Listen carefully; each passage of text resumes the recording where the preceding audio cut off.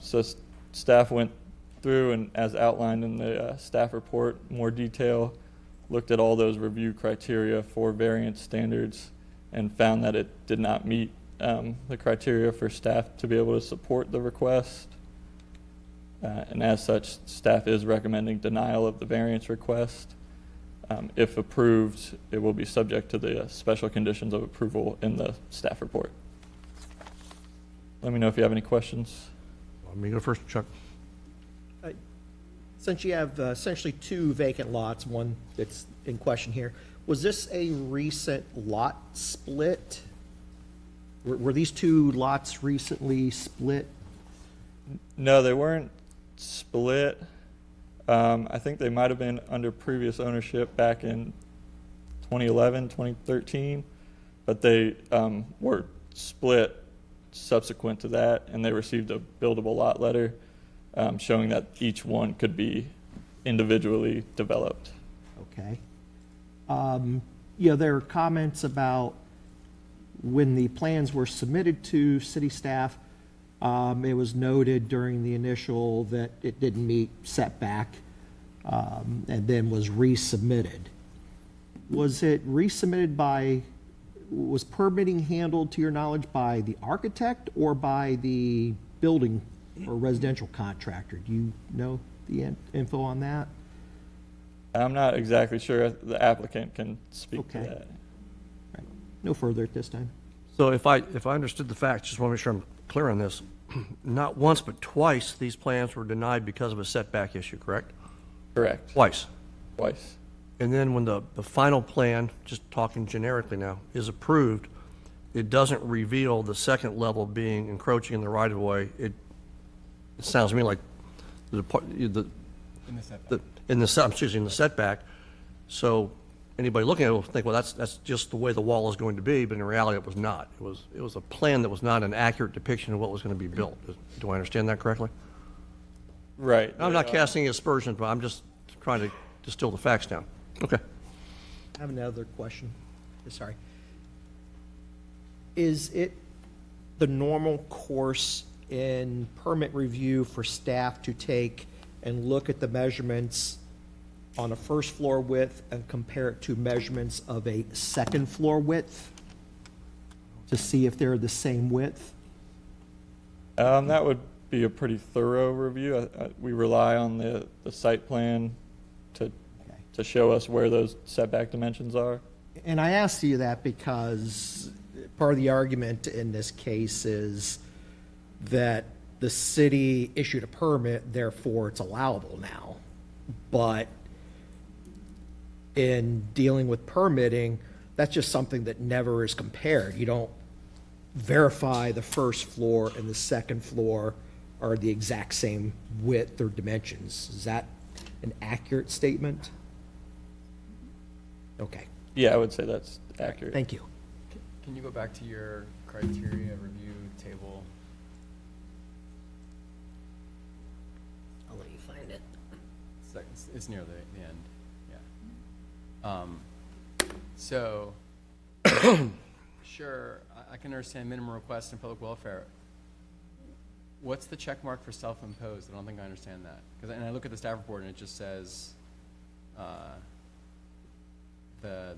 basically it's unclear building plans. What's staff's logic for it not being self-imposed?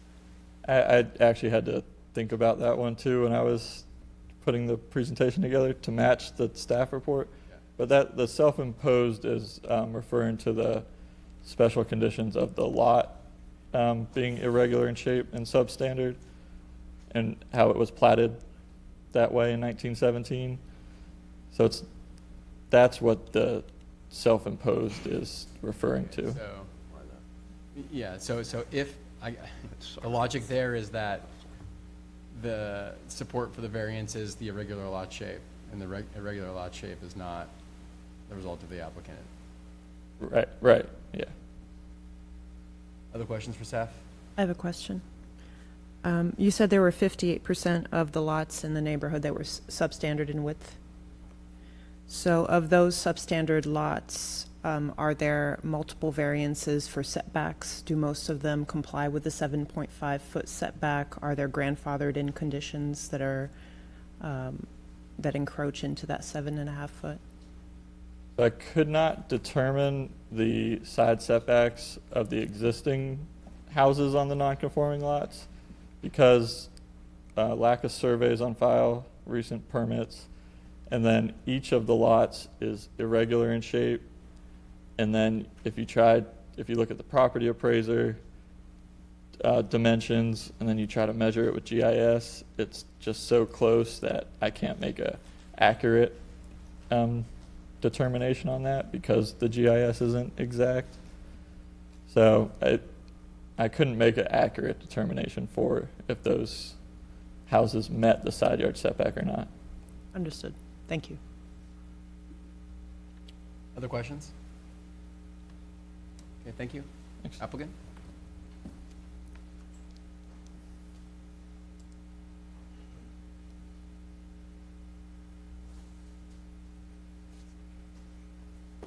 Yes, Richard Donahue. I'm the architect of the project. Please also state your address and confirm you've been sworn. My address is 3317 Valencia Road, Tampa. What else? Yeah. Confirm you took the oath that you've been sworn. Yes, I did take the oath and I've been sworn in. When we were going through the review of this project, we had several comments that are made by the building and by zoning. We all met down at the conference room and went through all of them. Everything was talked about, the setbacks, and then the reviewer for zoning at the time asked to see where was the green line for the south property. Neither myself, the building official, or the residential plan reviewer knew what that green line meant. After conversation, they were referring to the side yard setback, which was shown. Okay? Yes, it was shown on the ground level, but not taken all the way up through the building. So that was all discussed.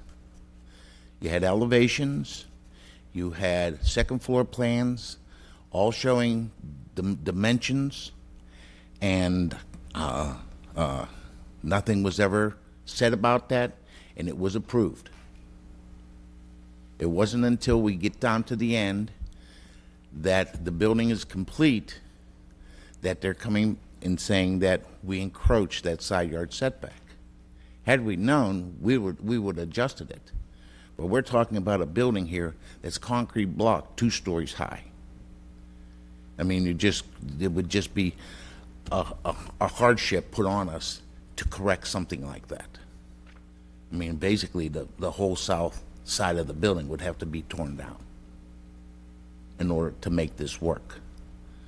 So I'm just coming and asking that, that you just grant us the variance so we can move on. And I think we've even had the next door neighbor had no comment, who owns the lot next door, had no reservations of that encroachment. We don't have any letters from him, do we? No. So, yes, it was an oversight. Yes, we didn't show the dotted lines, but this went through plan review. And as you asked, why wasn't the first floor and the second floor dimensions compared? They were all there. I have nothing more to say. How are they supposed to know, from looking at your plan, if you didn't have the dotted line, how are they supposed to know the second floor, second level of this house is going to encroach in the setback? How are they supposed to know that? The dimensions are there. The dimensions of the second floor are there, showing that the width at the ground floor is one dimension, and up in the upper level is another dimension, all with the north property line being equal. All, So you're saying it's their fault? I'm not saying it's their fault, okay? I'm just saying we did go through a review process and were approved. You were aware, I think on 2 occasions, if I read the record right, on 2 occasions, this project was not approved because of a setback issue, correct? That's correct, but All right. that was not drawn by our office. That was drawn by another architect.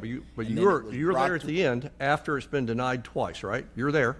I wasn't there when it was denied the first time. I understand that, but after it's been denied twice, you're the one presenting this case to the city. I had to And you readjust drew the the building plans. for the 7.5-foot setback. In what world does permitting allow a building to comply with the setback in the first level, but the second level can go out 10 feet, if I follow your logic, and you don't have to worry about that? Well, that's right. There's no logic to that, okay? I agree with what you just said. Because of your oversight, it's a hardship that you're saying, boy, it's going to cost a fortune, it's really hard to fix this now, but put yourself in my shoes, I've got to enforce the code. The city's got a very valid and a very vested right in enforcing setbacks. It's something I've come to appreciate in this commission. It's a big deal. Well, I agree. I agree with that. I'm not doubting that. I have something that's a little bit more to the point on this one, just to point out here. If you look in the packet, it's elevation sections, page 9. When you look at typical wall section, which is the bottom left on Right. this, that is a masonry first level frame, appears to be frame second level. Even on your wall sections, you do not show an offset. Maybe a section wasn't cut through that portion of the building. Not that far. Yeah, but I mean, how do you cantilever out without a section in the plans? Because on your elevations, I look at these elevations that are provided to us from the permit, it doesn't show the offset in that wall, doesn't show the cantilever. So there's nothing that would, appear to trigger anybody thinking that it is not meeting that 7.5-foot setback. Your wall sections don't show a cantilever, and your wall sections don't reference anything to the detail that is built in the field right now. And Commissioner Are there Flynn, some can you missing- just, what you're holding of the paper, is that the staff report or? This is in the staff report. It's, PDF page 20. Okay, thank you. I have a follow-up on that. Was an RFI submitted potentially for a detail to be issued to depict that cantilever condition at level 2 during construction? Sir? No. No. So you were not aware that level 2 was going to project into the setbacks during construction? We knew that was going to project out. Yes, we did. Okay, did that not raise concern for you, being that you revised the plans to abide by the setbacks? Well- And that the second level was not abiding by those setbacks? We just made a mistake there. That's all I can say. We've done where we've cantilevered second floors that do go past the setback lines in other municipalities. But they're allowed, but here we didn't catch that. do you have in the final permitted pack, your binder of approved plans, do you have one that shows that cantilever condition? No. No. But you're going to blame the city. No, I'm not blaming anybody. I'm not blaming anybody, okay? Yes, we overlooked the fact that we shouldn't have been able to cantilever out there. We just, Well, so We what just it leads me to another question. If it's not in the architectural plans, how did they go about building a cantilevered condition? I'm a licensed contractor. I would never have done this because that's a pretty major change to cantilever out essentially a load-bearing wall for your for your roof system. So I don't know about any of your testimony right now because it doesn't match your drawings. I have no further. Other questions for the applicant? For the applicant, can you just explain why we have no written letter of support from the neighbor? Because you raised that, but you've had plenty of time, putting in notice. Seemingly, if the neighbor was in support of this condition, there could have been written documentation of that support. I can't answer that.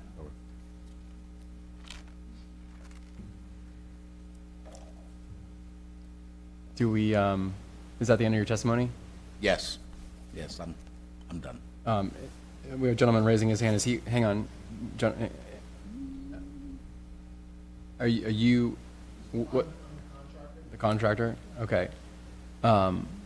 We have not been running the clock. How do we handle that? I think I heard the gentleman say that he was done, and then you all started asking questions. Is that Okay. There was what about happened? 3 minutes, Is that why you stopped running the clock, Kayla? because they started. Okay, so he'll have 5 minutes at the end to Okay, to yeah. continue. We'll be able to direct more questions if they come, and then there's 5 minutes for rebuttal at the end. Are there any blue cards? No.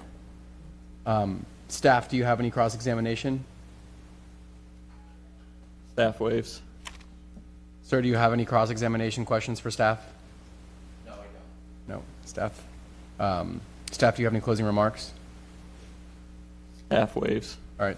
You all have 5 minutes for closing statements and rebuttal. Just, since you're a new speaker, just please state your name and address and confirm you've been sworn. Just up in the microphone. Gabriel Dilworth with PCS Contracting, 961 64th Avenue South, St. Petersburg, Florida. And when we first Hang on, purchased, and confirm you've been sworn. I'm sorry. yes, I've been sworn. Thank you. When we purchased the lot with the drawings had, when we went before zoning, we actually had one meeting where they rejected, said the setbacks was actually supposed to be 7'6", not 6 foot.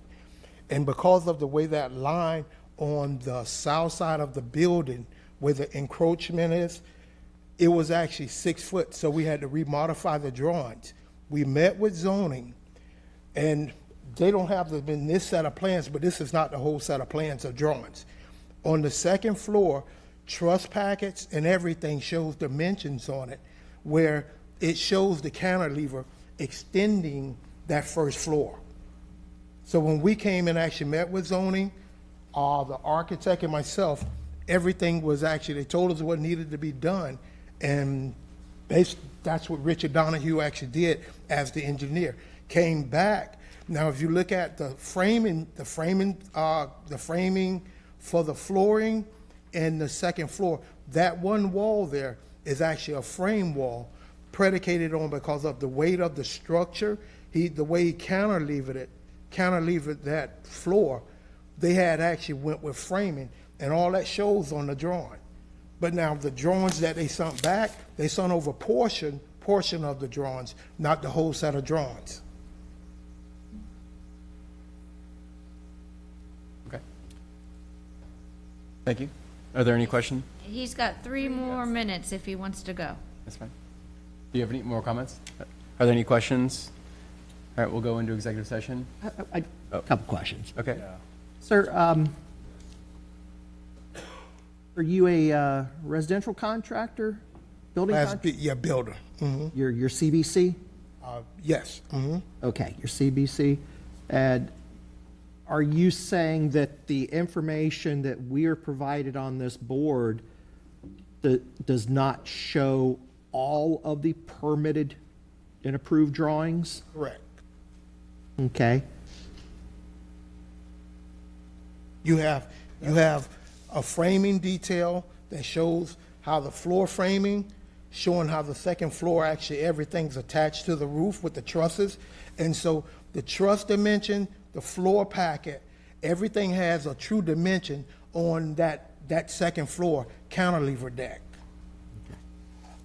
So you're saying we're missing some information? Yes, because they only sent over certain parts of the drawing, They didn't send over the whole set. So when we had to send in for engineering and for approval, we had to send in the flooring packet, the flooring truss packet. We had to send over the truss packet. And those dimensions and everything shows. I have another question for you. As a CBC, do you build any other properties? Yes, Do you ever build anything in St. Petersburg? yes, 10. Have you ever not met setback? No, sir. Okay. No further at this time. Thanks. So I'm trying to understand, and maybe this is what you were getting at, Commissioner Flynn. So you're saying that the zoning department, which determines setbacks, No, I'm not. That's not what I'm saying.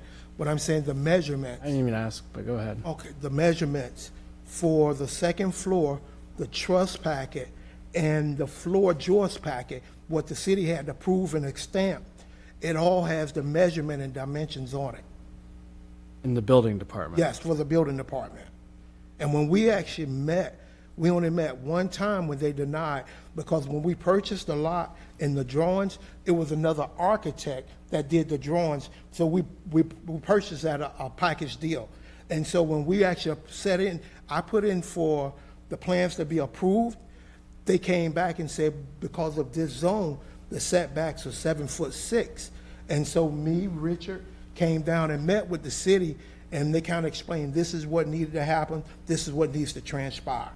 And so we came back, he remodified the drawings, we turned the drawings back in for approval. I'm not saying the city should have known that the second floor was, still out too far. I'm not saying that. But what I am saying, as the builder, once we receive a certified set of plans that's stamped and approved, is what my guys in the field is going to build according to. So when we set in for a truss packet, the truss packet is going to be designed according to the layout of the floor, what's approved. Okay, thank you. Thank you.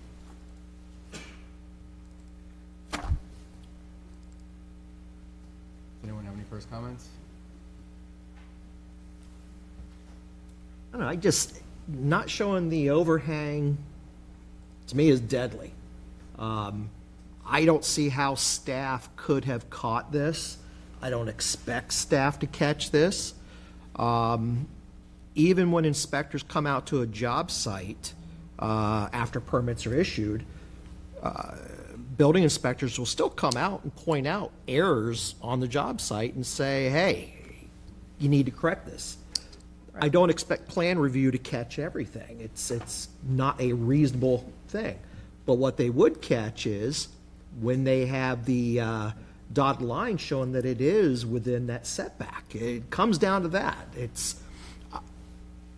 I don't see any way around it. They made a mistake on their end, whether it's contractor, whether it's architect. I don't see any fault on behalf of the city here.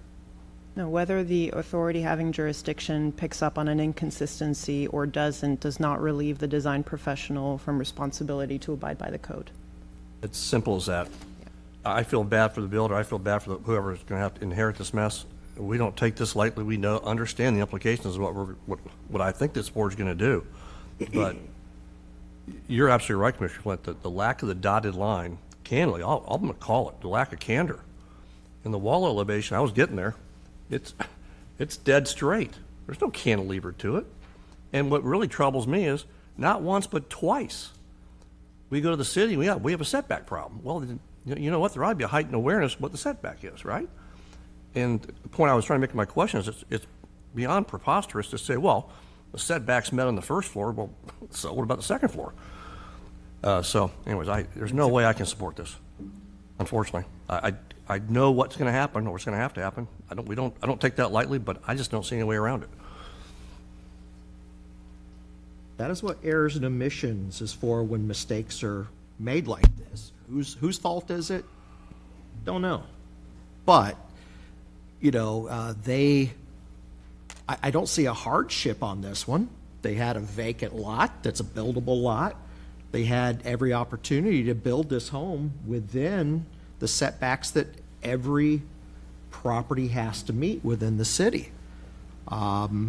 Just because they made a mistake from not being clear on their drawings doesn't create a hardship on behalf of this board. It's certainly a hardship in the common sense of the term, right? But not in terms of the legal for this board, so. I think, I don't have anything more to say than what's already been said. I think we're all kind of on the same page. Motion? Please. Move approval of an after-the-fact variance to the side yard setback to allow a second-story projection, subject to the conditions of approval. Second. Kiernan, No. Blatt, No. Reale, No. Flynn, No. Conroy, No. Battle. No. That motion fails unanimously. We take a quick break. Yeah, we're having requests for a break here. We'll take a, given that it's only 2, let's make it a short one, We'll be short. gentlemen. Yeah, 5 minutes. We'll come back in 5 minutes. 5-minute break.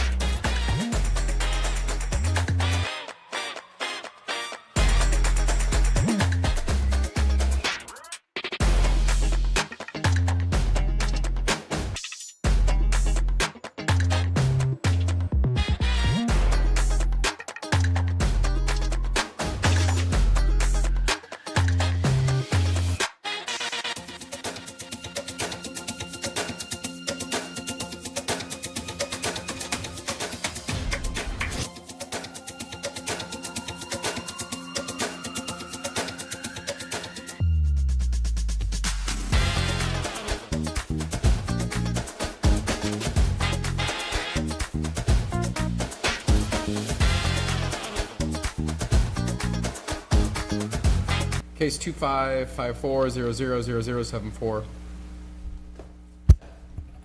Good afternoon, Brian Burdell with Development Review Services, and I have been sworn in. I'm presenting case 25-54000074. This property is located at 9483 Sun Isle Drive Northeast in the Riviera Bay neighborhood. This property is zoned neighborhood suburban single family 1.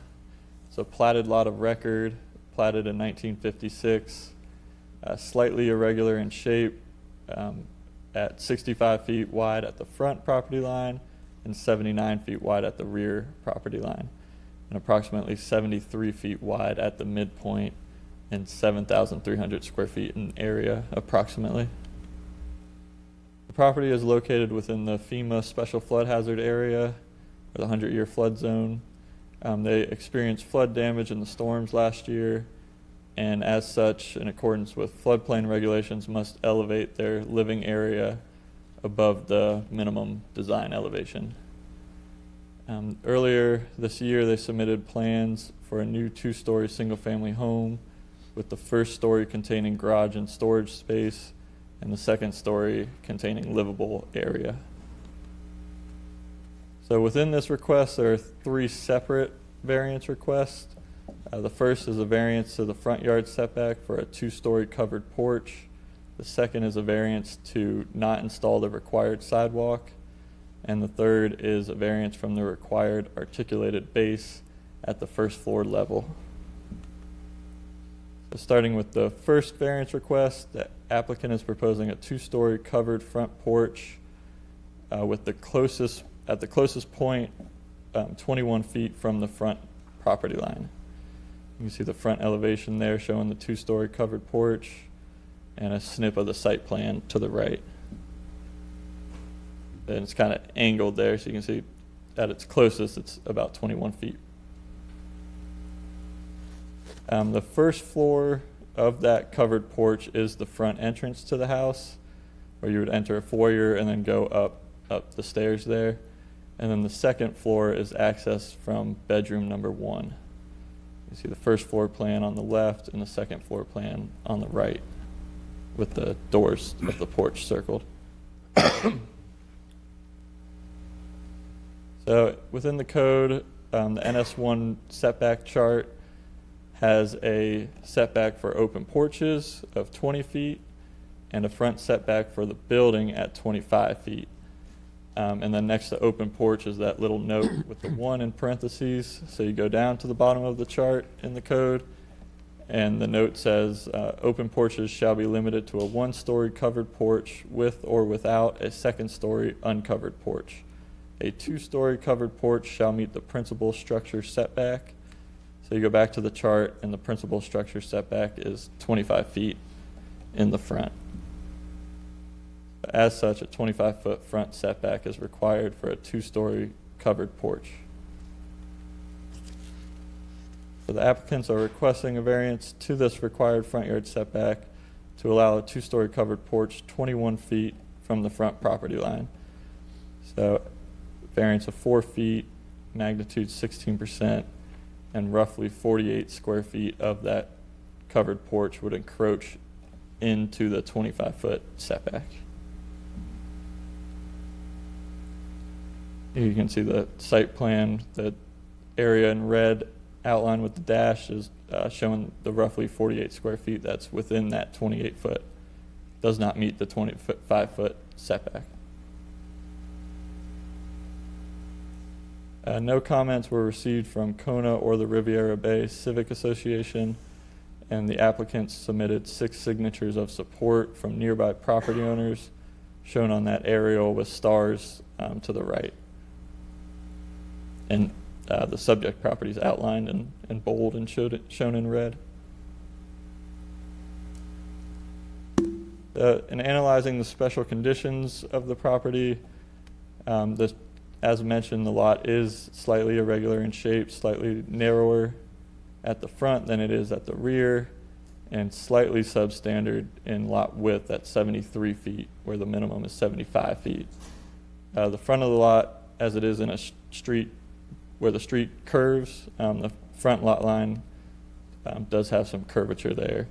And as mentioned, it is within a FEMA special flood hazard area, and they did experience flood damage. And looking at the neighborhood character, the subject property is similar to other properties on the block in lot width and lot area. The majority of the homes within the block are single-story ranch-style homes with small and or recessed front porches.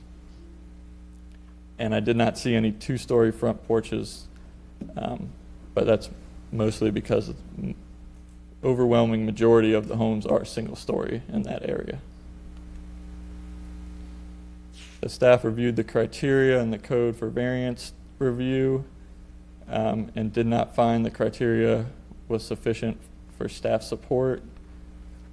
And as such, staff is recommending denial of the variance request to the front yard setback for a 2-story covered porch. I can pause for questions here or go through the next 2 requests. Why don't you go through the end so we can... Okay. Could I have one quick question? Is this house being lifted, or is a scrape of the site and build new? It's going to be a new build. Okay, thank you. Do you want to entertain questions on this? I mean, now, or the- we're in it now, go ahead. Sorry. So can you go back to the first slide where it showed the site plan with the curvature? Yeah, that one's fine too. But what portion of the covered, the proposed covered entry actually complies with the 25-foot building setback line? Because a portion of it complies and a portion does not, correct? Correct.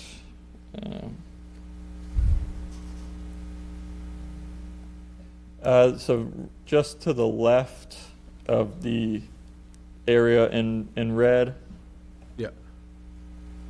Yeah, it's been a while since I did geometry, but the area of that triangle to the bottom left of the blue line. okay. Sorry. Right there. So this area here is part of the covered porch that does comply with the 25-foot setback. So all the area to the left of that dashed 25-foot building setback line. Okay, so this is not a full non-compliance, it's a partial non-compliance. Right. Yeah, just the area shown in red there. Okay.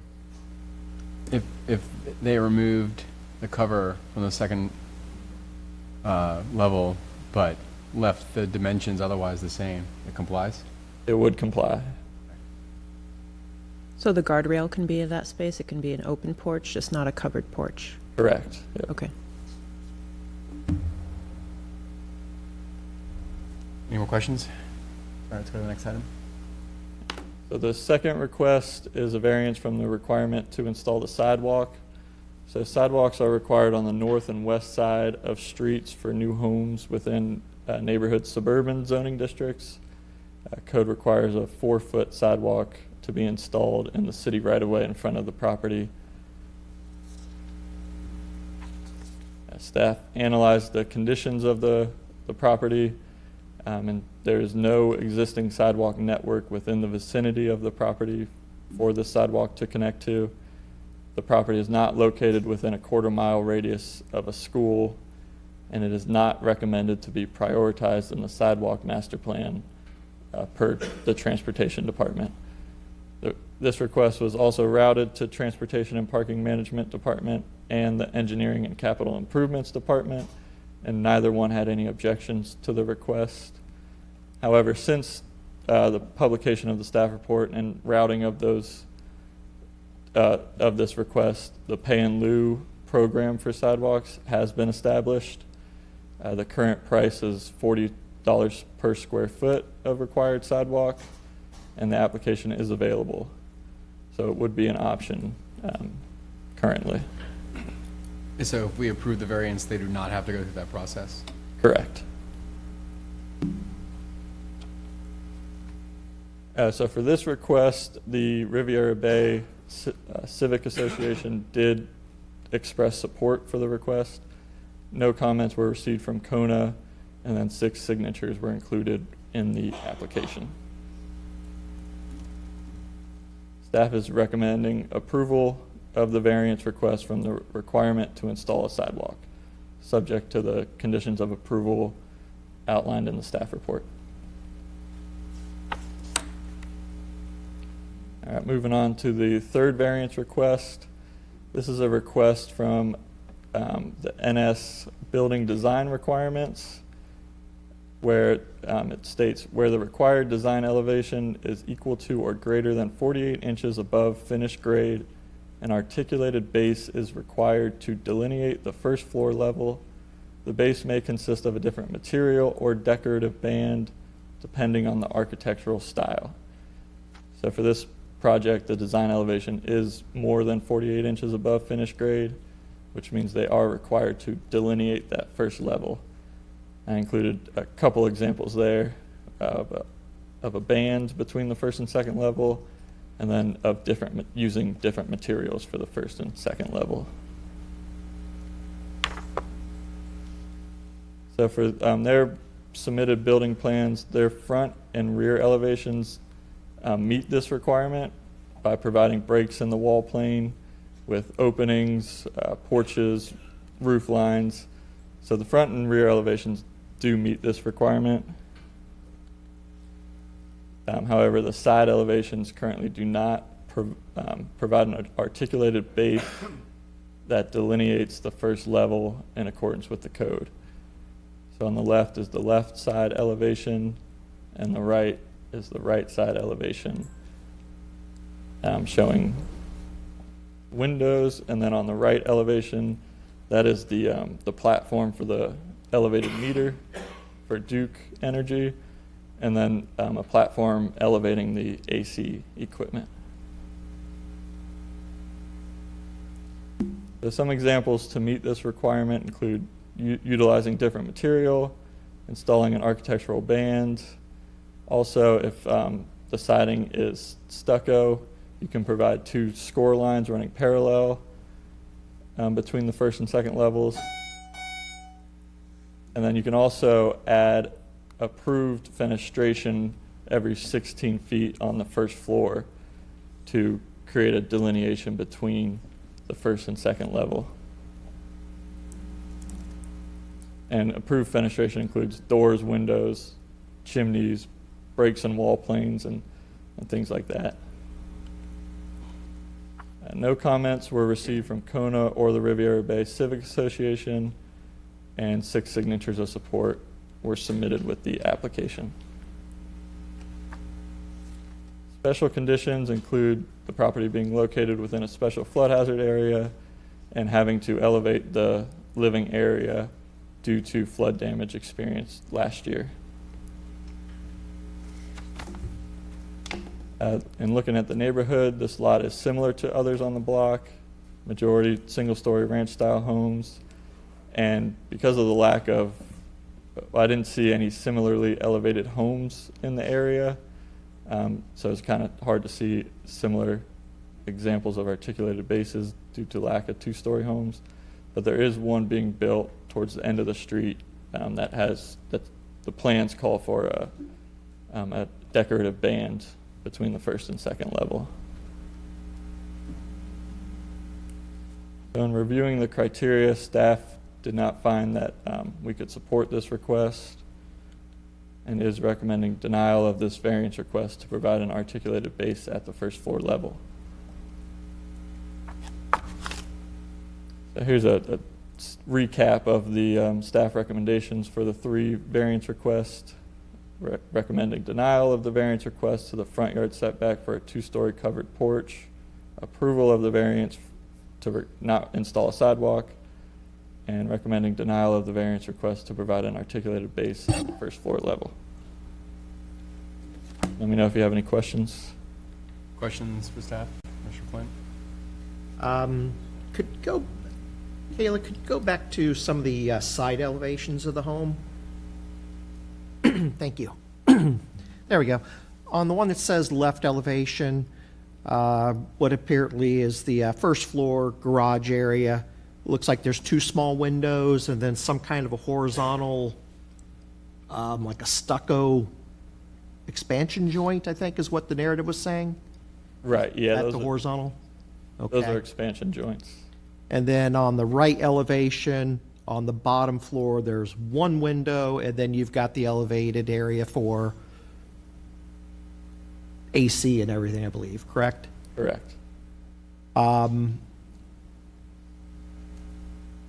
So apparently there's no issue with the windows that they're wanting, as part of the new code for this,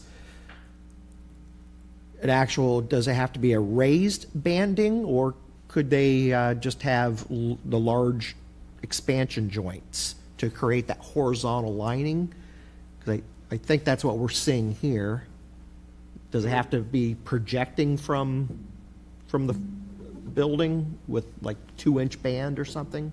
Yeah, an architectural band would have to project from the siding, Okay. but they could do the score lines of a certain dimension. I'd have to check, but the expansion joints aren't large enough to meet that criteria. Because I think this is the first one we've seen since this was implemented on this board. I mean, Yeah, yes. everybody agree? First one, so it's new to all of us. Okay, no further on that right now. Other questions for staff? Okay, thank you. Is the applicant here?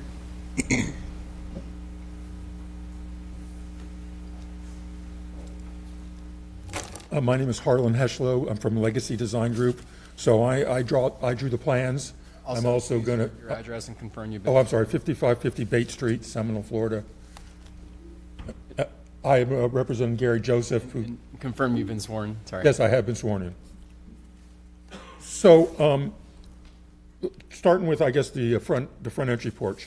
So actually, we did have a little bit of hardship on that because when we originally designed the house, I designed it based on the property line, but I'm only allowed to, we have to work from the seawall because if you look in the survey, the property line extends beyond the seawall. So we twisted it around to meet all the setbacks. But the front porch on the entry, the front porch meets the setback, but the second story obviously encroaches that beyond that 25 feet. So the reason we want to do that as much as anything, first, architecturally, we feel that it's a much better look to cover that front porch. The other thing is this house, the rear of the house faces north. So practically, in the winter, I've done a lot of these houses on the water, that north wind is pretty harsh. With the covered porch in the front, you can actually have a very functional porch, sit out there, get some sun in there, and be on the cover. So that's one reason we want to do it. We realize it doesn't meet the hardship requirements, but it's a pretty minor encroachment. I already have the columns in there. We have actually resubmitted plans showing it differently, but I'm leaving the columns 42 inches high in the front, and I can show you a picture of that if you'd like to submit that. But the roof line is going to stay the same. But adding the columns, can I show you what? You have to switch to this podium. If you switch to this podium, there's a screen. Oh, sure.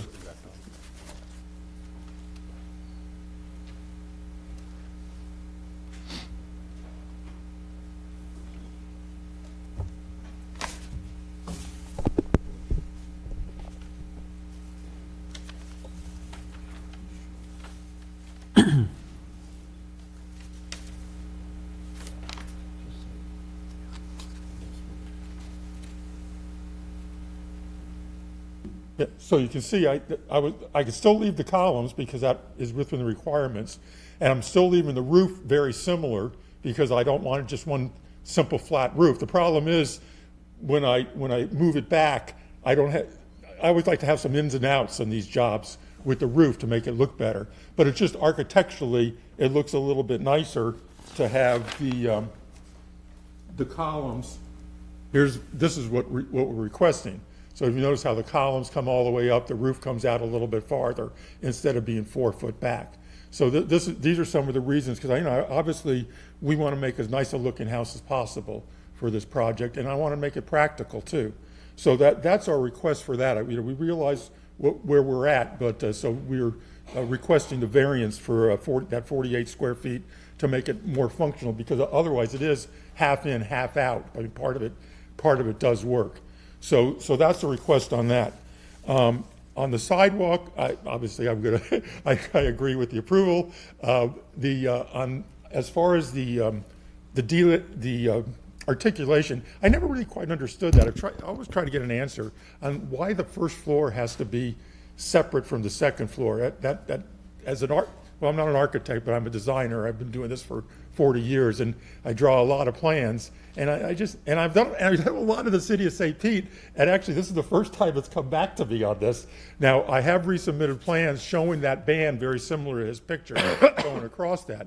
But what you saw on that page is those are expansion joints, but they're not skinny. They're 5/8 inch expansion joints. So I consider them architectural. I don't know if we can bring up the side elevation, but you did pick that up. That is what it is. Now, if we need to make those bigger, I'd be much happier doing that than adding the architectural band, which is kind of a dated thing. People really just don't do raised bands very much anymore. And I like that I try to make it functional in both ways. With the expansion joints, it's actually practical because stucco needs expansion joints, but actually it's architectural, and I do it on a lot of jobs. A lot of times we'll go a couple different directions, but I thought it looked pretty clean the way it is. And that's the first thing I saw about the two lines. If they need to be wider, but they are 5/8 inches, what my standard is. But we can make them wider if that would solve the issue rather than the band. But like I say, meantime, we have some resubmitted plans, and which we're waiting on final approval as far as actually, it's kind of held up because the customers are still living in the house, and I can't get a final building approval until we get the demo, but that's going to happen within the next month. So if you have any questions, I'd be happy to answer that. Questions for the applicant? Sure. Could the home be shifted 3-4 feet No. north to, you're not even listening to my question I- yet, so please wait. Can the home be shifted 2 or 3 feet north so that that two-story feature does not encroach into the setback? No, I'm right there in the back. I mean, I'm within 6 inches of the setbacks everywhere. And it's not that big. Could the home be shrunk in size a little bit? Well, the house is to only keep a it couple within- thousand square feet. It's not a very big house. Well, it's a two-story home now compared to a single at-grade ranch style. So now you're gaining an entire first floor of garage, and I believe you've got a garage right now on the existing home? It's a 2,300 square foot house. None of the rooms are massively big. It's not a McMansion or anything. It's just a, You're not really answering my questions, though. I'm asking well- you questions. Your existing home, what's the square footage of your existing home that's on the property? I'm not sure. So is this bigger than the existing home, No, I'm smaller sure it than is. the I'm sure it's existing? bigger than the existing home. Okay.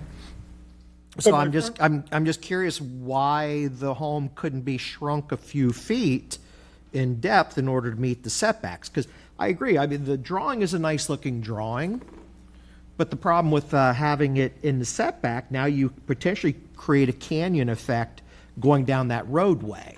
This is not in the downtown core where the expectation is tall buildings right next to the roadway. Your setbacks, and this is an issue that pops up in multiple of our cases where people are looking to do exactly the same thing you are. And yes, it's very nice, but you create a different effect in the neighborhood. So could you potentially shrink the square footage of the home so that you can do that two-story feature and not encroach in the setback? Well, you can always shrink houses, but I mean, for example, the front bed. Okay, I got my answer. Thank you. Well, I mean, can I? No, we're good. As far as the expansion joint, I think a 5/8 is relatively minimal from a distance. You're the first case where we're dealing with this. And the intention of this was, you're seeing a lot of these homes being built up out of the floodplain. We were ending up with a lot of homes that had large blank slab-sided homes. So this is an attempt to adjust the cosmetics of the homes now that they're being lifted and you have large walls. I agree with you, the banding, I lived in apartments as a kid that had these styrofoam banding, and years later after I leave, they're tearing it all off. It's very dated. But I think that's just an attempt at the city to create some kind of language to break up these large walls. Would you be able to do, say, a 2 or 3 inch expansion joint width? That's something that's very visible. I've used it on multiple projects. It's much more prominent from a roadway to give you those horizontal lines.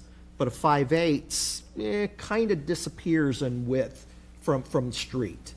Would that be an option to go to like a 2 or 3 inch? Well, I'd like to know what the minimum would be, what they would want to show it. Yeah, you can always do a wider band. I know I do the 5/8 and they show. I mean, I got a big one out in 9th Avenue that, it shows, those bands show if you cut them in properly. But yeah, we can always, we could. Myself that 5/8 may not be big enough to create the effect of breaking up those large walls. I mean, would it be a possibility? Yes. From an architectural standpoint, to go to a 2 or 3 where we know that it is visible from the roadway? Yeah, but this on the side, yes, it's true, but it is on the side of the house where it's not being seen, and I'd like to address the. Okay. previous- Well, right now, we're in question session, so If you want to address it, you can bring it up in closing and rebuttal. Okay. Other questions? Can the homeowner make some comments too? This is what we had happen in the last one. This is why we'll talk about it afterward, but Technically, he has 644, so yeah, he can talk. Okay. The homeowner. Good afternoon. My name is Gary Joseph. I live at 9483 Sun Isle Drive, St. Petersburg, Florida, and I did take the oath. Thank you. Okay. I've lived at this address for 30 years now. Never wanted to rebuild, but the events of last year and the hurricanes leading up to this have brought us to this point. I know in some of the comments it said that there were no other two-story homes, but there are at least 20 homes that are either have started construction or they're just leveled lots. Because our entire neighborhood took we were one of the lower at like 3 feet, but everyone else is 4 to 5 feet. So this neighborhood is eventually going to have to go to this, and our lot size is smaller in the width, and we thought we had met every setback there was. We didn't understand that, because we're meeting our front setback, and the front porch covered area is covered. The only thing we're asking for is the roof to extend over the second story, because it is about a 20-degree difference in the winter being able to sit out on the front porch versus the back porch. And part of the reason we didn't want to go, the other thing we could do is go 3-story, but our neighborhood right now, it's almost all 1-stories, but those are coming down. And we don't want to have like a 3-story mansion on there. For one, we can't afford it. I'm just a military guy that bought there as a young enlisted guy. But we're getting too old to lift our belongings up, 4 feet high in the house every time the cone of uncertainty is, coming at us. So we just request it's a much nicer looking home with that, the covered porch. We're not encroaching any closer towards the street of the first floor covered porch. All of the neighbors have agreed to this. I could have gotten, everyone on that street to agree to this. And I guess the comments that the city provided, the variance request to the front yard setback is not anticipated to be injurious to neighborhood properties or otherwise detrimental to the public welfare.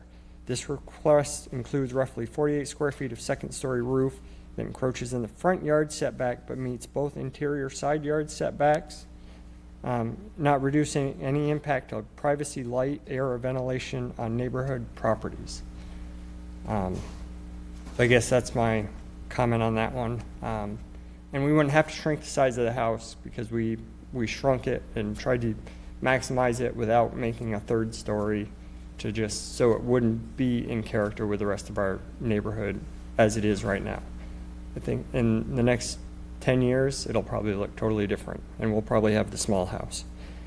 And then the sidewalk, I think we're good on. The one for the articulated base, I think in the comments, we were only required to have that articulated base on the left side of the property. I forgot how it's labeled on there.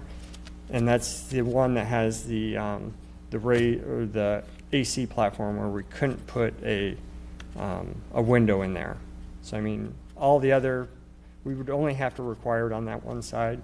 It would just look kind of out of place to have, 3 houses of the side or 3 sides of the house, one design, and then add a articulated base on that one side that, you can't even see from the street really.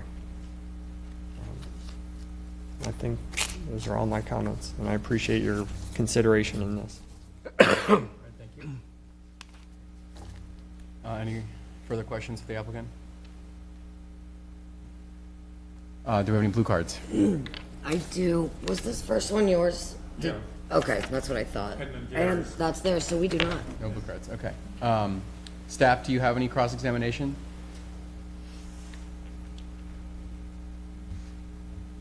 Staff ways. Either one of you can answer. Do you have any cross-examination questions for staff? I mean, what kind of bands, well, first of all, will a picture show up on this on a phone? Yeah. Might be able All right, here's one that I did recently. See, those are 5/8 inch. Hang on, sir, that's a closing remark. This is, you get to ask staff questions here, and then you will get 5 minutes for closing remarks.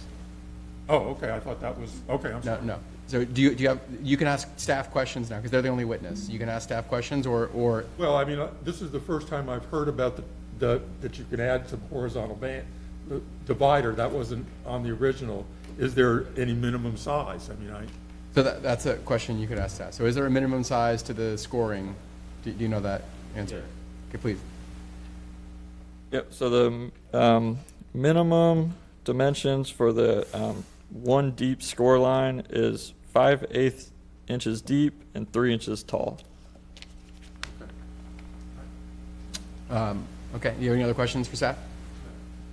Indication is no. Staff, you have any closing remarks? Yes. So to clarify on the one side versus two side elevations having to meet the articulated base. So the one side, the left side elevation, the first floor has windows every 16 feet, which would qualify for that, to meet that requirement. On the right side, it doesn't have the required fenestration every 16 feet. So if they added required fenestration every 16 feet on the right side, on the first level, then both sides would meet that code requirement. But if they added the score line or an architectural band on one side, or change the material on one side, they would have to do it on the other side to match architecturally. So it's one side doesn't meet it. It's possible to change one side and have both sides meet that code requirement, but the other alternatives would have to be applied to both side elevations. Thank you. And then you all have, you have to share the time, so you're sharing the same time, but you all have 5 minutes for closing.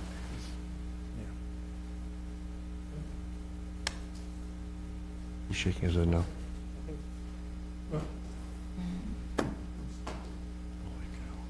All right, well, I got the information on that. We can work on that banding if we need to.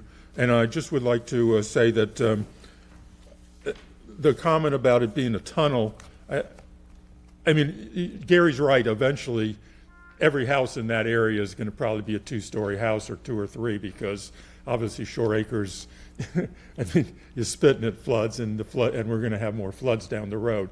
But I don't think this is really, I don't think we're going to get the northeast St. Pete feel on this, because it is still 21 feet from the property line, plus another, whatever it is, 15 foot from the street.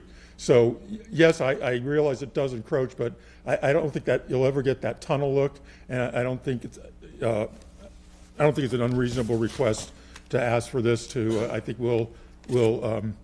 I know the one thing that I've been hearing all these years in the St. Pete is we want to make everything look better, and I just think it would look better. So that's my final argument on that. Thank you. We will go into executive session. Commissioner Kiernan is raising his hand. Oh, well, I'll lead off. First of all, I think, staff got this one right. They're following the book, and that they've got it right. I have to credit Brian. I'd never heard the term fenestration before. So I learned a new word today, which is a good thing. So that's very good. I'm very sympathetic, I have to say, to these folks. We're going to see more of this. And I understand the need to maximize their lot and their rebuilding and so forth. I understand Commissioner Flint's comment about, the street becoming a canyon. That's a concern, but I think what the gentleman just said is an absolute reality. Every house in that street is going to be a two-story house, eventually. I drove this neighborhood, and it's a time warp, frankly. They're low, and they're single level homes are going to get changed. And I'm struck by the fact that the encroachment is just a second floor opposite. The first floor is fine. I think, having been down this road before personally, without a roof over that second floor balcony, it's going to leak. They're going to have water intrusion problems no matter how well you design it or build it, in my mind. So I guess what I'm saying is I'm usually a stickler on these, but I could see a way to yes on the second floor, and I'm going to call it encroachment. Sidewalk sounds like it's taken care of. in the elevation delineation, you're the designer, figure out a way. The city's goal in that regard, I think, is admirable and is a good idea. There should be a way to fix that, and that's up to the designer to come up with a way to comply with that. I see no reason to deviate from the code on that, so. Well, My to rambling add- stream of consciousness. To add to your second-story porch, it's very specifically stated in the code that if you want that two-story porch look, you've just got to step back a little bit more, right? And you can get a little closer to the property line with the single-story porch. So I think that distinction exists for a reason, right? And I think I like it better is not a good reason, right? If that look is desired, then they can reduce the square footage of the home, shrink it by 4 feet. And I looked at the plan, and that's doable. You can take a foot out of the bedroom, a foot out of the closet, 2 feet out the master. It's doable. It's not designed at minimum dimensions. So if this is an architectural feature that is desired, I don't see a hardship that makes us approve it outside of the parameters that are set by the city. And we are, Good point, Joe. we're at a critical juncture here, right? This is our first one really in this neighborhood, and I'm concerned about setting precedents on, some of these. And so I'm agreeing with the commissioner down there. I think I agree with you, and the applicants, they seem like great people, and thank you for your service, sir. I think we have to be very careful and purposeful about how we're doing this. And I think sometimes that means having to scale things back to not be exactly how we want them to be. But a lot of these, we're going to see a lot of these, and I just want to make sure we're starting off on the right foot. So Commissioner Adler, you're saying they could step that back, the balcony up top, or there's just other ways of achieving that look without? Yeah, if they want the two-story balcony, it's just a matter of reducing, the interior space, and then they can just keep that facade, right? It's doable. Is it desirable? No. We're going to have to weigh, do we want square footage over the two-story, balcony look, right, porch look? And that's a trade-off, and it happens a lot in the design process. In terms of the articulated base, I think it's a challenge for us to get creative, Commissioner Reale knows this, but, from law school, you're often taught you have to balance the equities, and I happen to agree entirely with Commissioner Kiernan on the issue of we have a lifelong resident who is faced with enormous financial strain, regardless of your income strata. If your house is flooded, it's enormous financial strain, and frankly, 2,300 feet is not a grotesque size. It's frankly, pretty modest in terms of what even the national track builders are building. So, we can always, we can try to manipulate from the dais, but the reality is even if you took 40 feet out of that, that's a huge number, and it has a big significant impact. So I think that balancing the equities with this neighborhood, encouraging lifelong residents to rebuild right where they are, which is what we want, I think the code can find a place to support this variance. Hey. Commissioner Flynn? Oh, yeah. A few things. When it comes to the porch here, this home is significantly larger than the existing home. They're lived there for a long time. It appears that they could shrink down this and still have conditioned space that is bigger than what they are in currently. This is a board for hardships. This is not a board for we just think it looks better, we like it better. We did not set these setbacks. These setbacks are set by years of public meetings, hearings, public input to come up with these setbacks. And we need to honor those setbacks. If we have the oddball property that, that's a hardship. For this neighborhood, it's a hardship. It makes sense. We can work in some oddball. But what you're essentially proposing is a carte blanche on everything at that point. Everything on that road would have the same set of facts. And we can't make variances based upon changing the code. We had almost an exact same case to this about 2 years ago down near the Maximo area, where they wanted the same thing. They wanted that second floor to have the two-story covered patio. We unanimously said no, because it's a very similar situation where everything there is a single-floor ranch on grade. Not that big a deal. You don't, setbacks are there, they meet the setbacks, but when you start going higher on it, your effect on everything. And when everybody starts doing the same thing, and that is exactly what happens here, if everybody in the neighborhood wants to have a different setback, they need to go to city council. They need to start requesting changes. That's not what this board is for. We're not here to change zoning and setbacks. We're here for the hardships. Do they have to put a smaller, brand-new condition space? Yeah, if they want that two-story roof line. That makes sense. Enough for the setback.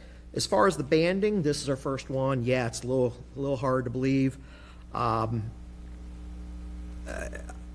Based upon the photo that he showed of the 5/8 expansion joint, it's visible.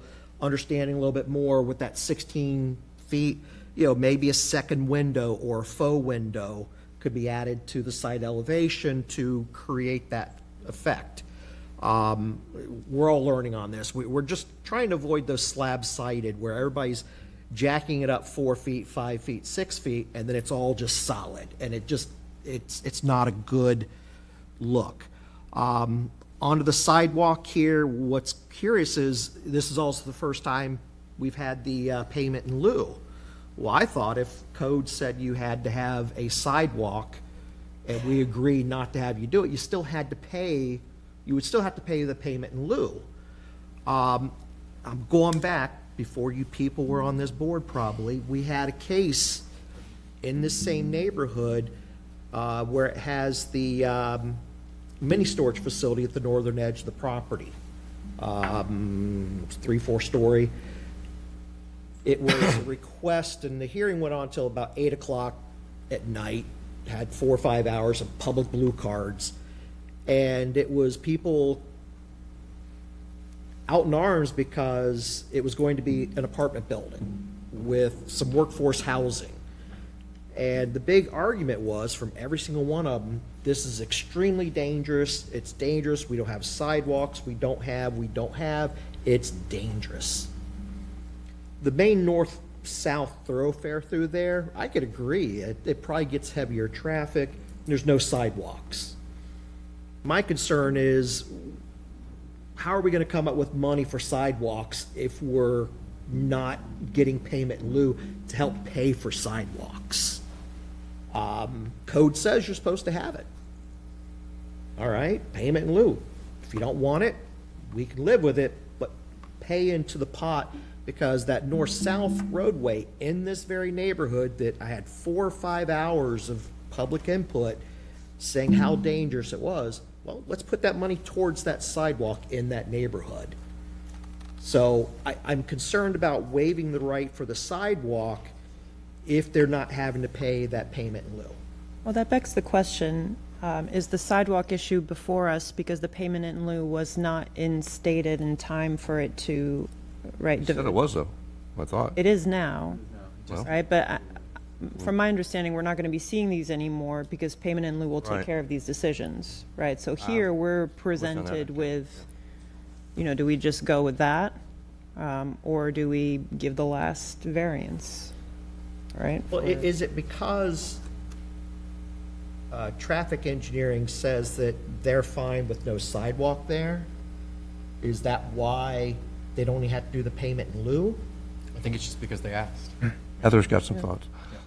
So I'm not sure exactly the timing of this application, but some of those, and I know Derek's going to share with us, but regardless of that, there's a separate, we have the codes, the program for sidewalk in lieu, and that's something that you can do, but it's still a code requirement.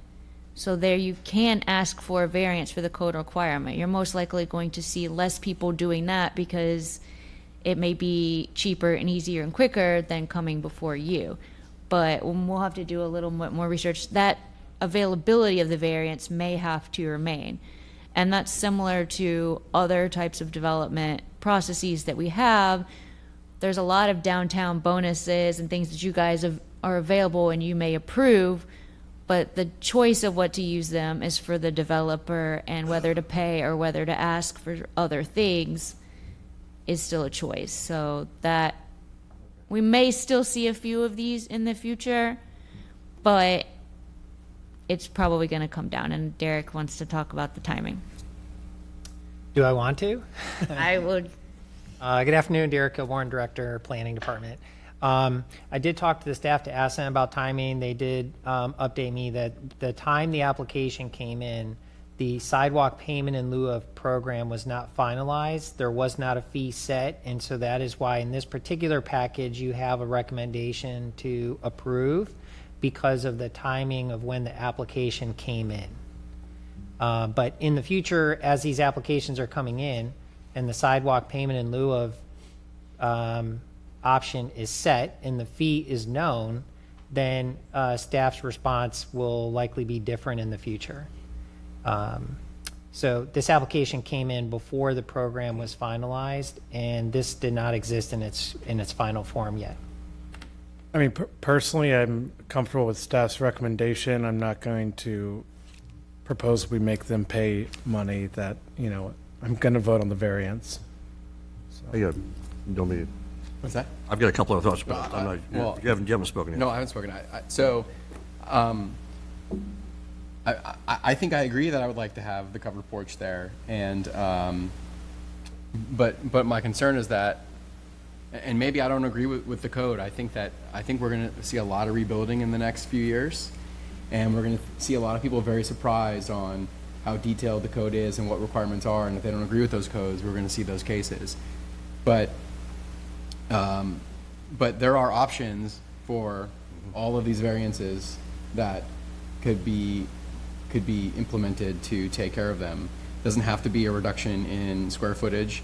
You could forego, you could redesign, you could uncover. It's not a substandard lot. I understand it's slightly narrower, but NS1 is a 75-foot. That's a big lot. So, there's just no hardship for what you can fit on this lot in my mind. And so, I find myself really hung up on just the definition of hardship here and sympathizing with the applicants because, I like the design. But I just don't see the hardship and it's been a while since I've done a hardship discussion, but I get hung up on that and that's going to drive my decision. I'll show I went to law school because I'm going to argue both sides of what I said earlier. I agree with everything I've heard. I'm struck by Commissioner Vadalos saying that there's a way to, not a big, massive design change to achieve what they want. And that convinces me. But I'll also say, these folks have been through hell. There are going to be hundreds, if not thousands of people coming through the doors to do what they're going to try to do. Yeah. And to say, well, you got to get the zoning code changed. Well, no, they don't have time for that. They got to get back in their house. And the current financial conditions right now, this building project is going to cost these folks a hell of a lot more than it cost them to build a house to begin with. So I'm torn on it, but I'm also struck by the fact that we're going to see a lot of these cases, and it is not for Mike Kiernan to say, well, I'm going to change the zoning law unilaterally. I can't do that. So I cannot support it, especially given the fact I'm swayed by the fact that I have it on good authority that there are some design changes that can be made to achieve what they want. So that's where if you're dizzy from my argument, I get it. Chair, how would we want to vote on? We should probably take 3 votes for these. Yeah, I would think so. If I could just point you all on the second page of your staff report, all 3 variances are listed separately. I think that might be helpful in making your motions. I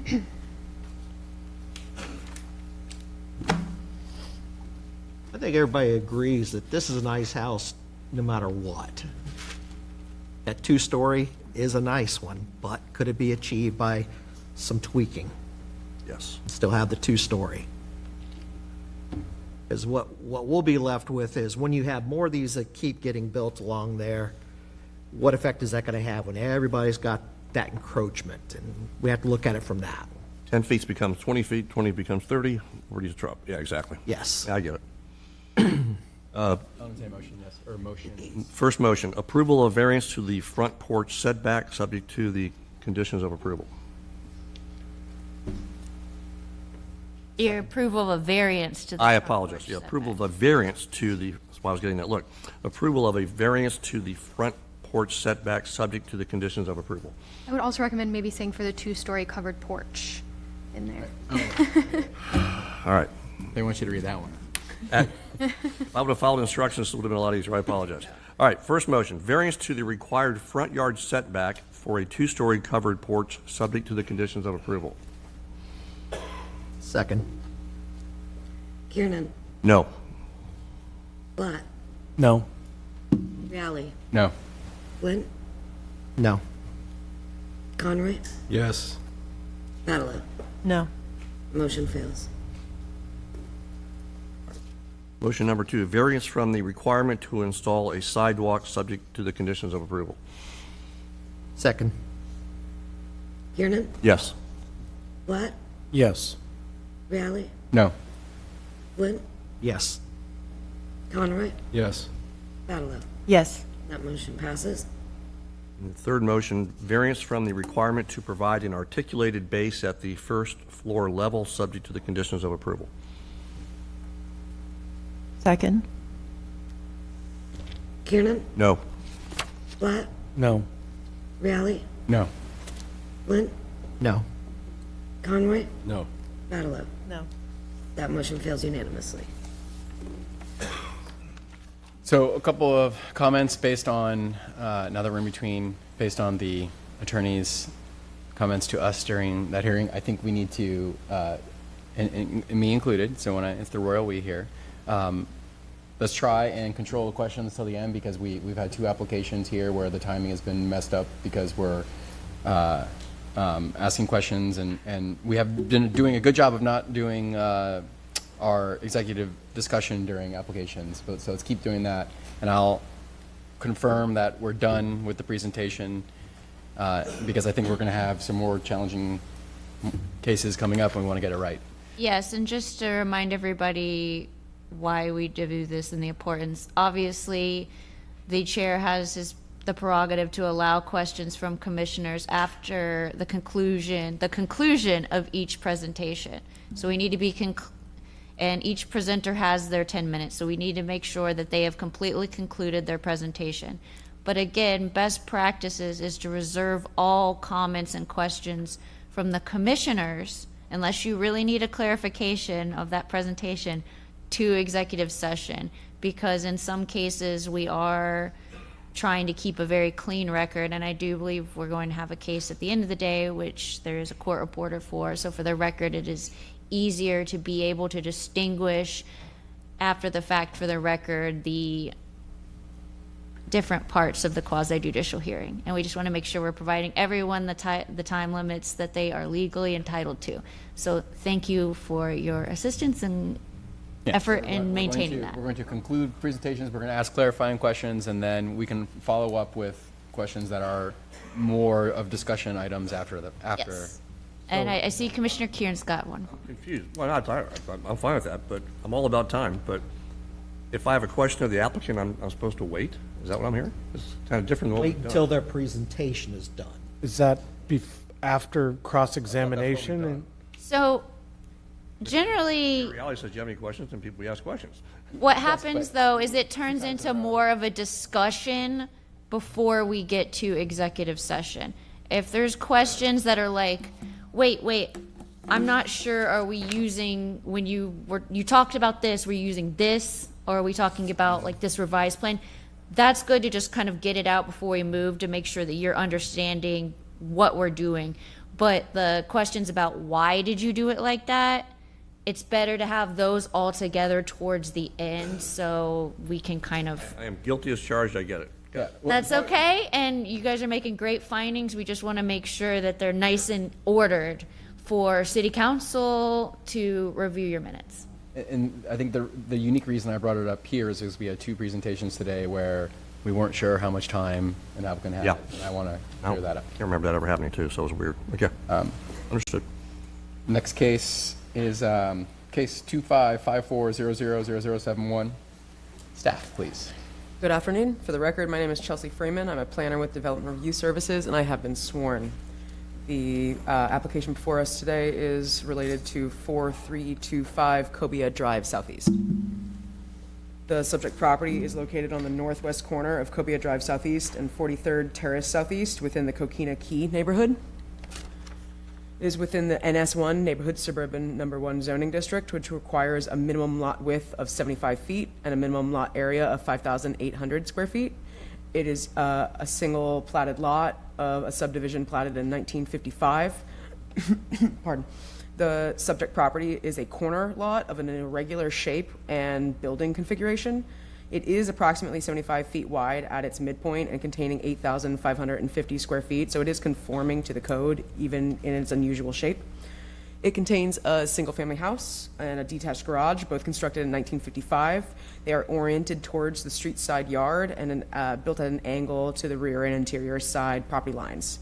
The current property owner purchased the home in February of 2023.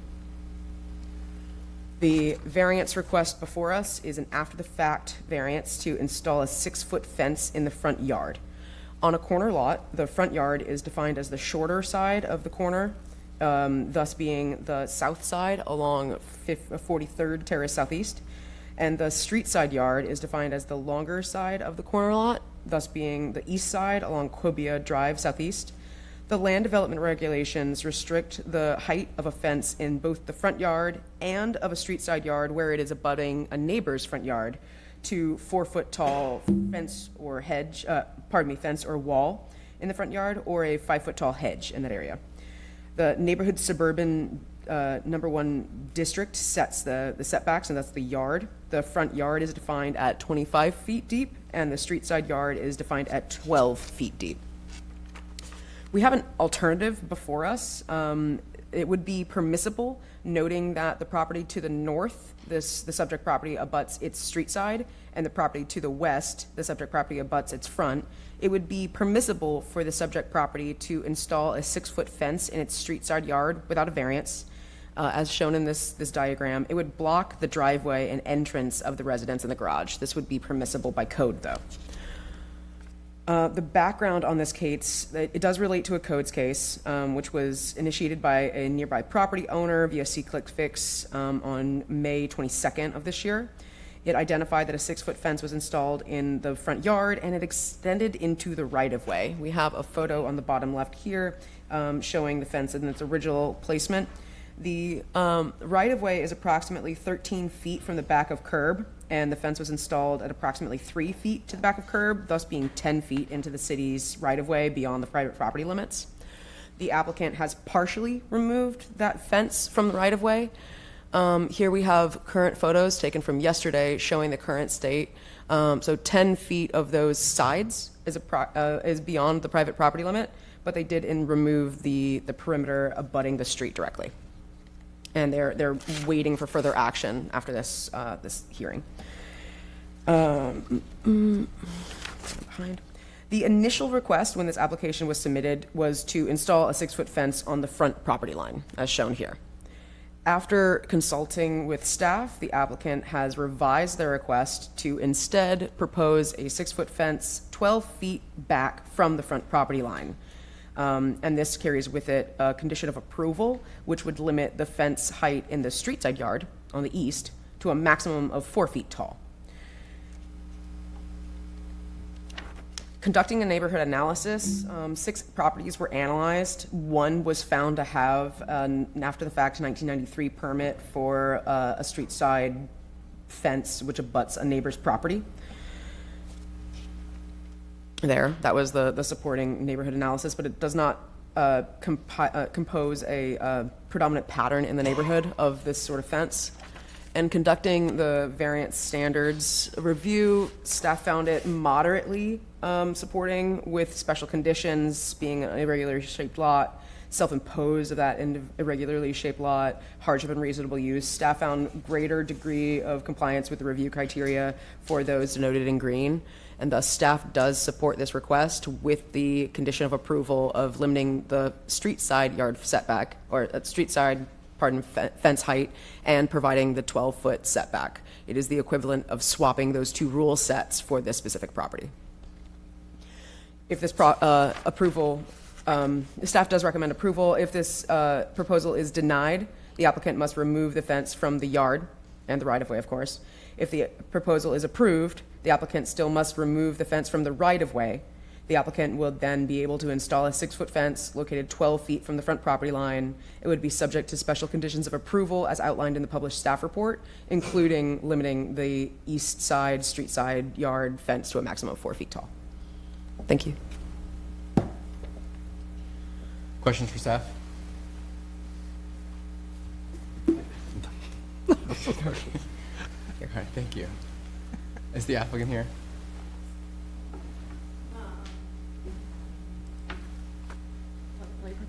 Mackenzie Wagenbach, 4325 Cobia Drive. Yes, I was sworn in. I think it's pretty obvious that I would not have known that my side lot was the front of my property. And I didn't know about the right-of-way. That was my fault. I guess that's something I should look into. I really have. Is that the end of your presentation? Yeah, yeah. Do we have any questions for the applicant? Okay. Do we have any blue cards? Yes.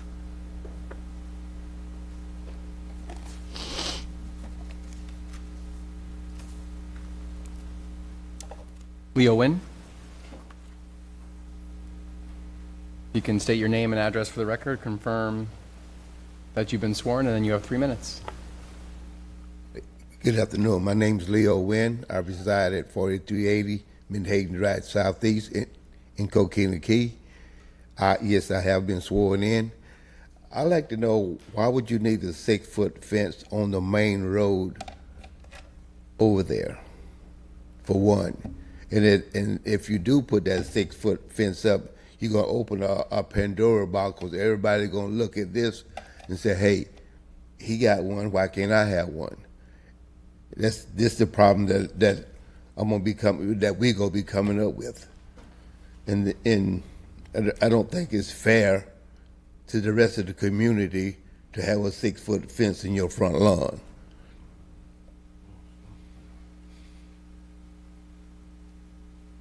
Do you have any? We're not going to answer questions here. We're just taking your comments. Okay. Do you have any other comments? No, my only other comment is when I tried to put a carport over my driveway, it was denied, and that's why I'm trying to get this denied too. In your front lawn, a 6-foot fence, where do you hide it? Where do you want to hide? And that's it with my comments. Thank you. Staff, do you have any cross-examination questions? Staff waves. Ma'am, do you have any questions for staff? She's indicating no. Staff, do you have any closing remarks? I can clarify that this was the first public comment that I received. There were no comments received from Kona or from the Coquina Key. Earlier this morning, I did have a voicemail, and I got in touch with the property owner to abutting directly to the west, who just inquired as to the details of it. They received those details and issued no support or objection. Thank you. Ma'am, do you have any closing statements you'd like to make? Wait till you're up with the microphone. Yeah. I just want to say that I'm not hiding anything. I just want a fenced-in yard to, like, let my dogs loose and let them, be safe in the yard and not have to be attacked by any other dog walking the streets. So, not trying to hide anything. Thank you. We're going to executive session. I want to kick this one off because as Mr. Wynn points out, I mean, that's sort of, he's sort of articulating the issue we were talking about with the last case, right? And we're not here to answer questions, but so that you understand, we hear what you're saying. The point, you're not going to be another chance to speak, but just because of our procedures. But the reason that code exists for the 4-foot fence is because of the concern that Mr. Wynn has. That said, and we very routinely deny these requests, but this is the first time since I've been on this commission that I see a lot where there is a hardship because of a unique characteristic of it. And the fact that it's going to go 12 feet back, I think, is going to help with the concerns that Mr. Nguyen has, because not only is it going to go back from where it was built incorrectly now, but then it's going to go back from beyond the right-of-way line another 12 feet. And you know, taking that into account, I think that pointing out that hardship is going to sway my decision. Yeah, this is, very common, but, this is a highly unusual shaped lot compared to most of them that we have like this. Again, when I drove by this weekend to take a look at it, the first reaction is, wow, that is like right there at the road. So, yeah, there's a reason code doesn't allow that. I think this is a very reasonable proposal to move it back the 12 foot from the property line, because you do have a hardship here. You have what appears to be the front of the home facing what is technically the side, and they could fence that off with a 6-foot fence, as was shown by city staff. This is exactly why we have hardship. This is a very unusual shaped lot, where the front of the home, technical front, is actually the side of the home, and a 12-foot setback from the property line, I think, would be a reasonable accommodation in this hardship. Yeah, and to address Mr. Nguyen's concern, it's going to move nearly 25 feet from where it is now. I mean, I don't know the exact number, but looking at the survey, it's a significant amount. Yeah. This isn't going to open up Pandora's box where everybody in the street's going to get a 6-foot fence in the yard. Well, because it wouldn't get approved. Right. You don't have the hardship. That's right. It's a corner lot. It's just, yeah. I understand what Mr. Nguyen's saying completely. I think his concerns, I can't predict the future, but I wouldn't be too concerned about it personally. Okay. Motion? Any other comments? I'll make a, No, go ahead. you're entertaining a motion. Yeah, I'm entertaining a motion. You can make a motion at any time. I want to be respectful of the chair, of course. Move approval of an after-the-fact variance to allow a 6-foot tall fence in the front yard, subject to conditions of approval. Second. Who's my second? Kiernan? Yes. Flat? Yes. Reale? Yes. Flynn? Yes. Conroy? Yes. Paddle Yes. Motion passes unanimously. Okay, next item is case 2554000073. Staff.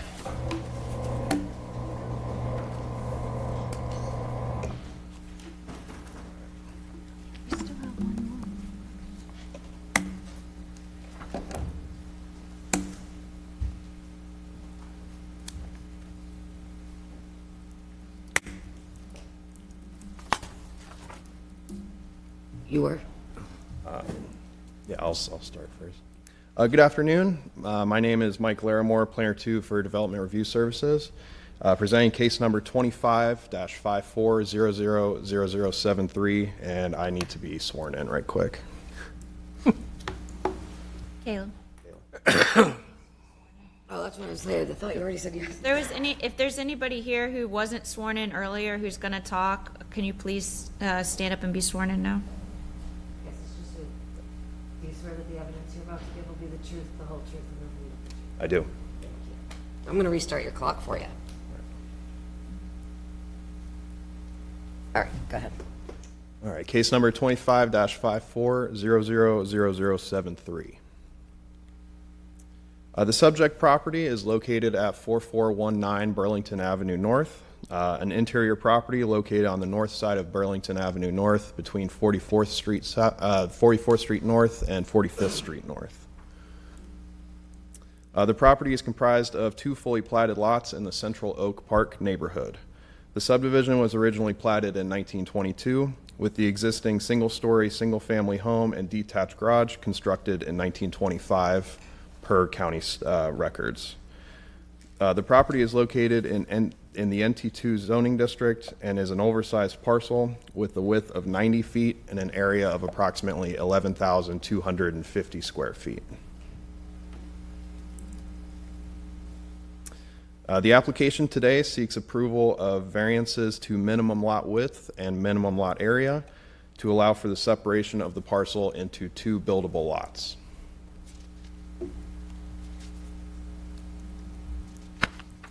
Again, the underlying plat was created in 1922 with the original subdivision, and the existing buildings shown here were constructed in tandem in 1925.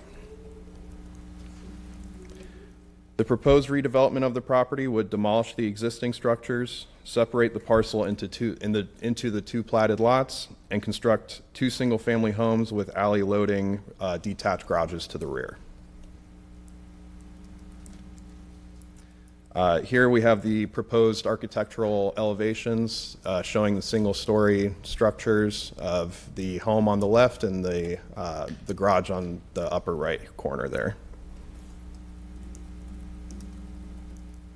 As part of staff review, the development pattern of the similarly zoned NT2 properties in the immediately adjacent blocks were analyzed. The subject property is highlighted in the center of the 3x3 block grid here that served as the study area shown in the original subdivision plat.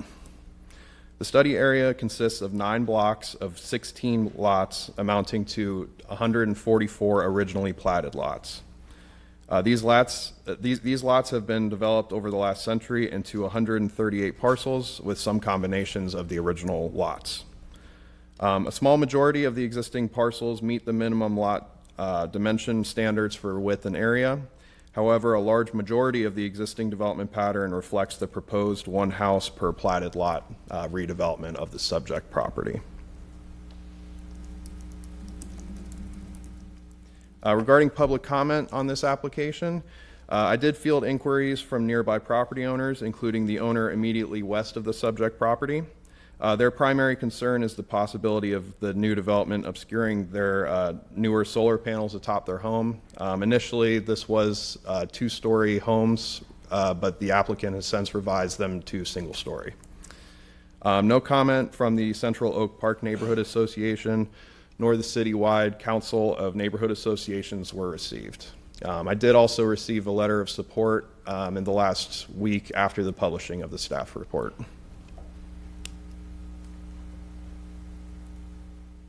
In analyzing the request for variance review, staff found that the requests generally meet the guiding criteria of the code. This analysis is expounded upon in the published staff report. And lastly, based on the stringent standards of approval contained within the city code, the Development Review Services Division staff recommends approval of the variance requests subject to the conditions outlined in the published staff report. If you have any questions, I'm happy to answer. Questions for staff? Thank you. Is the applicant here?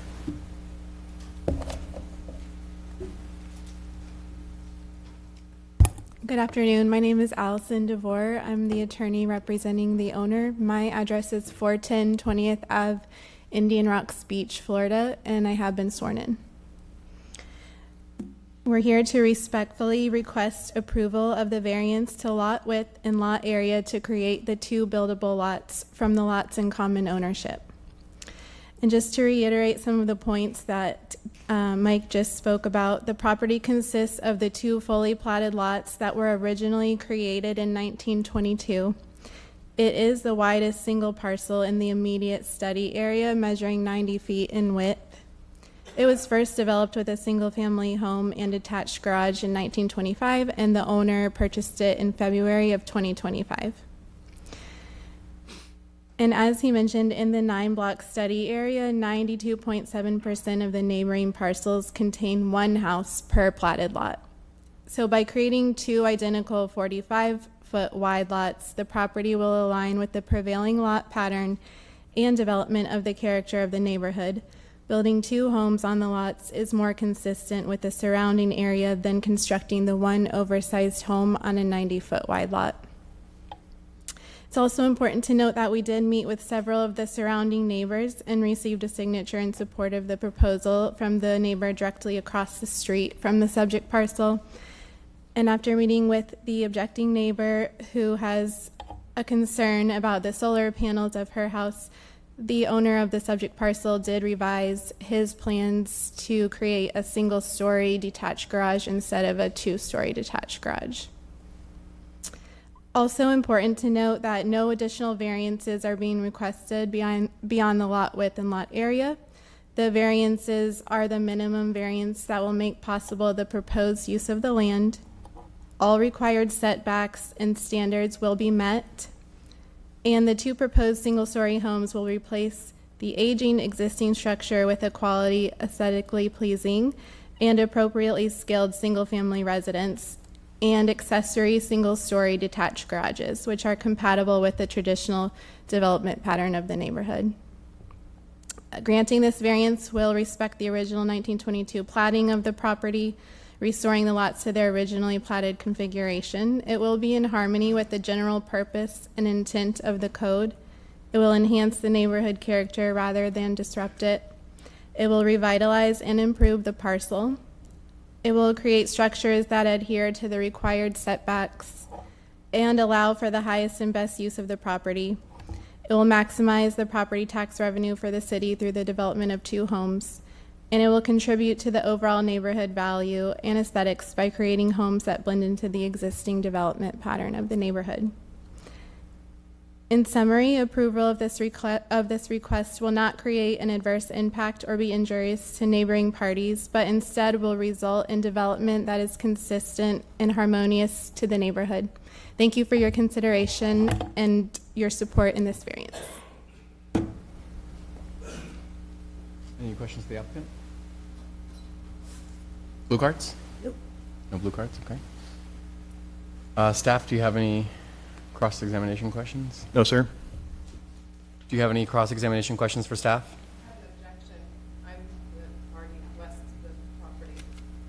You want to fill out a blue card? Ma'am, you need to fill out a blue card if you want to speak. Are we past? How's that We work? are, but I don't think she understood. So we haven't went into executive session, so if she wants to. They're up on the podium. And then we'll go back and do cross. Yeah. And I can fill out the case number and agenda, just do your name and address. I'll catch these on your left here.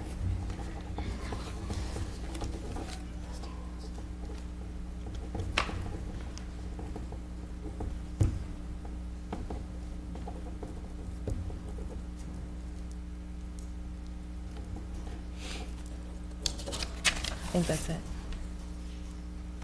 And then just check off for or against on there. Oh, Thank you. Yes, I was. My name is Vivica McCrae. My address is 4437 Burlington Avenue North, St. Petersburg, Florida, 33713, and I was sworn in. And I am here because the home that's going to be built is exceeding the roof of my own. The point of it is directly face the solar panels that will be impacted are east facing.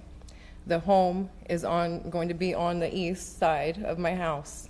And I'm concerned that the morning hour sun is going to be blocked. I brought pictures to show the 8 a.m. sun behind the garage structure that's set back behind my house more versus underneath my solar panels.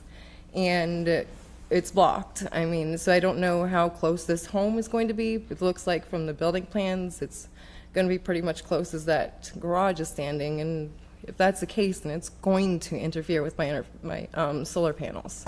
So I'm here trying to object to hopefully get the home built smaller, the roof built shorter, anything, it doesn't matter, or if their client can pay for a solar shade study to see if the house is even going to impact my solar panels. I'm willing to, negotiate here, but, it's a very expensive solar panel I array. believe that's the handout you all received that have the photos in it with your email. Yes, ma'am.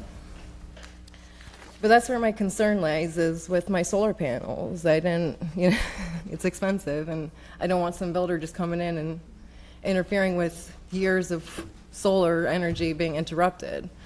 So it may not be that much, but, I don't know what time the sun's going to be coming up at a certain time of the day, and it's just too much. So I just want to hopefully get this looked at.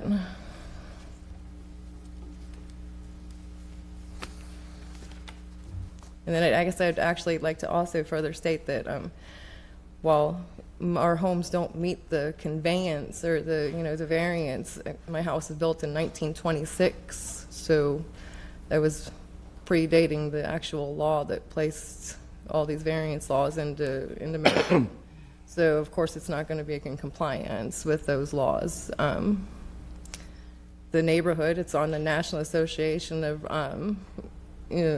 of Historic Neighborhoods because of the brick roads. It's one of the first neighborhoods built in the city, and these homes, my home is specifically about 1,258 square feet, and these homes that they're going to be building next door, 2 of them, are 2,500 square feet apiece. So I'm not sure if that's maybe the problem. They're so wide to go on to these small, because our lots are like really long. They're more long than they are wide. So I think they're just like kind of expanding it out and taking it back to make up the extra space and stuff. But to do that is going to interfere with my property, you know? So I don't know. I guess that's all I have to say.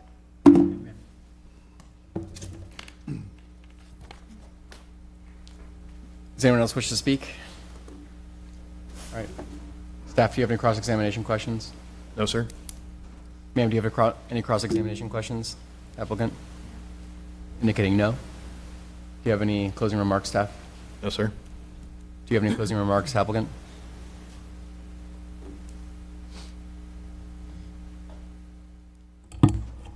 Just again to address the neighbor's concern is the owner did rework and submit the engineer plans to propose the single-story garage instead of the 2-story because he was willing to see a valid concern about the solar panels not being impacted by a 2-story garage. And just to bring up that if the owner's variance request is denied, although not ideal, the owner could still build one large house on the double lot without a variance that would still go up to the setbacks of the side yard and still affect the solar panels in the same way. That's all. Thank you. We're going to executive session. Is there any questions or comments to start? I think the applicant's comment just now is what a lot of us were thinking, that, you know, they could build a 2-story home at the same setback and block it. This is kind of similar to, you know, some of the buildings in downtown St. Pete that they have this great view of the water, they get all this great sun, and then somebody else builds next to them. There's no guarantee that solar panels will get the light. It's a risk you take when you put in solar panels. I don't think that negates the lot split of something that is predominant in the neighborhood, meets the percentages, meets the character of the neighborhood. Unfortunate, but there's no guarantees of solar. Well, I don't know that we have any evidence that the solar, that there's still going to be plenty part of the day that will operate, and Especially at a single-story home. Right, and frankly, Yeah. the applicant here, their rights are going to be more limited than the neighbor's rights after this variance. 100%. Because they're agreeing to limit to the 1-story. Yeah, huge supporter of solar, I sympathize, but there's no evidence in front of us that's going to be affected. We see single-story houses next to each other all the time with solar. So, motion? Sure. Move approval of a variance to lot width and lot area to create 2 buildable lots from lots in common ownership, subject to the conditions of approval. Second. Blatt, it's yours. Kiernan? Yes. Blatt? Yes. Yes. Wynn? Yes. Conroy? Yes. Yes. Motion passes unanimously. All right, last case. This is an appeal. This is case number 2554000076. The process will be a little bit different with this one because we have an appellant and an applicant. So the presentation will be city staff followed by the appellant, followed by the applicant.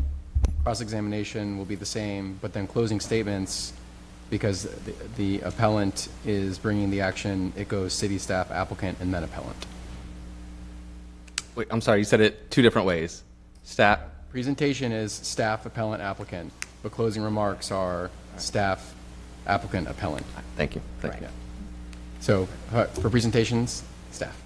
Good afternoon. For the record, Scott Boyd with the Zoning Department, and for the record, I have been sworn in. The subject property is located at 1470 48th Ave Northeast. The property owner is constructing a vertical addition to the existing single-family home to bring it into compliance with FEMA regulations, and as a part of that proposal is requesting a variance to the front yard setback to allow an elevated landing with a 20-foot front setback where 25 feet is required, and a variance to the maximum allowed 25% corner yard impervious surface ratio to increase it to 34%. This request was streamlined for approval by staff, which was appealed. The appellant cited corner yard ISR, proposed additional curb cuts, and impacts to the cul-de-sac, including safety, flooding, and traffic, as reasons for the appeal. The subject property is a legal non-conforming lot, as it is substandard in terms of lot width for properties zoned NS1, neighborhood suburban single family. NS1 requires a minimum lot width of 75 feet, and the subject lot has an approximate width of 68 feet at the midpoints of the side lot lines. The site contains a one-story home built in 1970 with an addition constructed in 2023. The subject block, including the property, are all located within the AE9 flood zone. This is what the front of the property looks like today. Here's a view of the corner of the home. This is a photo of the side of the home taken from the cul-de-sac. And here's another view of the side of the home, and there is a stormwater drain located at the end of the cul-de-sac that drains into the waterway, which you can also see in this photo. This is a survey of the property provided by the applicant. Here is the proposed site plan. The existing ground floor is proposed to be converted to non-habitable space.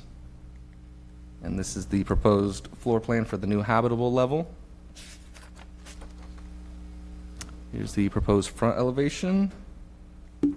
This is the street side elevation facing the cul-de-sac. This is the interior side elevation that will face the neighbor to the west. And here's the proposed waterfront elevation. Staff analyzed the requests for consistency with code requirements. Staff's neighborhood character analysis found that all 16 properties on the block contain a one-story, non-elevated home located within the AE9 flood zone. While the proposed vertical addition may not be consistent with the existing neighborhood character, all of the existing homes will eventually be required to either elevate, construct a similar vertical addition, or redevelop the property with a new home in compliance with FEMA requirements. The existing homes may remain, however, FEMA regulations restrict improvements to 49% of the value of the structure, and should damage occur exceeding the 49% threshold, they would then be deemed uninhabitable. All of the properties on the block currently have one front-loaded driveway, except for one that has a circular driveway, and all appear to be in compliance with front yard ISR requirements. All the properties also meet the minimum 75-foot lot width requirement for NS1, with the exception of the subject property, which is the only corner lot on the block. The substandard lot width impacts the total corner yard area of the lot, resulting in less front yard area, including in the corner yard area calculation, which does result in less impervious areas permitted within the corner yard. The layout of the existing home, with the front entryway provided within a courtyard inset from the front facade, is not the result of any actions of the applicant. Providing the elevated landing along the front facade satisfies the code requirement that a decorative element be provided above the garages that project past the front facade of the principal structure to lessen the impact of the garage doors facing the street. A literal enforcement of the land development regulations will require a redesign of the proposed vertical addition with removal or reduction in width of the proposed driveways to bring the plans into compliance with the maximum 25% corner yard ISR requirement. Granting the requested variances for front yard setback for the proposed elevated deck included in the addition meets the intent of the code requirement that a porch be provided with a minimum 5-foot projection in front of the front facade when garage doors exceed 40% of the linear frontage of the facade, as the elevated landing provides a covered walkway leading to the main entrance similar to a front porch. The elevated landing is not considered to be a front porch as it does not provide primary access into the structure. If the elevated landing met the criteria for a front porch, then it would be permitted to have the requested 20-foot front yard setback. The variance requested to allow an increase in corner yard ISR of 9% above what is allowed is generally in harmony with the purpose and intent of the code to limit impervious surfaces throughout the site, as the overall site ISR proposed is 50%, when the NS zone properties are limited to a maximum overall site ISR of 60%. A condition of approval has been included, limiting the maximum corner yard ISR to 34%. The approval of the variance to the front yard setback for the elevated deck would not be injurious to neighboring properties, as that variance does not encroach into the required interior side yard setback that would affect the abutting property to the west, and the public right-of-way provides a buffer between all other neighboring properties. If the elevated landing provided primary access into the structure, it would be considered a front porch, which has a minimum required front yard setback of 20 feet. The variance request to increase the allowable corner yard ISR by 9% represents around 257 square feet of additional impervious surfaces provided in the corner yard areas above current code requirements. The impervious surfaces proposed in the corner yard areas counts towards the overall ISR, which again, the site plan is indicating at 50%, limited with the overall site limited to 60%. The granting of the variance to corner yard ISR is not considered to be detrimental to neighboring properties or public welfare based on the fact that the site will be in compliance with the overall site ISR requirements. The subject property is located within the boundaries of the Shore Acres Civic Association. The applicant provided a letter of support from the president of the Shore Acres Civic Association, along with signatures of support from 3 property owners on the block. Staff received an appeal from 4 property owners on the block following the mailing of the streamline approval letter that was sent to all owners within 300 feet.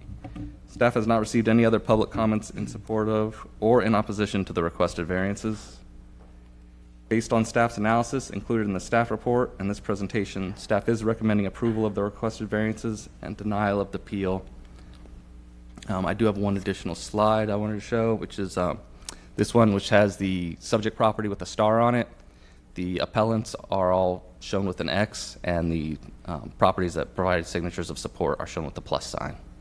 This concludes staff's presentation. If you have any questions, I'll be more than happy to answer them. When was the initial variance heard by this commission? There was no initial variance. This is the first time. Administrative, okay. Yeah, it was streamlined for approval, so for a streamlined approval, we'll just send out notices to all property owners within 300 feet indicating staff intends to approve this. If we don't get an appeal within 15 days, it is approved. I see, okay. Any other questions for staff? Just to clarify, is this a brand-new construction or lifting the house? It's what we're calling a vertical addition. They're not physically lifting the existing house. The existing house right now, they're basically going to hollow it out and make that first floor uninhabitable. They're going to be removing the interior walls, and then they will add on above it. Okay, So basically, they need to do the vertical addition with the existing footprint. Functionally very similar. Yeah. Scott or Derek, maybe even. What is the percentage of streamline variances that then get appealed? I don't have a number on that. If I had to guess, I'd say, I don't even. Don't guess a number then. Can Yeah. you estimate, can you define, is it a little, a lot, half? A little. I'd say, maybe somewhere between 5 to 20%. I'm just trying to give a broad range to try to stay within that range. It could be less than 5%. It could be just a little bit more than 20. But I mean, I want to say we streamline probably at least 3 to 6 applications a week, or I mean, not a week, a month. And we've had how many appeals this year? 2 or 3? I was going to say 1 or 2, so. Yeah. Okay. Thank you. On streamline. Yeah. Other questions? Okay, thank you. Appellant? And actually, before the appellant starts, I see, you can still come up, I'm sorry. I see blue cards. These were the applicant, the agent, and then Okay. the one that was filled I up. just want to make, because I know there are multiple appellants, I just would want to make Yeah, sure there's that they actually all have to blue speak. cards for this, so I don't know if that wants to be spoken about. I have one, but Perfect, because of the 10 minutes. I'm and- part of the appeal as well. That's right. It just Okay. depends on You the, need to be part of the 10 minutes, yeah, okay. Okay. you're gonna limit it to one person. So with the 4 people, that's still 10 minutes that they need to decide how to utilize. Yeah. Yep. So for new commissioners, despite the fact that we have what appears to be 4 named registered opponent groups, they only receive the 10 minutes time for registered opponents. So amongst themselves, they must decide how to divide that time. And if there is a conflict, that is resolved by the chair, but unless there is a conflict, so you can ask that and then have them proceed. No, I just want to make sure, so if you're here to speak on this and you are one of the appellants, this is the 10 minutes. That's my Yep. point, yeah. So if that's clear, then we can proceed. Yeah, sure, fair enough. Thanks again. I'm Tim Lester. I live at 1475 48th Avenue Northeast, and I have been sworn in. And I'm one of the 4 homeowners on our end of 48th that are questioning the need for an ISR variance for the Roger and Kristen's redevelopment property. And I'll be as brief as possible. Put together a couple slides. I think you've already, where did I point this? She's got to bring it up. Yeah. Okay. Okay, thanks. All right, so this is our neighborhood driving into it. The Blair property is the one on the right behind the trailer. That's the view of the Blair's property from my driveway at 1475. The view of Roger and Kristen's house from Craig Gear, one of our, who also is a signature to this appeal. His address is 1498. And then this is from Darren and Jennifer's house on the corner of the cul-de-sac for 1484. As you probably notice, the 3 houses at the end of the cul-de-sac all face the cul-de-sac and have driveways that enter into the cul-de-sac. 1470 faces 48th Avenue Northeast and not the cul-de-sac. Slides 6 and 7 are the ISR. The construction of this redevelopment of this property calls for the construction of 2 new driveways for a total of 3 driveways. The existing paver driveway, which creates a 22-foot cut at the curb, a new 14-foot paver driveway, the one that's highlighted in yellow, that results in a 20-foot cut at the curb, and then an 8-foot paver driveway into the cul-de-sac that generates essentially a 14-foot cut into the curb. So essentially 34 new feet of curb cuts. We can't really determine, or I can't determine, I'm very smart, from the plans whether the paver driveway to the west, the existing paver driveway, if that plan is keeping the existing paver driveway that's in place now. That's where the trailer that I think they're going to live in during the remodel is parked. So I'm assuming that existing paver driveway stays after this project is complete. And if that's the case, then the ISR calculations are a little bit light because there's a 7.5 by 25 foot paver section attached to the driveway that extends to the western property boundary that's not included in the ISR calculations. So the paver driveway, instead of being 591 square feet, would actually be 715 square feet of actually 35% instead of 26% of the front driveways. And then the front ISR, the front yard ISR, instead of being 956 square feet, would be 1,140 square feet or 40%. This is an amateur attempt at showing what the 3 driveways would look as the property sits now. This is the cul-de-sac on at least once a week. The cul-de-sac is used for a cul-de-sac. Contractors park and leave their trailers there for sometimes hours on end. There's another photo. Slide 11 is the applicant narrative. Basically, all that was the main reason for requesting the variance was for safe entry and exit of the home. So, in conclusion, excuse me, I'm a little nervous. In conclusion, we're fortunate to live in a wonderful neighborhood. Everybody is friendly, supportive, and always willing to help. Oops, geez.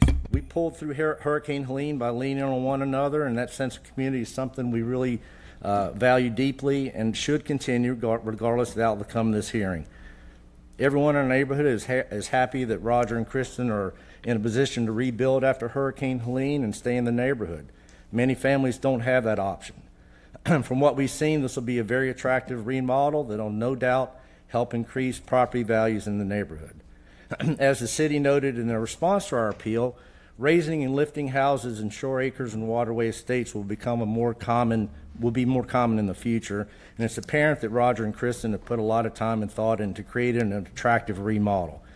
We also recognize that as more homes are raised, there may be more opportunities to expand beyond the traditional one front-loaded driveway and two-car garage, which is the standard in our neighborhood. That said, we're not in agreement with the variance request that would allow the homeowners to exceed their impervious surface ratio in order to accommodate the installation of a third driveway into the cul-de-sac. Whereas we realize the subject lot is unique due to its location adjoining the cul-de-sac, the homeowners were aware of or should have been aware of these limitations when they purchased the property. This is a rebuild, not a new development that would justify relief from the zoning limitations.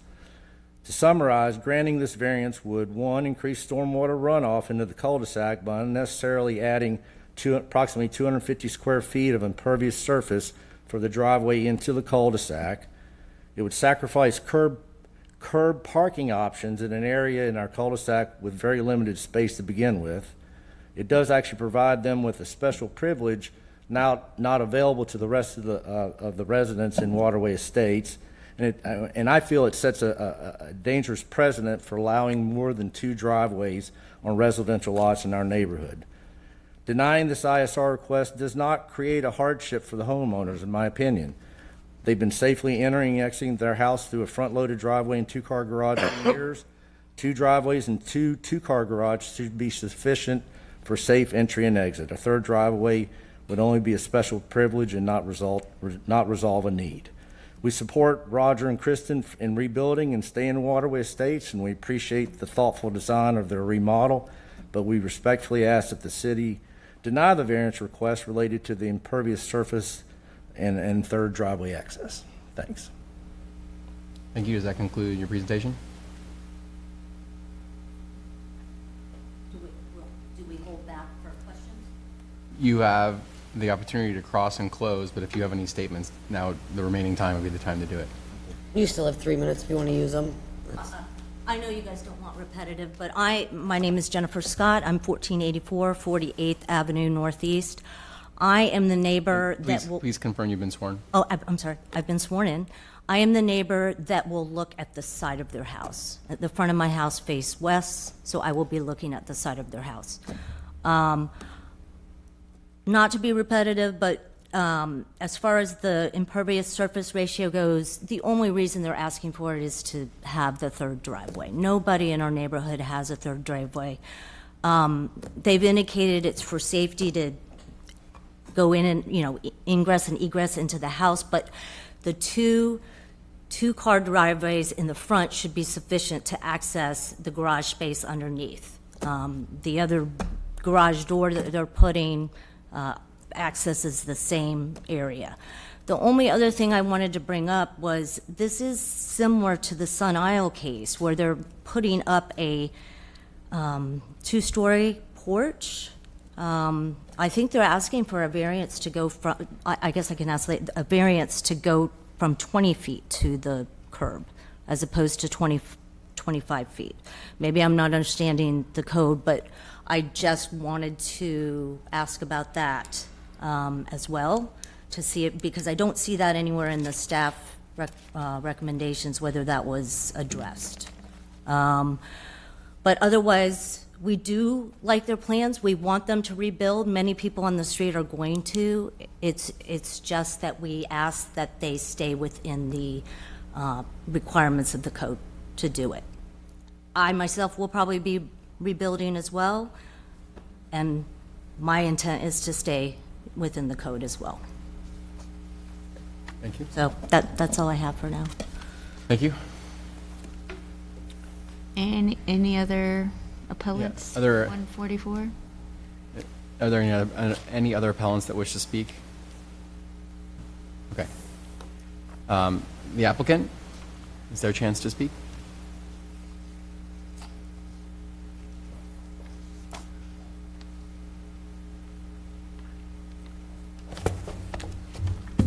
Are you going to be showing stuff up on here? No, it's not necessary. Thank you.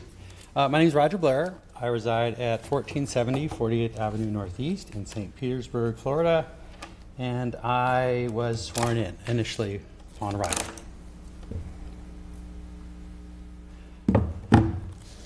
So, first off, I want to thank the Development Review Committee and Commission for your time and consideration of our two variance requests that have been streamlined for approval. We're doing our best to voluntarily bring our home into compliance with FEMA and city code regulations for design flood elevation requirements by turning our existing 2,200 square foot home into a garage patio space and building a new livable second level on top above the floodplain. Given the significant investment and extraordinary effort, the variances we are requesting are simply to enable us to take full advantage of this new garage space by having appropriate garage doors, driveways, and pathways for safe entry into the home. We're trying to make lemonade out of lemons here by building a beautiful home that meets the needs for both now and in the future as we grow older. We're working hard to be good partners with the City of St. Petersburg. We've had several meetings with the zoning and building departments to ensure compliance with our new homes, intended garage doors, driveways, and pathways.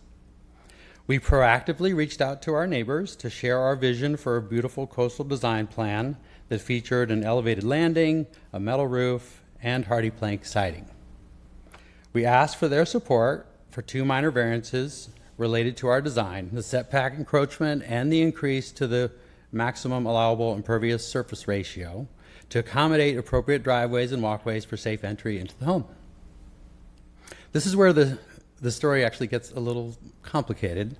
The City of St. Petersburg was initially requiring that we add stairs leading to the elevated landing, which necessitated a variance request for an encroachment into the 12-foot street side setback and related increase into the impervious surface ratio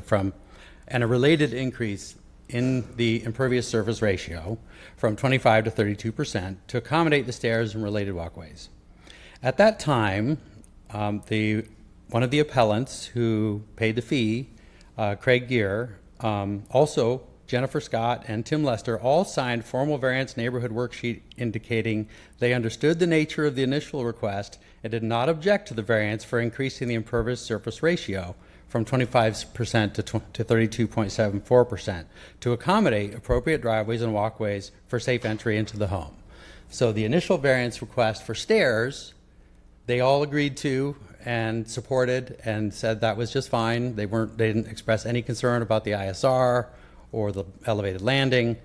It wasn't until Craig Gear, one of our neighbors, brought to our attention in that process that he, and he's not here today, but although he signed the initial variance worksheet, he told me he didn't want the stairs placed in his sight line where he would have to watch them rot away over time. So that was a direct quote.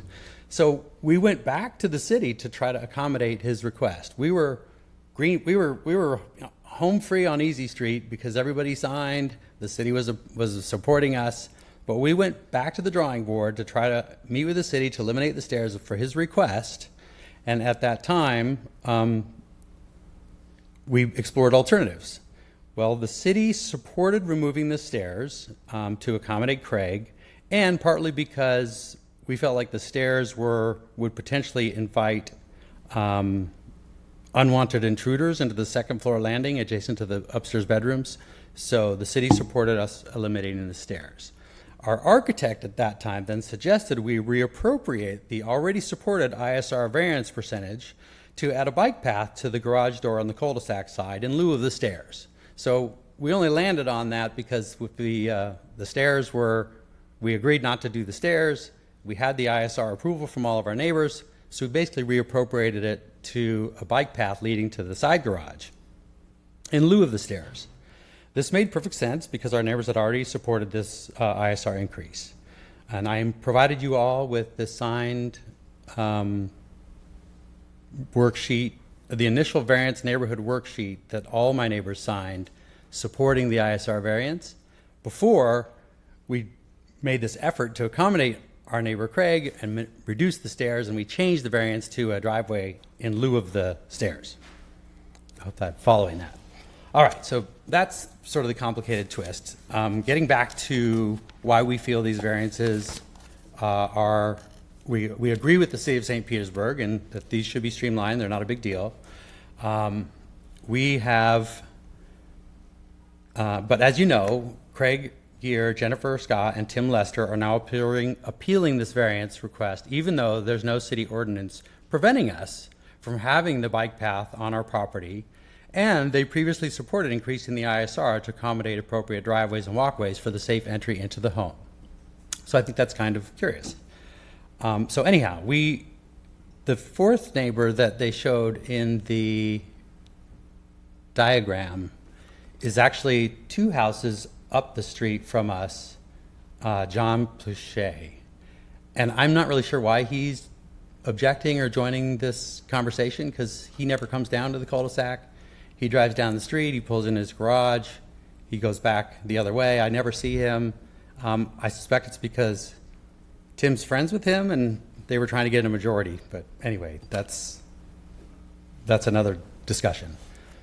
I do want to point out, though, in addition to all the signed ISR variance requests from the appellates, as well as our other neighbors,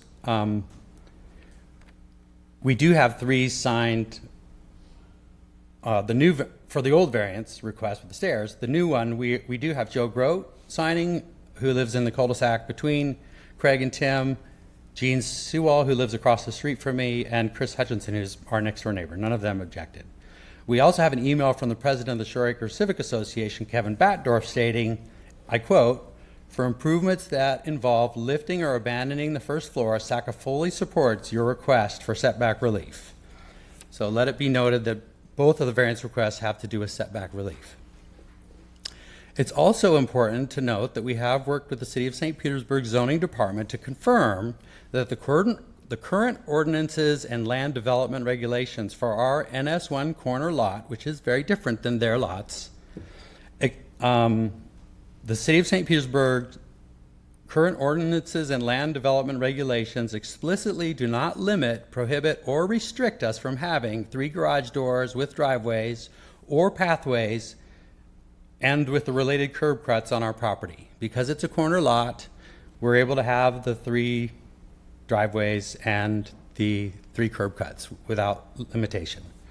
That's part of the reason, and we discussed this with the city, that they're supporting our variances for streamline. So their objection around the curb cuts and the driveways is not relevant here because those are not restricted. The ISR is what's in question, and so that's viable, although, as mentioned by the city, will have the minimus impact on runoff. I'll also point out, as Scott mentioned earlier, that even with the proposed ISR variance increasing our side yard from 25 to 34, and most front yards are allowed 40% ISR, it's only because we're in a corner lot that it's 25, so it's restricted and not common or usual. But the point is that even with the variance request bringing us to 34%, the overall site ISR for our property will be under 50%, which is well below the 60% maximum allowable. Lastly, there's a direct drainage culvert that flows through our property, actually through our property, from the cul-de-sac into the adjacent canal. So drainage is really not a problem in our cul-de-sac. It should be noted in the 9 years that we've lived in Waterway Estates, our cul-de-sac has only backed up and flooded 3 times, all primarily due to named storms. So flooding circumstances in our cul-de-sac is not like the rest of Shore Acres. Thank you for your valuable time and thoughtful consideration for supporting these 2 variances so we can take full advantage of our new garage space and have the appropriate driveways and pathways for safe entry into our home, both now and as we get older. Does that conclude your presentation? It does. Thank you. Do we have any questions for the applicant, or should we move across and save our questions? We'll save our questions. Okay, thank you, sir. Yes. We have no blue cards. And so, city staff, do you have any cross-examination questions? Staff waives. Appellant, do you have any cross-examination questions? And those would be those would be questions for city staff or the applicant. Well, yes, I do, because I would like to ask the Blairs if the initial variance that they submitted to the neighbors in the neighborhood showed the third driveway. I think she You has can to ask respond, you, yeah. and you have to ask me. So it goes through the chair, but that's because sometimes we don't know who the question is directed to. You can answer that. Yes. So, interestingly, you're right, and I explained that in my presentation, that initially we were asking for stairs that presented the ISR, but when our neighbor, our neighbor Craig objected, and we were supported by the city to eliminate those stairs, since you all had agreed to and supported us having this ISR percentage, our architect suggested we reappropriate that to it's actually a bike path leading to the third side garage. But what's interesting here is there is no ordinance or regulation prohibiting us from having a third garage. Just limit to the answer to the question, please. Just limit your response to answering the question. I don't want you to add any more commentary to it. So your answer is yes. The initial variance application did not show because it had a walkway up to the landing. Correct. All right, thank you. And another question I would ask is, I believe the applicant indicated that Short Acres was endorsing their plans, but my question is, the endorsement, did they get the endorsement from Short Acres based on the original plans that did not show the driveway? The original submission to, I don't recall, I think it was an email. I'm not sure what I attached at that time. It may have been the initial plans, but the key to their response was, and I quote again, under normal circumstances, SACA does not oppose or support variance requests as long as they meet city guidelines. However, for improvements that involve lifting or abandoning the first floor, SACA fully supports your request for setback relief. And that is our incidence in both of these variance requests. So while I would suggest that while the ask may have changed, the circumstance has not. Was the initial request, though, for the stairs? I don't have the initial email with the attachment. It may have been, but again, the spirit of it was setback relief in support of building up, and which is what we received unequivocally, regardless of circumstance, is what their statement implies.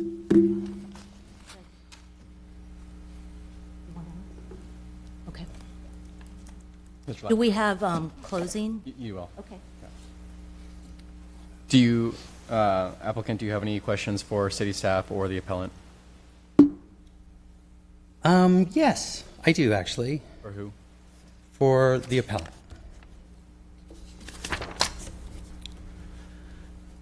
So, in your appeal, you stated the west side of the cul-de-sac where this property is located currently has no driveways, preserving both the safety and aesthetic quality of the shared space.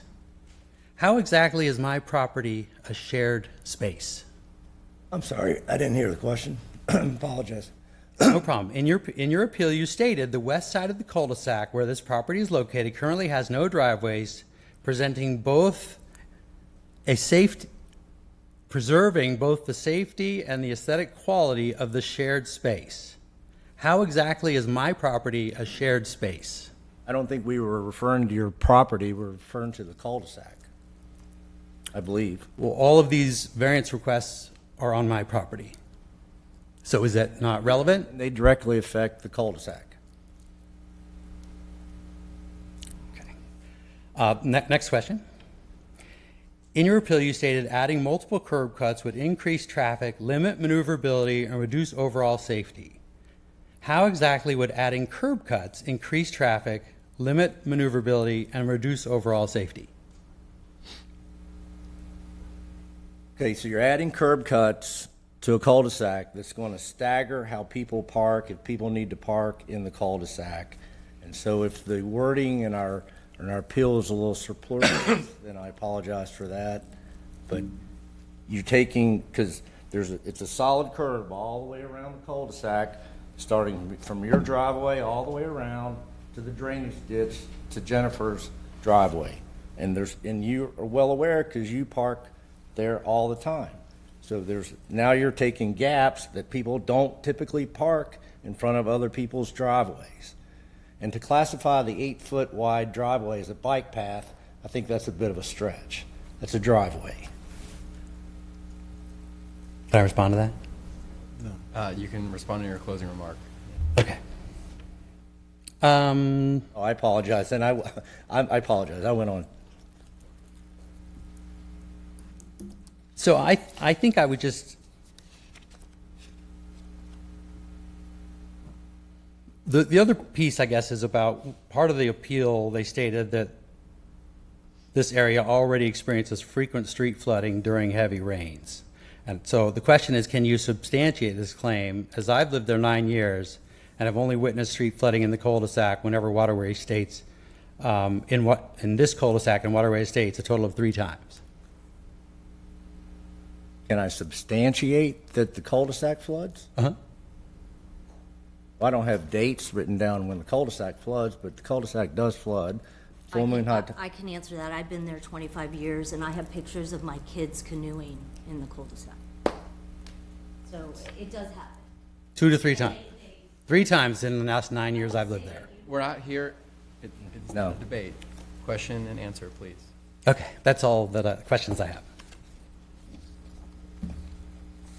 All right, so now we go into closing statements. Each party has 5 minutes to close. The order here, again, is city staff, and then the applicant goes second this time, and then the appellant goes last. City staff, do you have any closing statements? Staff waives. Okay. Applicant, you have 5 minutes to close. I thought applicant goes last, or no? Not for the closing statement, yeah, no. I made a cheat sheet, or actually, Kayla made me a cheat sheet. No, you did, and the pig gets cute.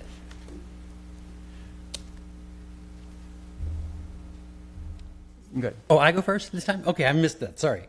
So I would just, in closing, I think it's been made very apparent that the city is supporting this. We've designed a beautiful home. We agree with the city that the variance to the front yard setback for the elevated landing and the request to increase the allowable corner yard ISR by 9% will not be injurious to neighbors at properties or otherwise detrimental to the public welfare. All 6 of our immediate neighbors signed a formal variance neighborhood worksheet indicating they understood the nature of the request and did not object to increasing the ISR to accommodate appropriate driveways and walkways for safe entry into our home. I will reiterate that that we've met and worked very closely with the city of St. Petersburg, and there is no limitation to putting the 3 driveways and curb cuts on our corner lot. The only limitation is to the ISR, which is why we're here discussing the variance. And we humbly ask that the DRC take into consideration the significant investment that we're making in our home, and that you stand with the City of St. Petersburg, the Shore Acres Association, and my 3 immediate supporting neighbors, and recommend approval of the requested variances and denial of the appeal. Okay, thank you. Appellant, you have. Okay, yeah, and again, I appreciate your time and patience, especially with me, because I really don't understand the procedures sometimes. But yeah, our position is the same. Quite a few of us did sign the request for variance when it was first submitted to us, because it was for a landing for a staircase to go to an upper deck. The email comes back, great news. The city's agreed we don't have to put in the staircase, but we still have to have the variance for the ISR. Please sign this and send it back. Nothing mentioned in the cover letter to any of the neighbors about the addition of the garage and the new driveway. So once we saw that, several of us in the neighborhood changed our position because we're not in favor of a third driveway. The fact of the matter is that denying this request for an ISR does not constitute a hardship for these homeowners. They're going to have brand-new two driveways, 2-car garages. It provides them more than ample safe entry and exit to the property. So, thank you. We'll go into executive session. Could I add, there was one point I forgot to make. No? Okay, thank you. Did the other appellant want to add with what we have left before I clear the clock? Because there's still 3:51. Would you like to use the remaining time? Yeah, I just wanted to say that we want Roger and Kristen to have their house. I think initially when they came to the neighbors for the variance, we understand that they're taking the roof off and going up. Their house is out of code as it is. We weren't going to make them knock their house down and start over. That was something that we could excuse for the variance, but then the requests have grown since then.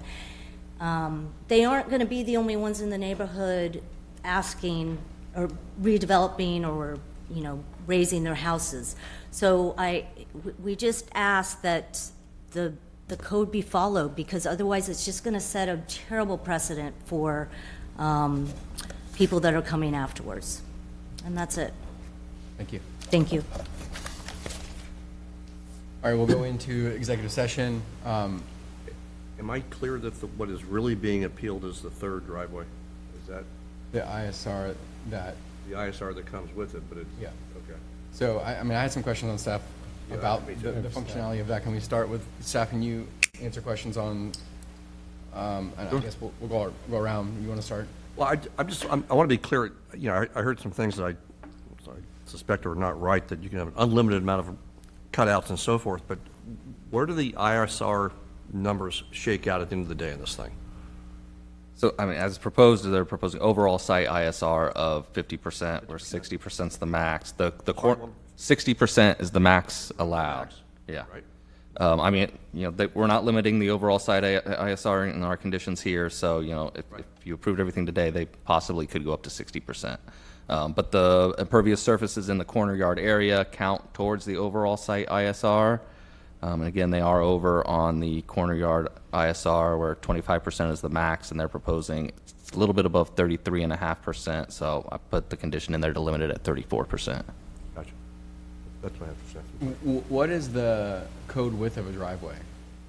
So the code, we were talking about maximum driveways. Just start with that. It's proposed as an 8-foot driveway. Is that so? A driveway is supposed to be 10 feet wide. That's why they're referring to it as a bike path, because it's only 8 feet wide. So at 10 feet wide, it technically should not be used for vehicles. It should only be used for bikes. And can you have 3 driveways? Understanding this is not a driveway under the code, but can you have 3 driveways? Within the NS districts, there is no limit to the number of driveways. You can have one driveway up to 20 feet in width within the public right-of-way, and as it crosses the property line, all additional driveways are limited to a maximum width of 14 feet in width within the public right-of-way and as it crosses the property line. So, if I'm understanding correctly, it's one wide one and then additional pursuant to ISR limitations. Correct. Yeah. Narrower. Yeah, your front yard ISR and corner yard ISR are going to be the limitations on the number of driveways you can have on properties. Just to follow up on that, so with respect to the driveways, the 2 on the north side, those are entirely code compliant as designed? In terms of width, yes. Okay. Why is go ahead, Commissioner. Kayla, could you put on the overhead the proposed site plan? Because after looking at several of these, there's multiple iterations. Want to make sure we're looking at the exact same proposed site plan, please? And that's going to be in your staff report? Yeah, pull up the one One of your attachments? from mine. Yeah, my PowerPoint, please. This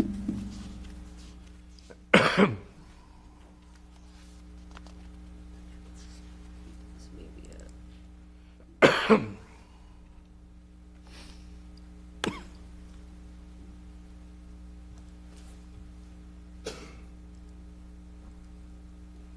And then Scott, I'm going to let you take over. All right.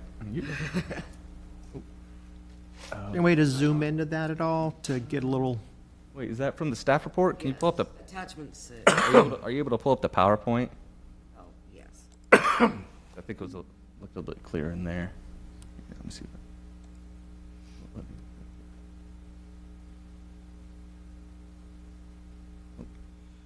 There it is. Okay, so yeah, they've got Okay. 16 foot and a 14 foot. Right, because some of the versions show the stairway in the top right corner. Stairway And then yeah, it's eliminated now, but just want to make sure we're all on the same page for site plan. You were looking for that one. And they do have a little portion of the existing structure encroaching into the street side that is counting towards corner yard.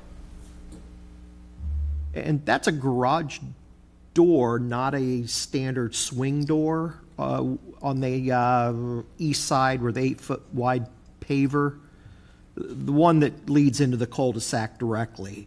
Yes, they were showing a garage door. And that is a garage door. Okay.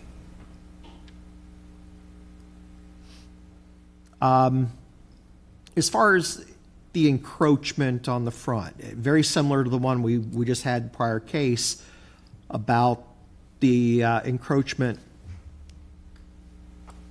on 48th Avenue Northeast, a setback. Yeah, so when these properties in flood zones, kind of give you a background of how zoning reviews them, that elevated landing, I'm calling it an elevated landing because I can't call it a front porch because it does not provide a primary entrance into the structure.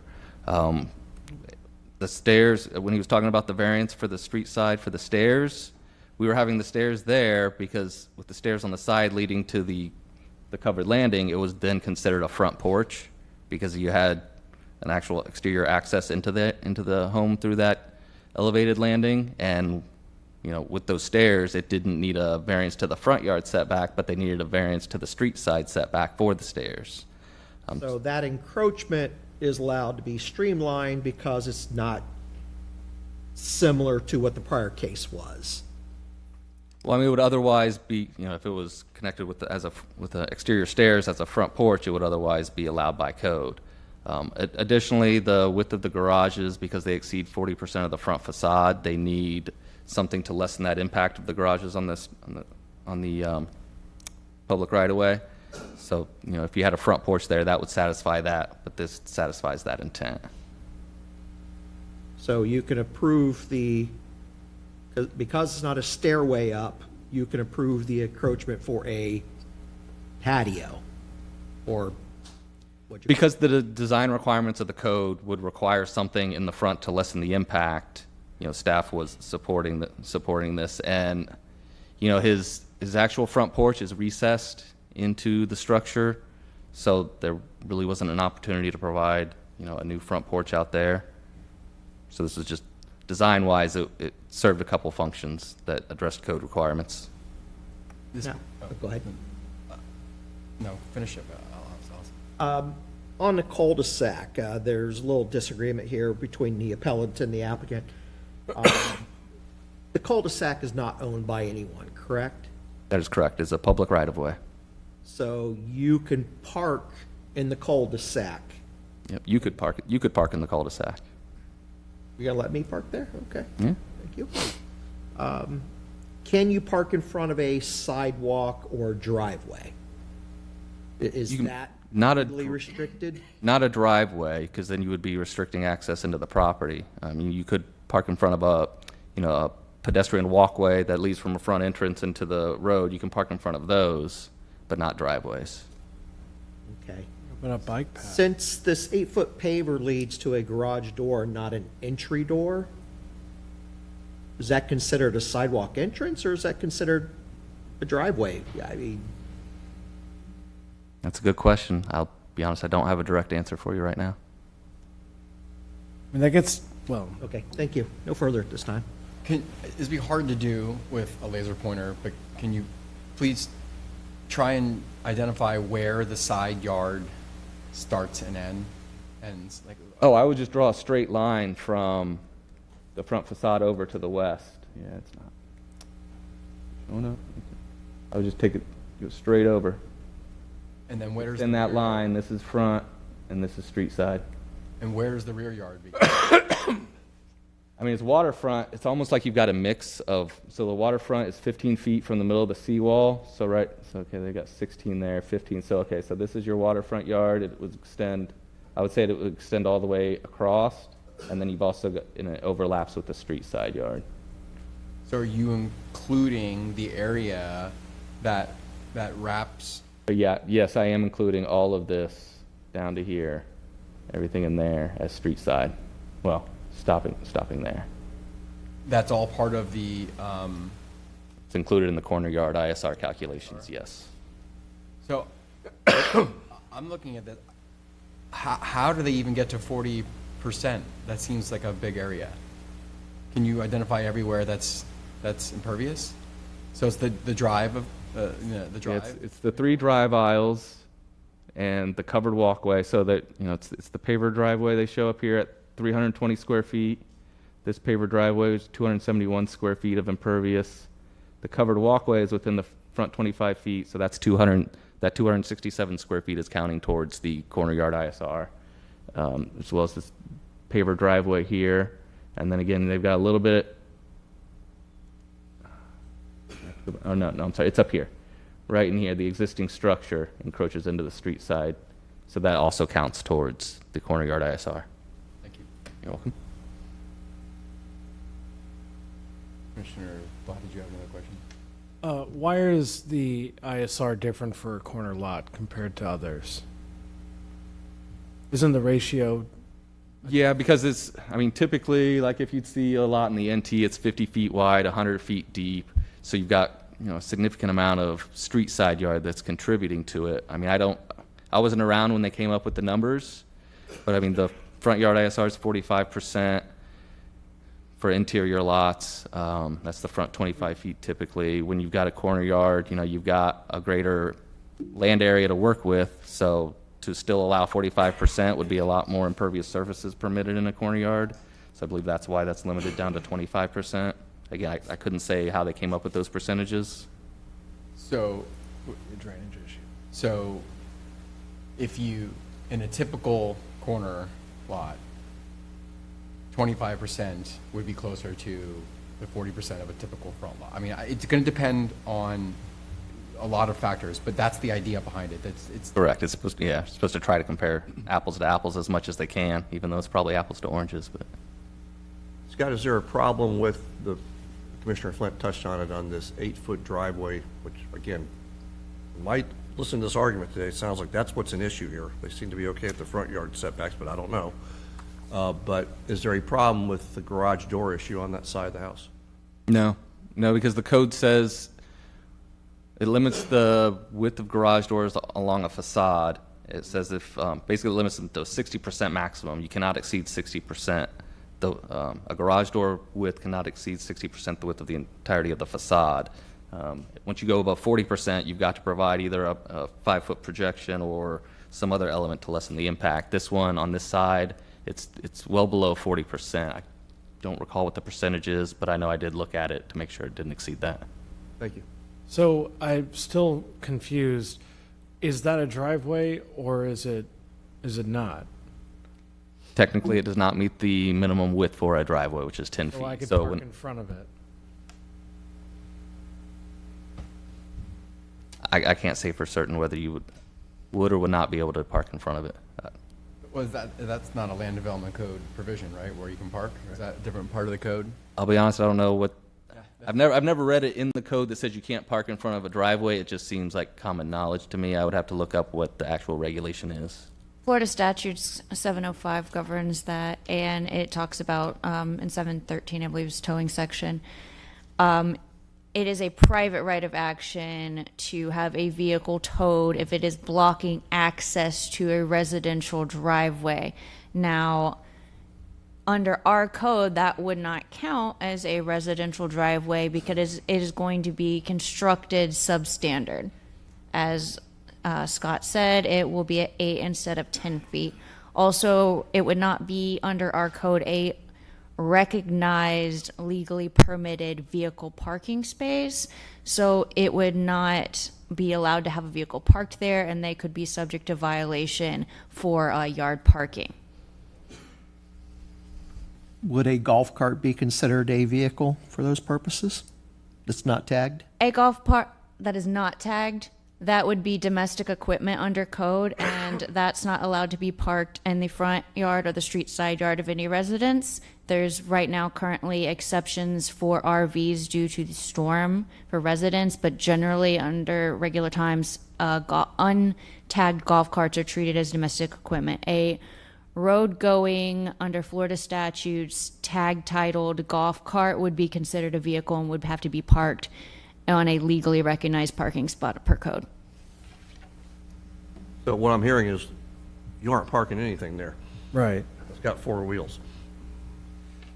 Are we? Vehicle, no way.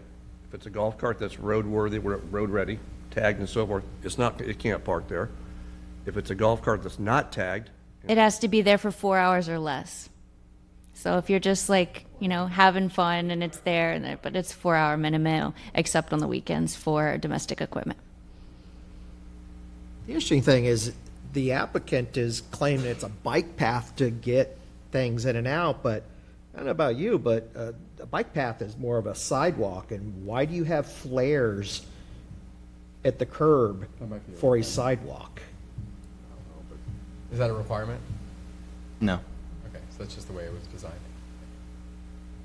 So that's more of a driveway. Did the original? struck by the fact that you can't park things there. Part of me is like, I don't like front-load driveways because people leave their cars in them. That's just me. I don't live in a neighborhood, thank goodness. I don't have to deal with that. These folks are used to it. No big deal for them. But it sounds like nothing can be parked there, at least legally. I'd like to go back to the original approval from the city for the ISR variance where it was for a stair, right? Was there a curb cut associated with that stair?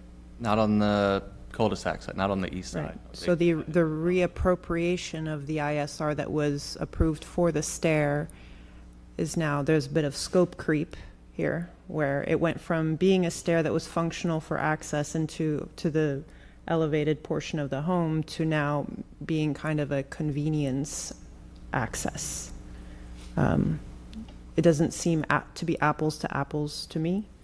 I think the addition of a curb, if we're giving a variance for ISR based on necessity for, the lifting of the home, access to the site, reasonable access to the site, then I understand it. I think it's a bit of a stretch now to say that we need the ISR variance is required for an 8-foot wide bike path, which includes a curb cut with flares. It's that is not the minimum variance that could be asked for here.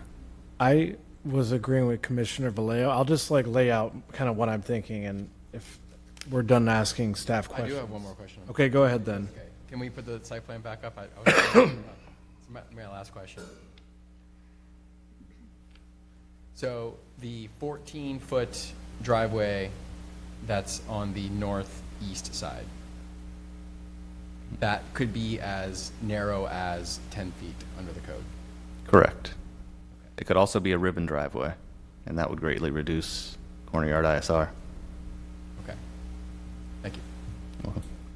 I am agreeing with Commissioner Vallejo that I don't see this as a FEMA necessity to have more ISR coverage than required. I understand raising the home.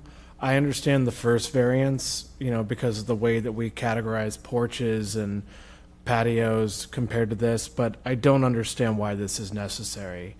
I am more sympathetic to the appellant on the second part because you don't need to have this impervious surface ratio coverage in order to raise your home and meet the FEMA requirements. I just don't understand why we have to support that. You're going from one driveway from 48th Avenue to two driveways. So now you've essentially doubled your access to the property. And comments from the applicant are safe ingress egress from the property, and I don't quite get I mean, is there a dangerous condition there that's developed since the flooding that now you have to have triple the access to the roadways? It doesn't seem to make sense. The other thing is, because it's on a cul-de-sac, I mean, even in the photos presented, there were lawn services there, they parked, because it's a good feature for the neighborhood, especially when you have more of a pie wedge shaped property that are on the cul-de-sac. If you could you pull up the aerial there, Kayla, showing the adjacent properties? You have the front of everybody that's on the cul-de-sac just to the east. They all come to a pie wedge, so you're limited access for parking. So yeah, That one might be better. this,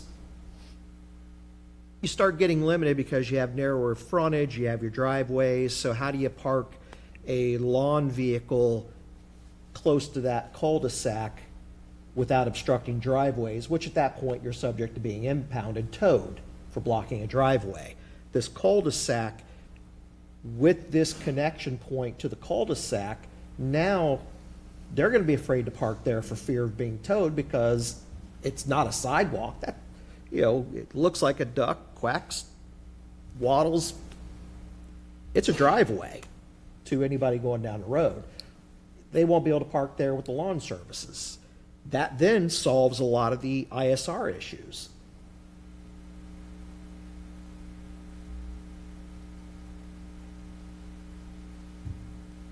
I mean, the flip side of that is also true. So why should someone who has more street frontage bear the parking burden for his or her neighbors?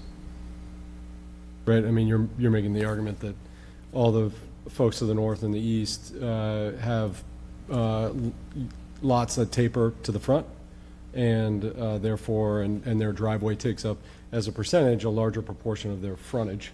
And so I hear what you're saying, but I don't know that there's It's any. not to the detriment of the applicant, though. It's public record. Everybody lives on that cul-de-sac. It's a shared condition at that point where, yeah, they're less affected, but they've got at least two big driveway, a much larger frontage to be able to park a lawn vehicle. So it's not to their detriment, but not to the detriment of the applicant. It would be a detriment to the appellants. Yeah, I'm not sure we're having the same conversation if one of the northern driveways was foregone in lieu of a wider driveway on the cul-de-sac. I think that argument goes away if, so I think the argument is from the appellants, hey, 2 is enough. But I think which 2 would have a high impact on this conversation. And it's the driveways that are creating a lot of this ISR issue. Kevin, can I ask another question of staff? Yes, please. Is there any hierarchy given to the ISR calculations? Meaning, look, as a developer myself, we talk about ISR number 1, right? Because we're typically, we're maxing that out. I was struck by the fact here that there's an ISR that's almost 20% below maximum, even though there were sub-ISRs. So do you guys, when you approve a variance for side yard or rear yard ISRs, do you give credence to how much below the maximum ISR, the overall ISR is? I'm sorry, can you? So let me give you a different, so if the side ISR was a 30% variation, not a 9%. Oh, do you mean, do we break it down between Yeah. front yard and street side yard in terms of the corner yard? And then measure that against the overall impact on the overall ISR. No, we just look at the, this is, the code says look at the corner yard areas, so we look strict, Okay. we don't break it down between front and corner yard, so that, they could have more impervious surfaces in the corner, in the street side and none in the front, or they could, they could load them all up in the front and not have any in the street side. Yeah, I mean, the setback rules will. But yeah, we wouldn't say, just because all of your impervious surfaces are in your front yard, we're gonna limit you to 45%. Okay. Yeah. Also, to clarify, I don't know if you misspoke but it's about 10% below the total. Yeah, 10% below, correct. Well, 10% in gross, Overall. but 50%, 60% ISR as a coverage ratio for the surface area of the lot. If you're at 50% of the coverage, you're, whatever that is, 16 or 17% overall, that's what I was saying, yeah. But 10% gross, yeah, I agree. For the purpose of voting, is there two issues for appeal or only one? So sorry, I have another question too. I'm sorry to drag this out, but I mean, this is, so even if we eliminate that,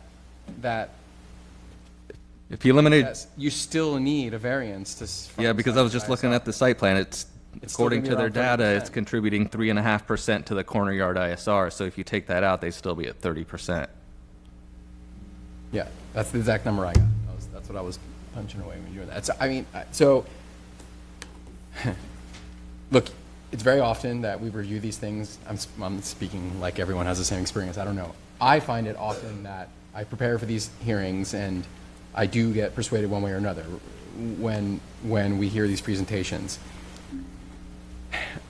With all due respect to the presentations we were given today, I didn't find them very helpful. We're not talking about the criteria enough, and so I'm really trying to look at what the variance is. And you do have a unique lot. You do have a lot that complies with the overall ISR, which really weighs with me. So I'm not super worried about the fact that it's impervious. So I'm really thinking about the code and the variance requirements. And it doesn't seem like there's a solution here that's not going to require some kind of variance. And then you have to say, is it a driveway? Is it not a driveway? There are a lot of factors here that we're weighing, and the more factors we weigh, the less I feel good about it being a variance. But something has to get varied here, I do believe. I'll start there. I really want to hear everyone's thoughts because this one's challenging. In preparing, like you, I look at these appeals like the burden's on the appellant to show me why Scott's wrong. Yes. Why is the city wrong? And I get their arguments. I'm troubled by the third bike path, driveway, whatever you want to call it. I'll bet you dollars to donuts there's going to be things parked there all the time.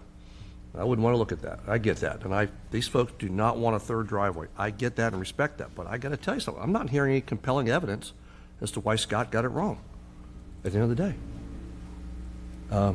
Is it super necessary? No, probably not. But I'm troubled. It's not an easy one. So Do we have I a burden? Or is this de novo? Yeah. That's a great thing. Thank you. That's a good question. So let me pull up the code language and I will. I mean, I agree. I'm Yeah. not saying that. No, but that's probably a better question, actually. But again, what was approved was 2 variances. Correct. So you can take action on different parts of the appeal. So what I mean is there could be a motion to approve the appeal of the variance to the front yard. And then there could be a motion to approve the appeal as to the maximum allowed corner impervious surface ratio variance, and those could be separate. And so that unified decision would be the appeal was granted as to this, or denied as to this, or granted as to both, or denied as to both. Granted in part, denied in So part. in the language, just to clarify, in your rules for appeals, the appellant bears the burden of proof. That's what I thought. The Yeah. language in Yes, your rules. that's where I come down. I feel like we're all on the same page when it comes to the first one, the front yard setback. And I don't want to speak for other people, but it seems like we're all hung up on the driveways, the ISR. I'm just throwing this out there. Yeah, I think everybody's good on the front patio at different classification. Without getting into solid ISR numbers here, could we even make a motion to eliminate that sidewalk driveway, and whatever that covers, we're good with the remaining ISR?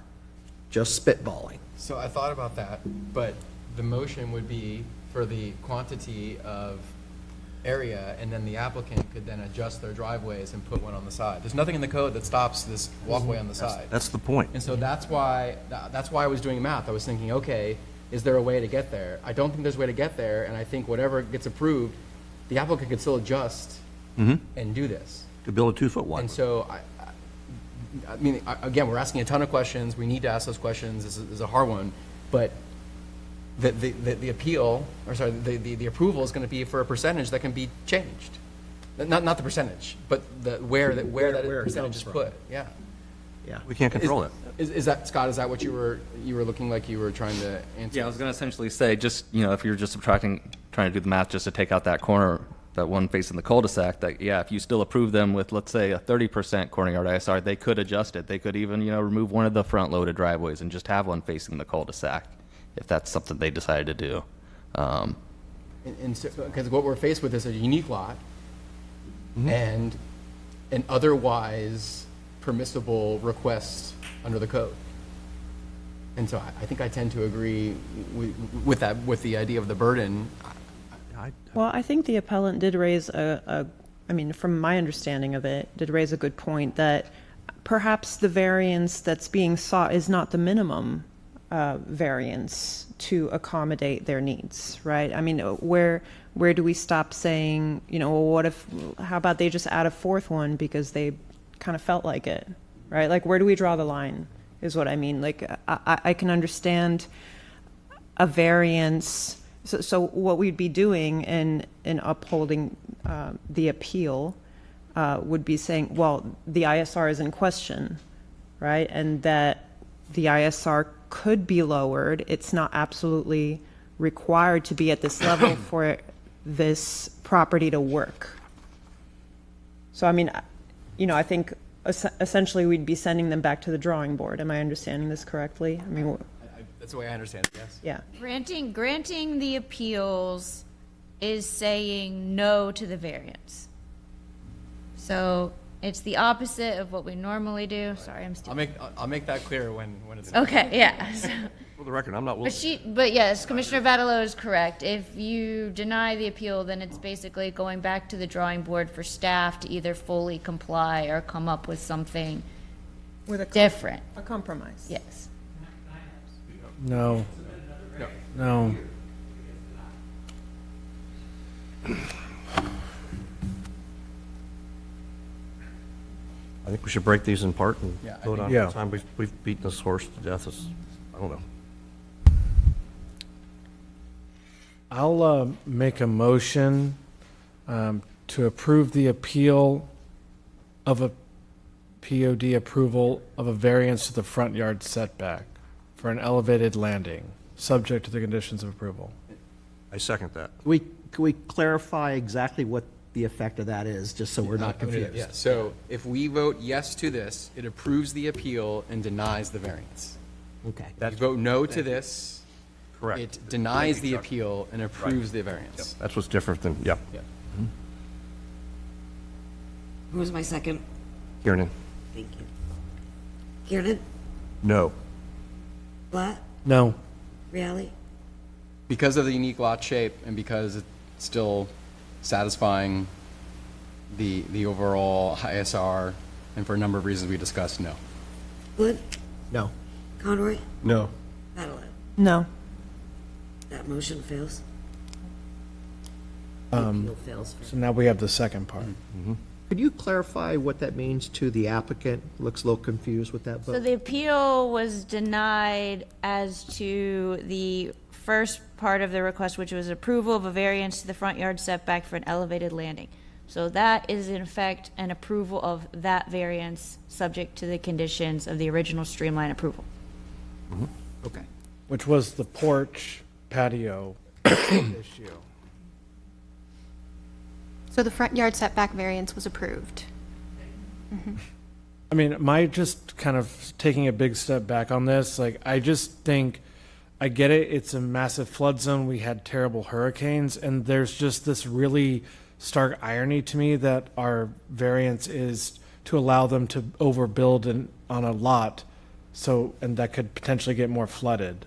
They're not overbuilding. And so they're literally asking for more percentage of the impervious surface ratio. They're still within code. Yeah, but not with the overall lot. It's just where it is. Yeah. That's where it is. Right. Well, I don't think that is. I don't think that. I don't agree with that.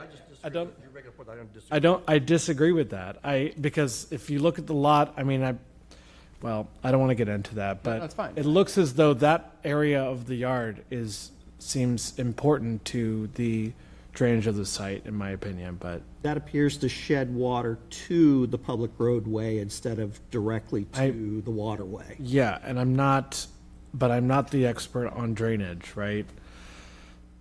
So that's just where my head's at. I feel like FEMA says we need to do this. The floods show that we need to do this. Let's definitely raise it. And we provided a variance for the porch patio thing because it's a 2-story, but really it's their 1-story. I get that. But I don't think we need to give this variance for impervious surface because they want to have extra driveways or they want to, build more things. So I'm leaning towards supporting the appellant. I would agree on that. Might be a 3-3. I don't know. Yeah, I mean, I'm still struck by the driveways. I'm sorry, I didn't, are we? We don't have a motion yet. Sorry. No, I was saying, I'm struck by the driveways because, I think Scott indicated, I'm pretty sure the code says you can have 40% of a facade be a driveway. So, if the applicants could put a 30-foot wide driveway on that cul-de-sac, they could get rid of one of their front ones and put a 30-footer, and then all of a sudden, you have big commercial vehicles parked out there in the driveway on a regular basis. So I agree with Chair. Isn't that limited to 20-foot width? 20 feet, correct. That's the biggest you could ever have. Yeah, 20, I'm sorry. But The property line. right, at the property line. That traverses the right-of-way. Right. Right. So, yeah, but you could have, two trucks there parked permanently. So it's not ideal, but, it's within the code. Since you're having a discussion about driveway widths, I'll add that the minimum driveway width requirement is 10 feet. So when you are looking at the two front driveways, one is proposed at 16 feet, one is proposed at 14 feet. And then the side one is proposed at 8 feet. So there are potential reductions there to driveway widths.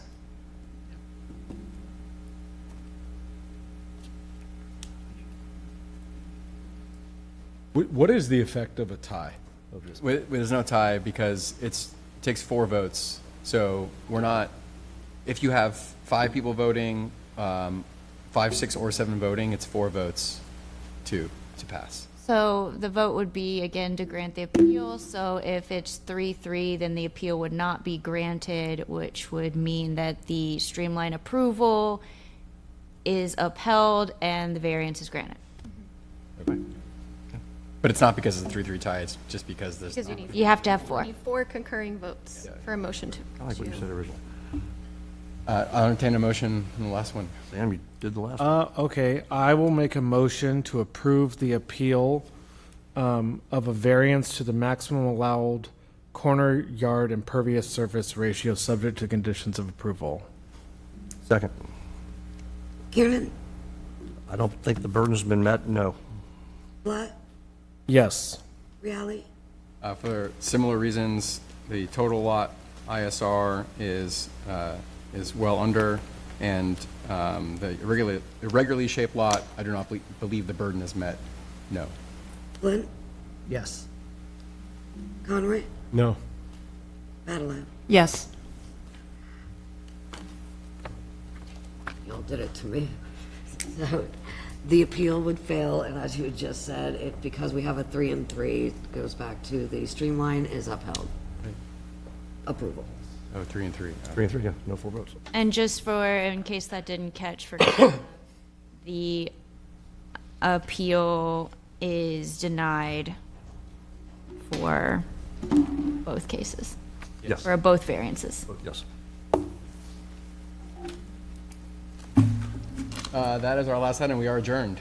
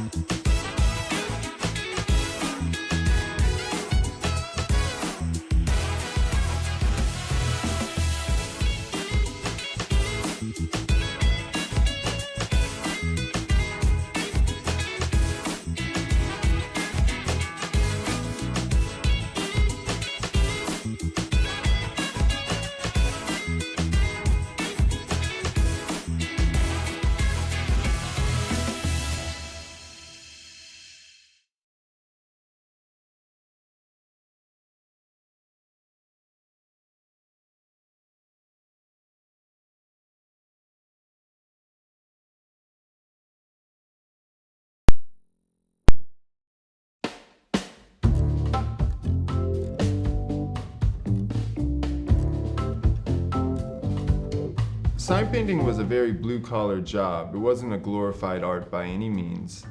The people that were practicing sign painting, they had to find the most efficient means of going about it. So oftentimes they would draw it directly on and paint from there. And when you take that approach, it's prone to accidents. Sometimes you'll have the proportions a little bit off, or you'll see a little bit of these imperfections. And I think that's really charming. I think that catches people's eye. They feel a little bit more connected to the personality of the lettering or of the sign. Inside an art studio, it was a warehouse, and there was a lot of other great artists, and I realized no one there was really focused on lettering. In that time, they asked me to start painting signs for each different art show that came about, and that really got me the experience and working on a large scale. I totally fell in love with crafting the letters and building them up from scratch.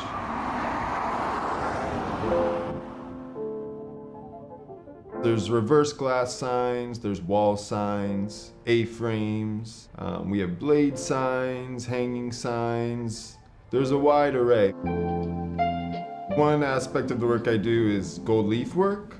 It's pretty magical to watch it happen. You're applying these thin sheets of gold to either glass or on the surface, and you paint the background and then remove the excess of the gold, and it kind of reveals the lettering that you painted.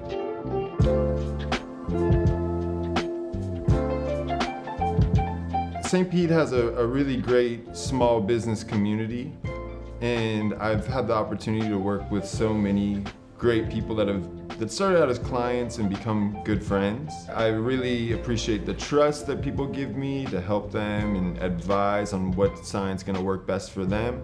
At the end of the day, you eat with your eyes before you do with your mouth, so having a good sign will leave a lasting impression. And you might not always know why you like it or dislike it, but it sticks with you.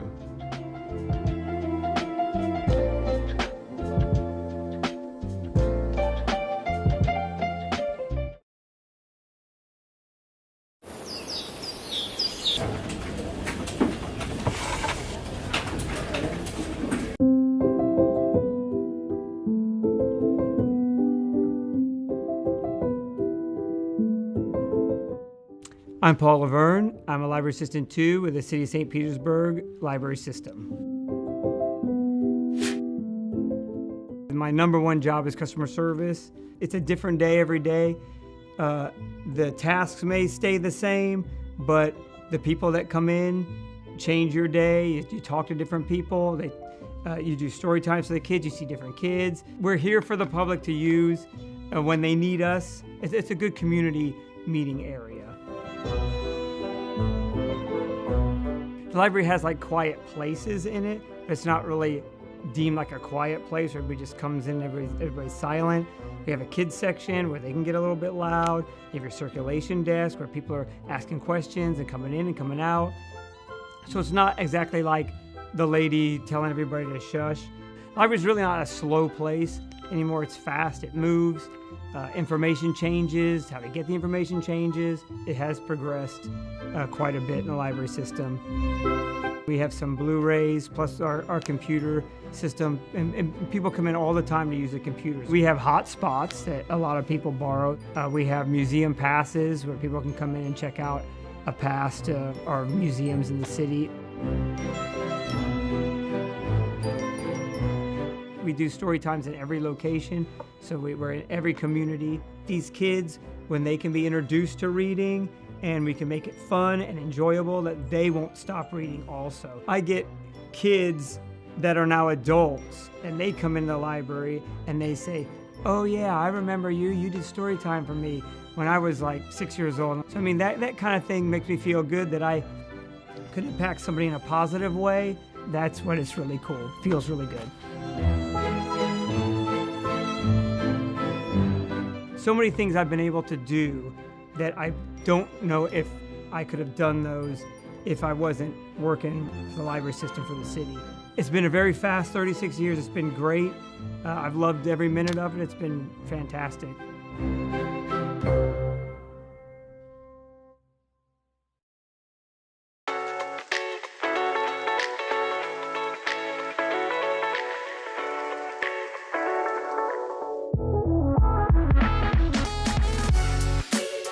We're here at the Shell Dash Townhomes ribbon cutting, where 10 homeowners were given the keys to their homes, and it's the first project like this for Habitat in St. Petersburg.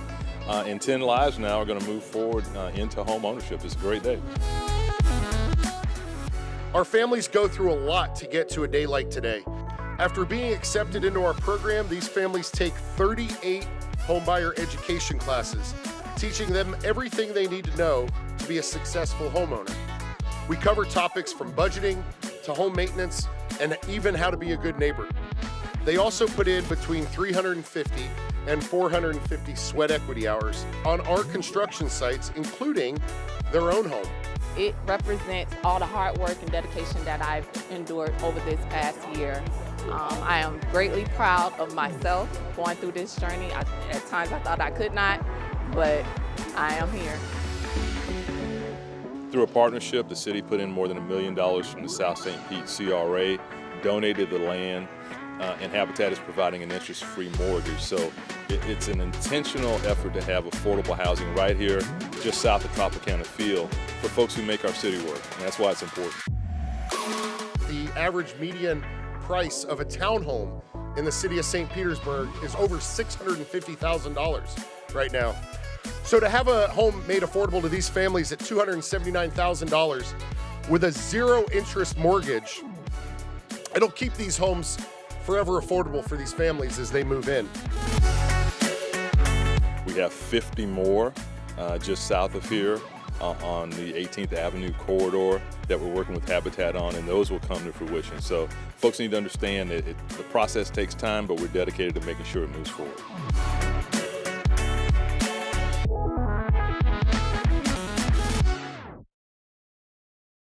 Hi, I'm Sarah De La Torre. I'm a firefighter paramedic with St. Petersburg Fire Rescue, and I'm here to talk to you today about being wise with your lithium-ion batteries before, during, and after the storm.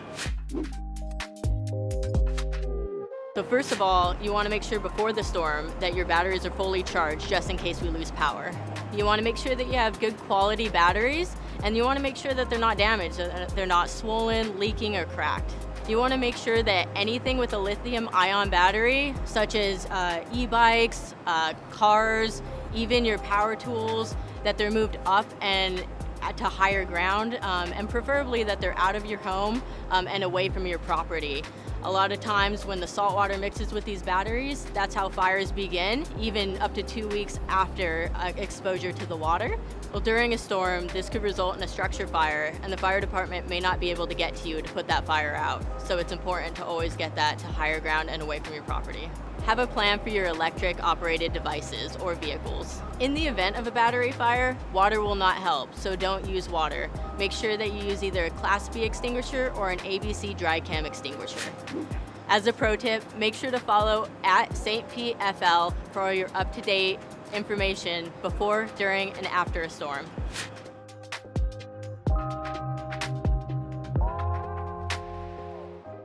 Hi, I'm Andre Allen, stormwater foreperson for the City of St. Pete.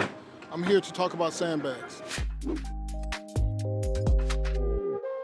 First important thing you need to know about sandbags, we have them year-round. We distribute sandbags every second Saturday of the month. You can get sandbags at our complex, 1744 9th Avenue North. The best way to use the sandbags is to get some visqueen or a heavy plastic, tarp, and lay it down like in an L shape from the ground up against your door garage, and stack your sandbags just like you're stacking bricks right in front of your doors. If you didn't have no flooding in your area and no flood water touching your sandbags, you should store them in a safe area just in case another storm comes through. If flood water touch your sandbags, we recommend you take it to Pinellas County Dump. For more information, you can follow us on social media at St. Pete FL.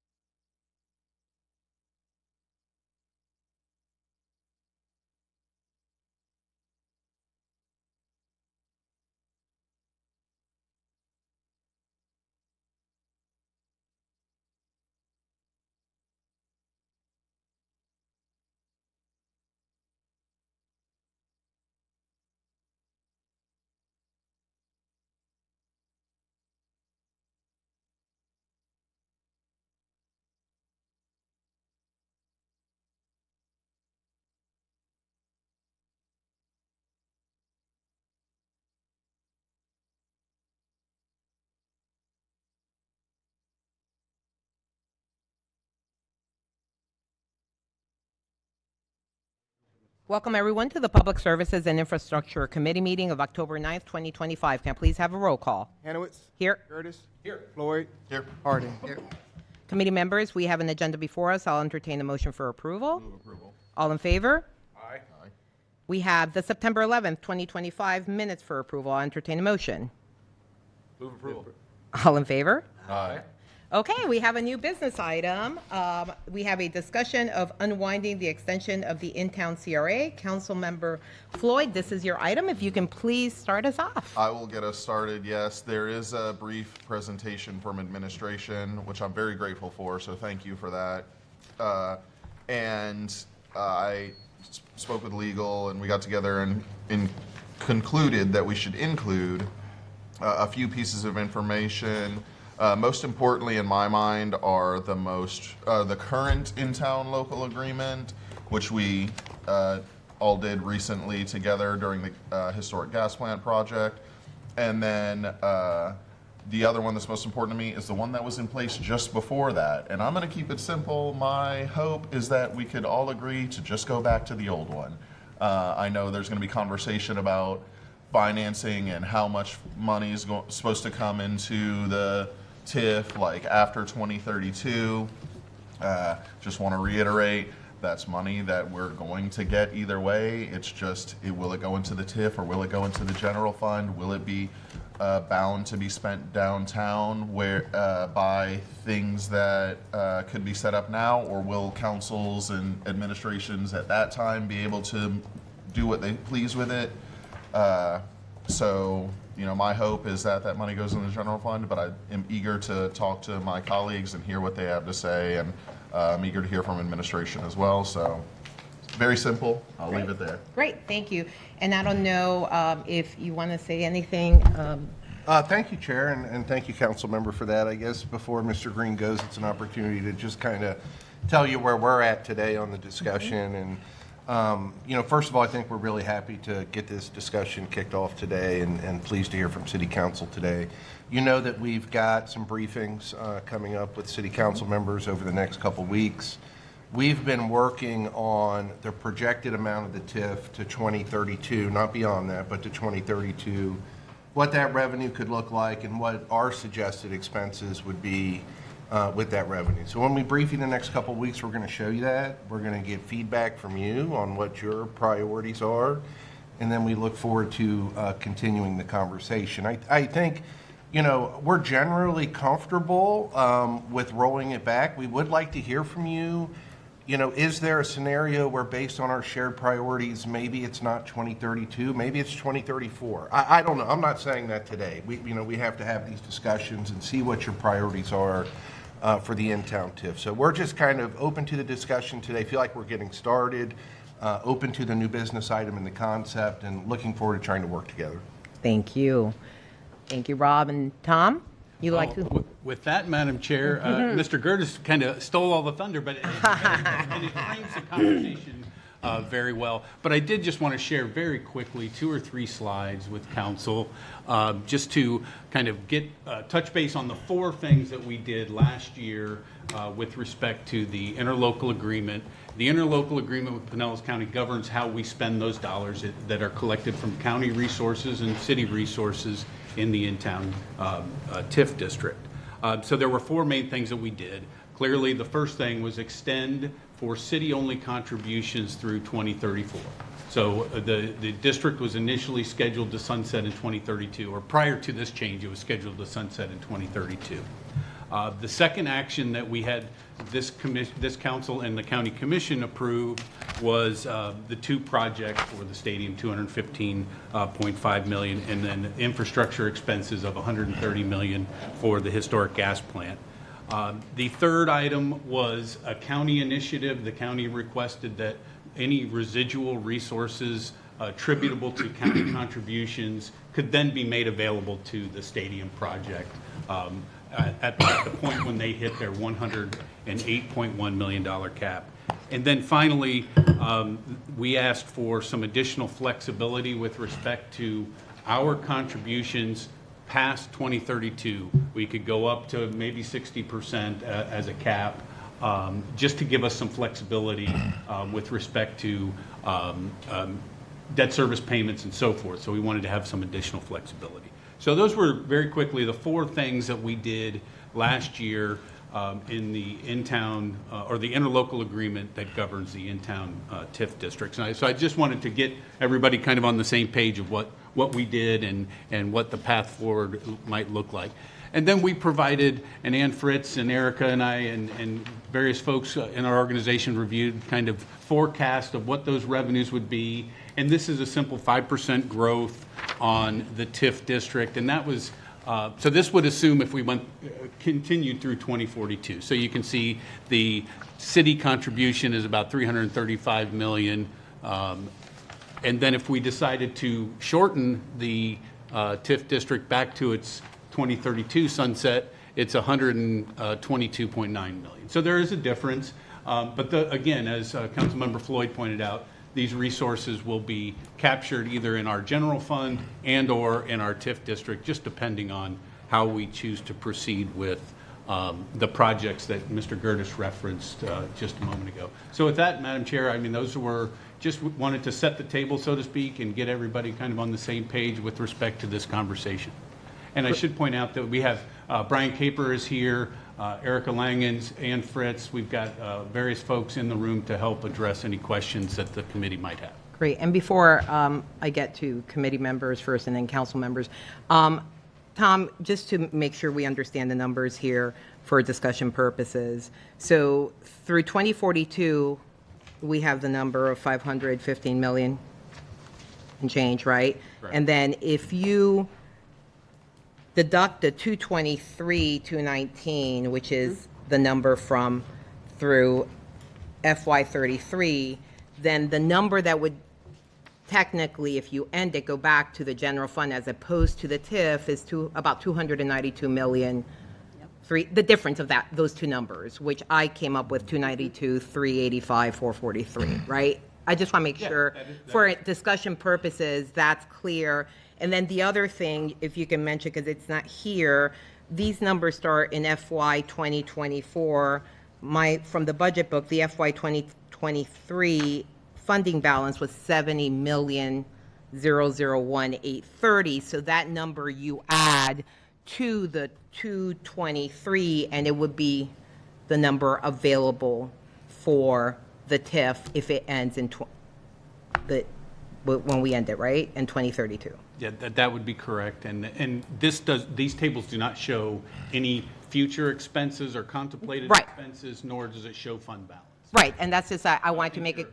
Your math is close. I think that number, or the actual fund balance, might be slightly higher than. Right.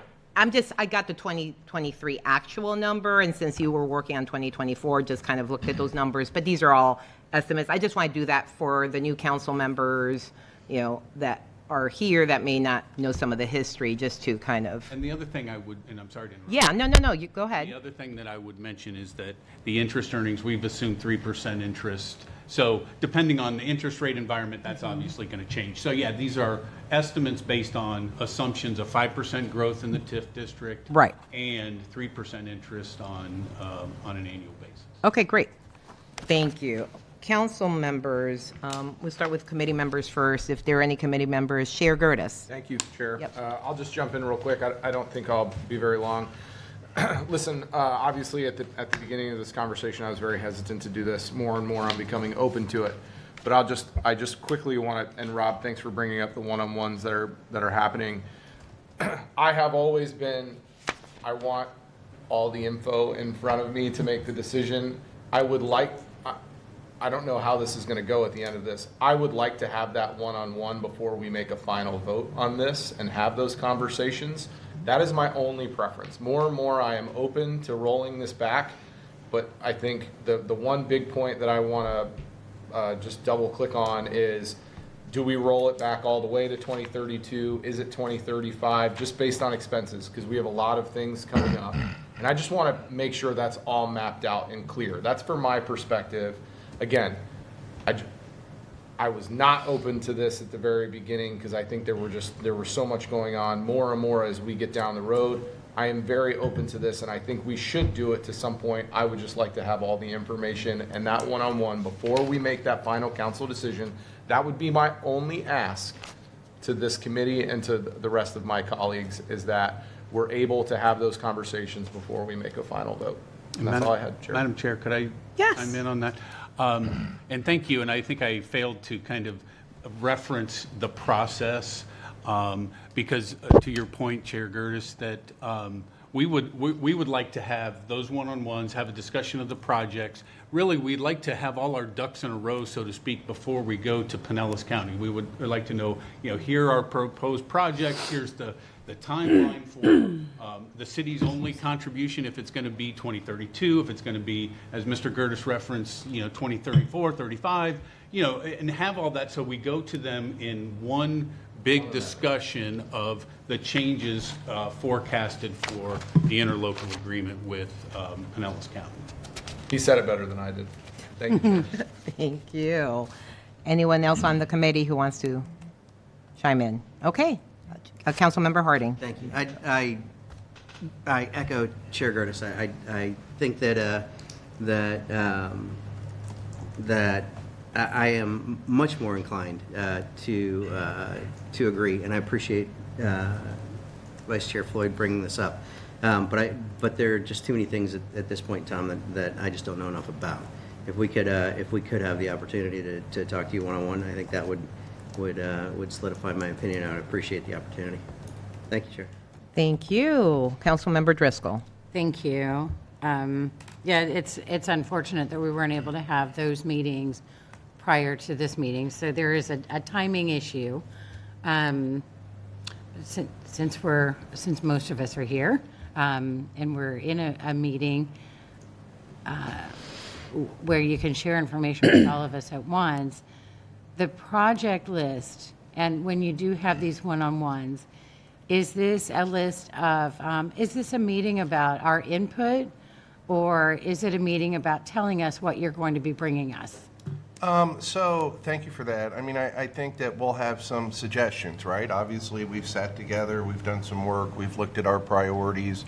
We're going to share those with you, yes, but it's not going to be, this is absolutely what we're bringing forward. We're going to be looking feedback from the group. And I don't think there's going to be any major surprises or maybe any surprises, and we'll get to it in the one-on-ones, but I think we all know some of the projects that we have downtown.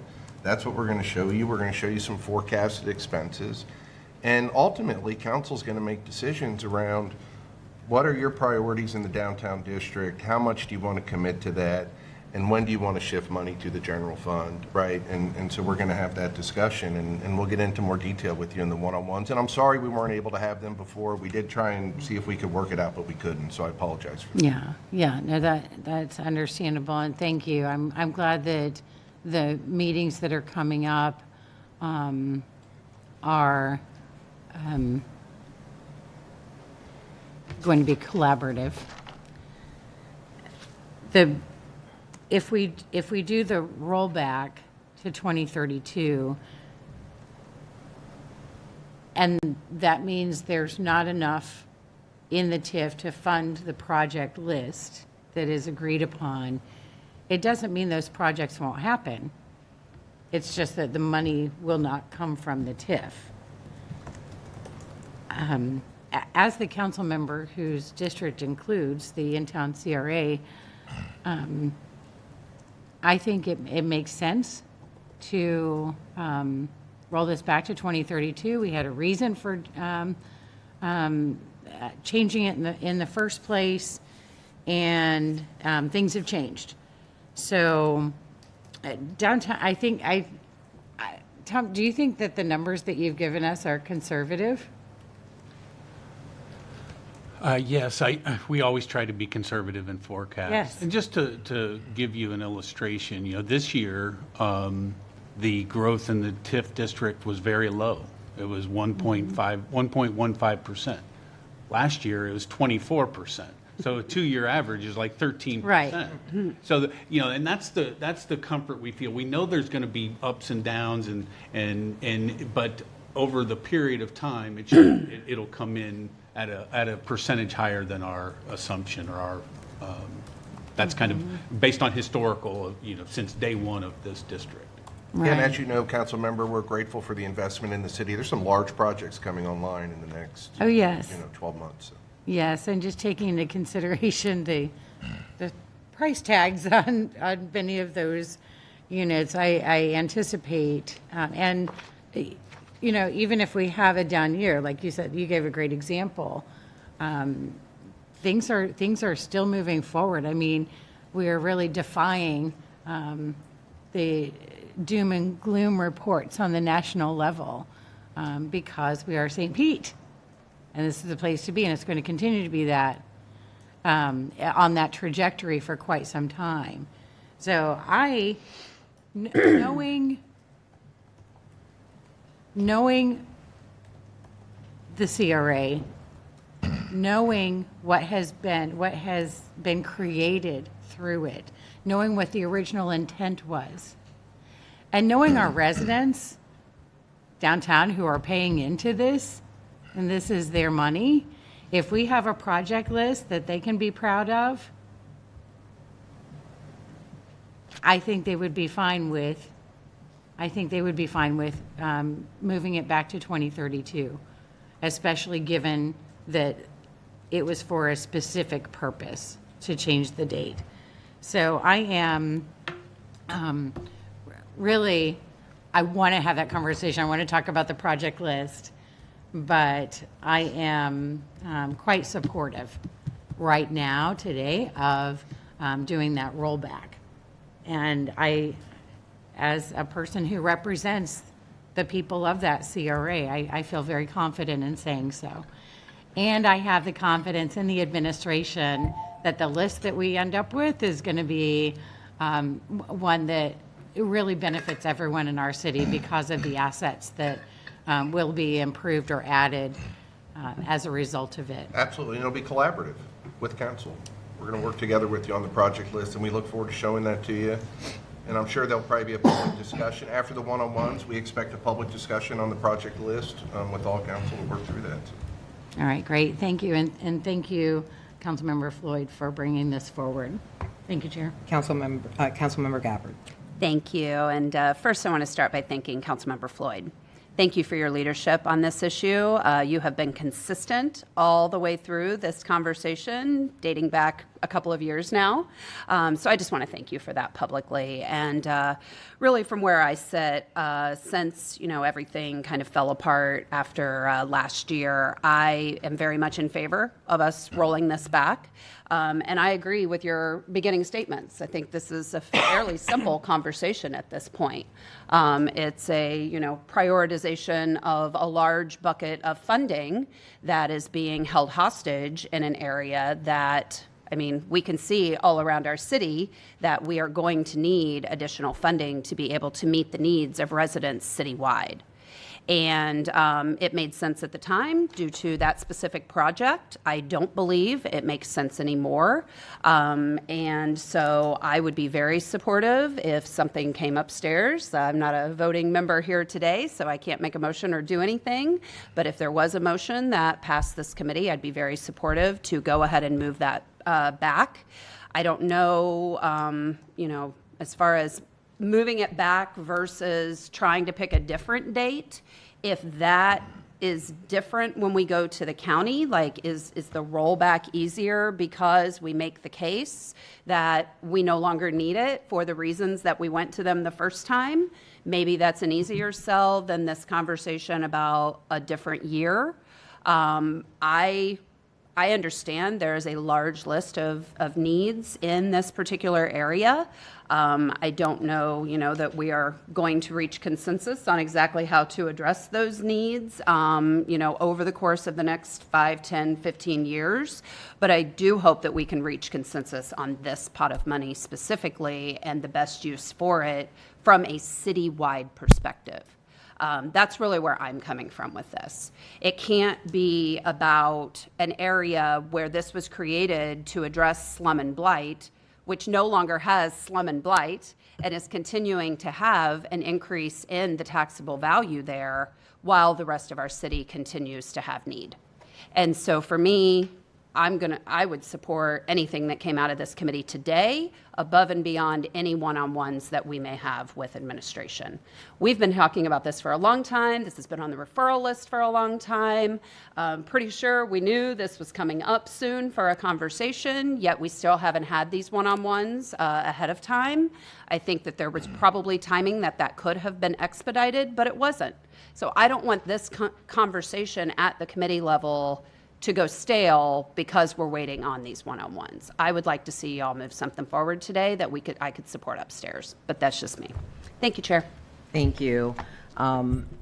So I will say that number one, I think everyone knows where I stand on this. I said it from the beginning. I was basically with Councilmember Floyd from the deal, from the get-go. I talked about the CRA and the needs of the city. I talked about extending the CRA, what it would cost to the general fund. So I've been on board on this for a very long time.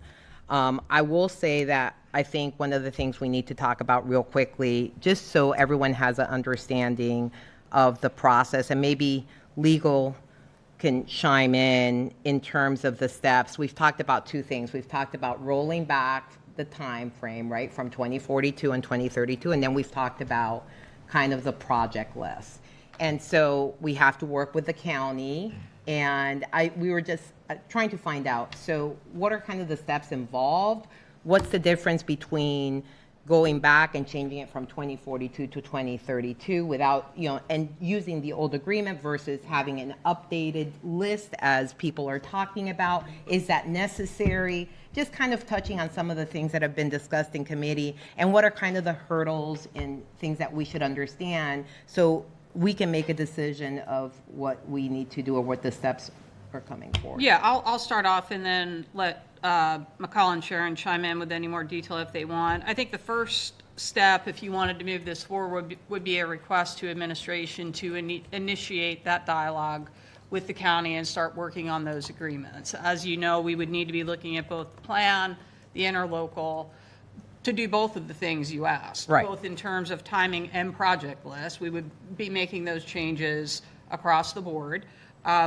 Obviously, the county would need to be involved. The documents would need to be prepared like last time, approved by city council, approved by the county. So we would just follow that same process as is typical to prepare those amendments. It doesn't really matter. The process stays the same regardless of what you're amending. Right. Either rollback, project list, or both. But how it would start would be a request to administration to begin that process. And then once the process begins, when you do both of those things, you just bring it back and amend the agreements. Yes, yes. And the plan is done by ordinance. So you typically do the first reading and then you approve the interlocal and then the plan amendment, its second reading and public hearing. That's how the sequence would go. But, table 2 is in both the plan and the interlocal agreement. The level of detail, flows from the plan to the interlocal, and this all derives from statute and county policy. But, so we would have to get into the document. If you wanted to roll it back completely to what was in place the last time, we would just have to undo what we did in 2024. Yeah, it would really be the same process that you went through. It would be the same process. Recently. Right. It would be the same process. It's just we would follow the direction in terms of how to amend the documents. And in terms of time frame, what are we talking about? So that way, because we're talking about having discussions and kind of learning a little bit more in terms of these projects. What are we talking about process with the county and how long that would take? Yeah, I would defer to administration on that. The documents themselves, so obviously part of the timing would involve whatever briefings or additional discussion you want to have. The discussions with administration and the county. So legal gets direction on what exactly do you want us to do. The changes are straightforward. So these are not complicated documents, and it's not something that is a multiple-week proposition for us. Honestly, we could probably knock these out in a day or two once we had direction. Like McCall said, we'd have to build in the time frame for the ordinance, notice to the times, et cetera. But I think the bulk of the timing would just be discussion among council and administration and the county.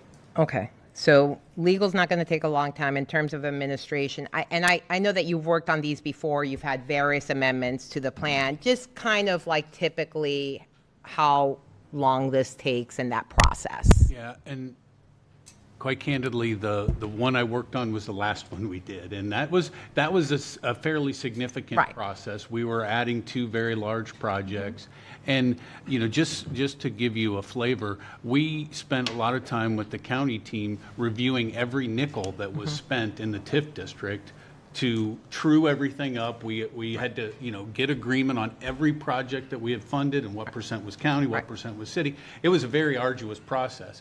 I would not anticipate needing to do all of that again, but it does take time for us to work through and present. So like I said earlier, we would like to have all our ducks in a row. We'd like to go and say, here are the projects that we would like to fund, that we'd like the county to co-fund with us, so to speak. Here are the modifications to the plan that we had from last year, and have that all packaged up so that we could have a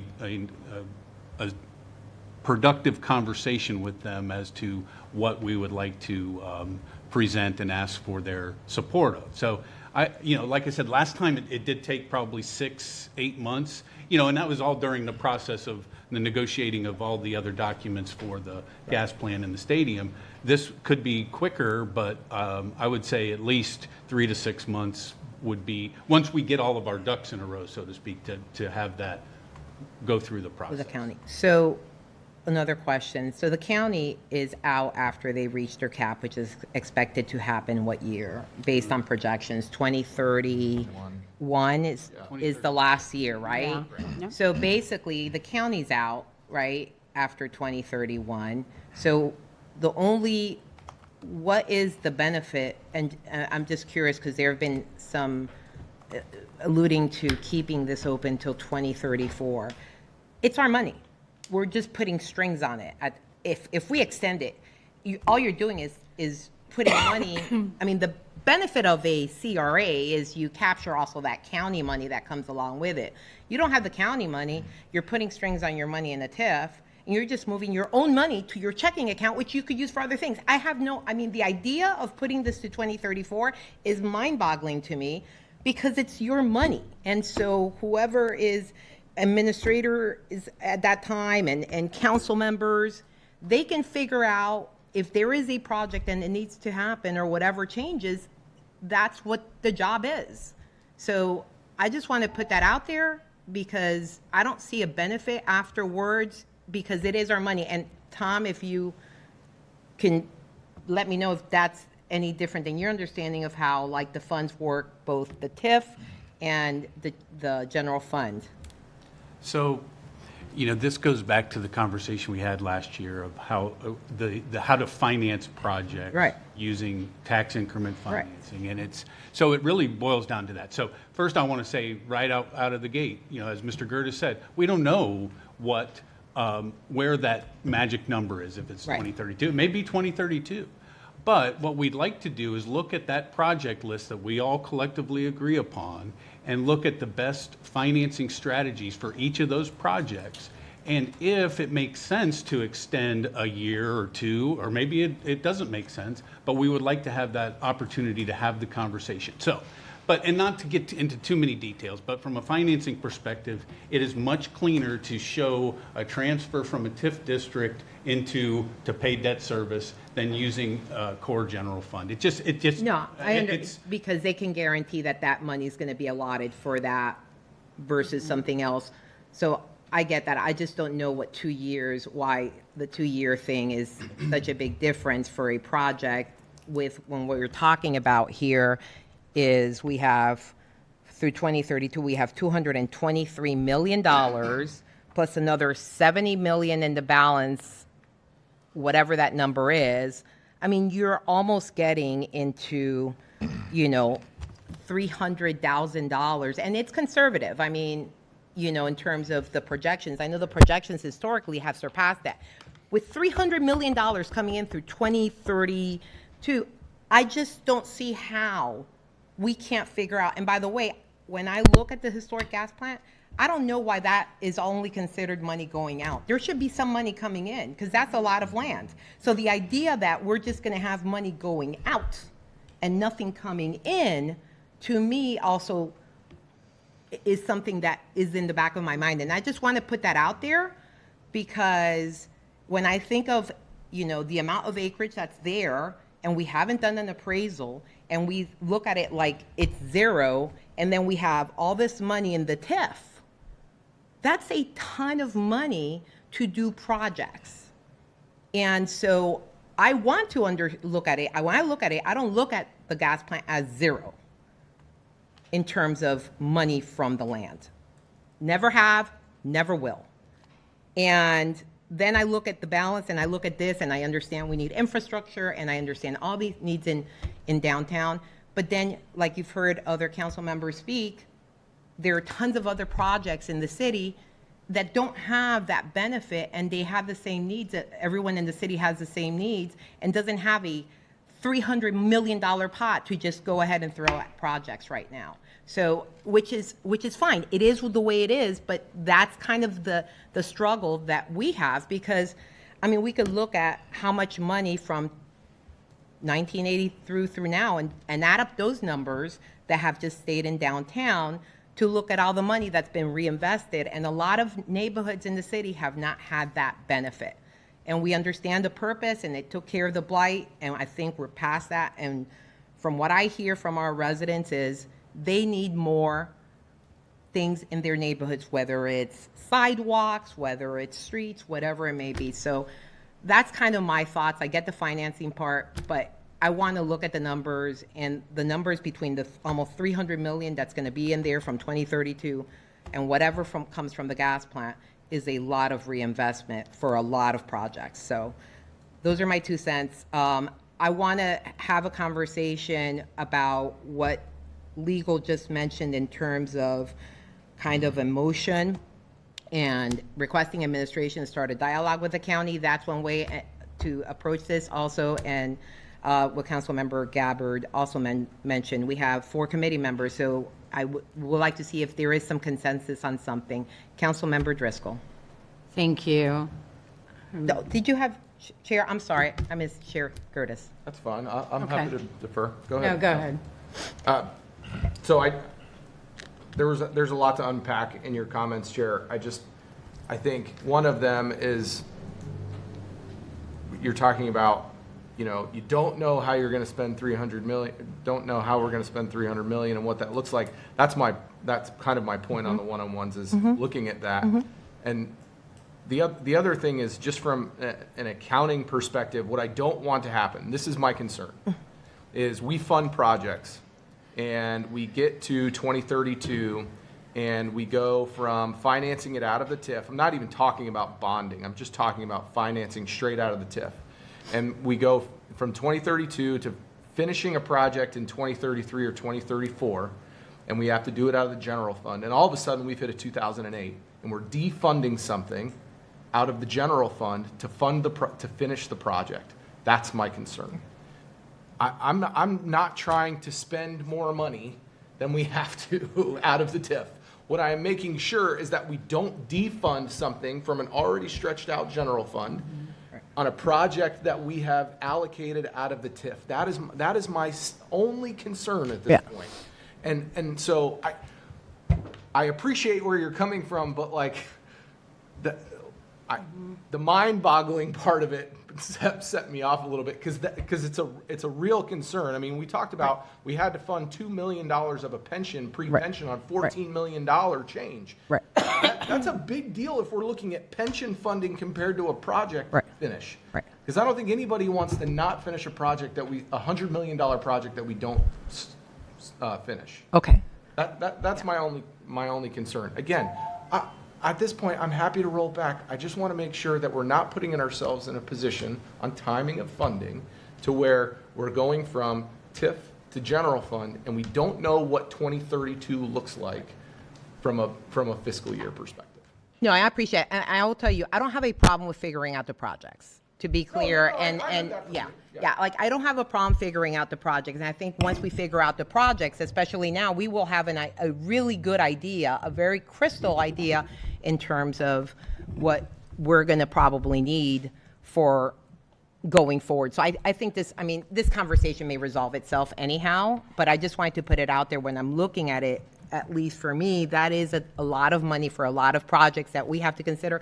And yes, when we get to the pension fund issue and all that, yes, I want to make sure we have money in our general fund to cover those needs, whether it's pension fund that needs to be replenished or something else. I don't, it's always an either or, I get it, and we always have to give somewhere, but we do have those struggles that we come up with, like the pension fund needs and others that also are important, just like other projects. And my last comment, and thank you, Chair, my last comment would be, I mean, I think at this point, timing has somewhat been resolved. It's going, I just didn't want this in council chambers next week. Oh, no, I don't think we're there. Yeah, and I should have said that from the very beginning, so I apologize. And I knew it wasn't, but I just wanted to level set, and I think that's happened through conversations. So either way we move forward, I'm happy to do that. But again, it was I just wanted to make sure that when this came to council for first reading, for the most part, we were all in the same bucket. We were able to see project lists, what that funding looked like, the timing of which, that's all. I just didn't want it to cross over, that's it. Yeah, I'll be quiet. and I appreciate that. And that's part of the reason I'm asking committee members to have a conversation about what was discussed, to move it along, and also the request administration start a dialogue with the county so we can make sure that we have something happening, because I don't see this languishing based on the feedback we have. Councilmember Driscoll. Thank you. So are you talking about bringing forward the date change and the revisions to Table 2 in one package to us and then to the county? So we can do it however, city council and administration choose to. So they can be, they could be together, we could separate them. That's really up to all of you. There'd have to be some discussion, I think, before we would be able to accurately change the documents, to probably have that dialogue with the county and get some feedback from them, because sometimes they have preferences on how we go about the language that is actually inserted. That's typically how it would happen, but we could do them separately or together. It's really up to you. Okay. Yeah, and just from our perspective, and maybe I misheard Tom, and we've got Brian here too, I think it would be more productive for us if we brought Table 2 and the project changes at the same time. Mhm. That's what we're thinking. Absolutely. Well, and the project list is Table 2, so. I don't want projects that are in the current Table 2 to be delayed while we work this out, because it will take a little bit of time. But there are projects on there that we have already talked about, like the marina, fixing seawalls. I mean, please don't delay these projects while we work this out, because I, for one, would not want those projects to be canceled or just thrown into a questionable area. I think we would be fine. I'm supportive of moving this back to the original, to 2032, and not play with the dates. Whatever projects we come up, and I do see Council Chair Gertis's point that we want the project list to match the anticipated funding, so that it all evens out and something isn't left out. Having said that,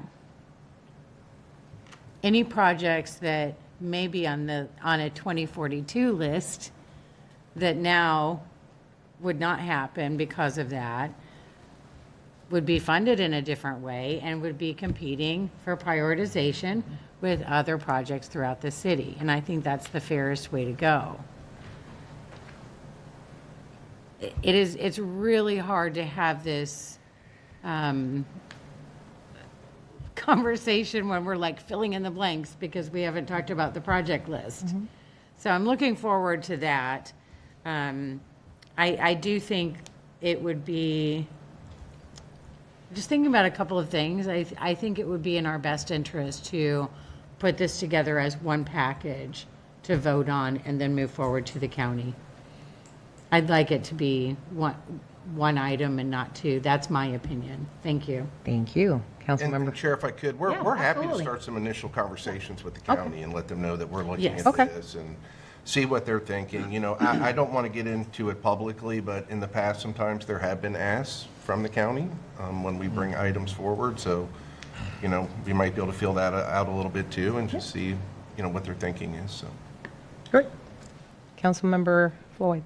Thank you. I'll start with the bit that you just mentioned about the county. That's a big reason why I had just bring them back everything as it was before, because, you know, the makeup of the county's changed. I don't know what their reaction to this would be, but I thought the easiest path forward would be, hey, we're just going to roll it back. And that was a big reason why I had that. I have a question though. We already had like a projects list previously. Is the implication that we're going to revisit the old projects list that would have ended in 2032? Is that what the implication is? Yeah, I mean, I think there's been significant changes since that list was made. I mean, and this is what we're going to get into in the one-on-one discussions. But I mean, I'll just give you one example that when Brian and James meet with you, you know, we recently conducted a Vinoy Park master plan, right? And so, you know, that's something that is new. And do we want to potentially look at that in the project list? So just there's, you know, there's issues like that are out there that we want to talk to you about and give you our thinking and see where council's at on it. I think that speaks to what the advantage of continuing the TIF without the county's input is that we are going to decide what gets put into a plan that's 10 years away or 9 years away, I guess, if we were to go to 2034. And it gives us an advantage of basically like pseudo allocating funds towards something now for later. But I don't think we should do that. That's where I'm coming from on this is like, that's funding that would, I believe, like future councils, future administration should be deciding what to do with based off of their priorities without having to go through a whole process of changing a TIF plan. And so that's a big reason why I bring this forward. And to be honest, like me just rolling it back to 2032 is already a compromise because I have some real moral qualms with it existing anymore. Like past today. And so I would like to see us move something forward here. I hear two council members who are on the committee who want to hear administration out, which is totally fair. But like, I want to see us say for sure today that we're not continuing this thing to 2042. And what that looks like, if that's a formal request to administration to begin conversations with the county and the one-on-ones with us to guarantee some sort of rollback. I don't know what that looks like what language like that looks like. Yeah, I mean, you can, either way, Councilmember Flood, I think the way you phrased it was requesting administration to begin that dialogue with the county. As Mr. Gertis mentioned, you could formalize that into a motion that you request. In terms of the actual rolling back, I mean, that requires the process that we talked about.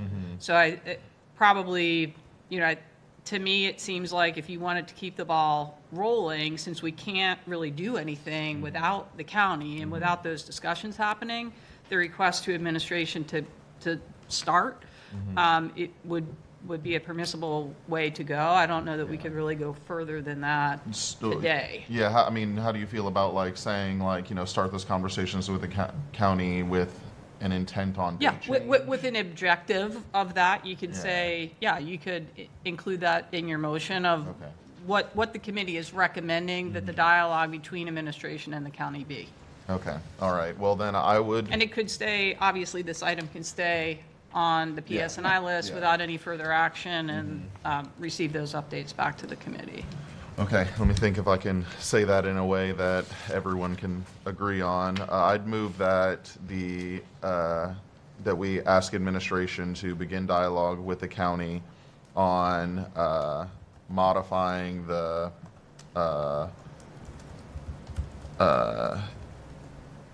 CRA, the legal agreement, yeah, let me look at. Interlocal agreement, yes. And plan, Okay. the plan and. Modifying the interlocal agreement and the plan, and with, I'm trying to think of how to say, with the intent being to shorten the length of the interlocal agreement's existence. Okay. I'm giving them the flexibility. I'm trying to give them the flexibility. Okay, any discussion from the committee members? We have a motion on the floor. Okay. All in favor? Aye. Any opposed? Okay, motion carries. We have any further discussion on the item? If we don't have any further discussion on the item, thank you all for a great conversation. Thank you, Councilmember Floyd, for bringing this item. You beat me to it. I'm very happy that you got it done. So I am thrilled about this. And with that, meeting is adjourned. Thank you, Chair.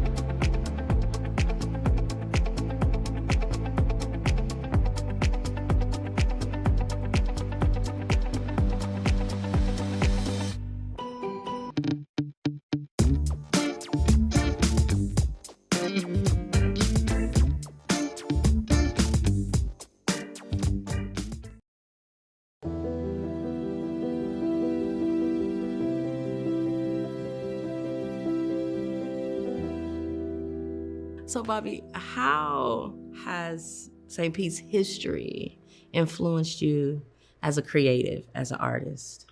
Well, two things. When we still lived in the one-bedroom apartment, my mother was going off to work. She worked as a domestic.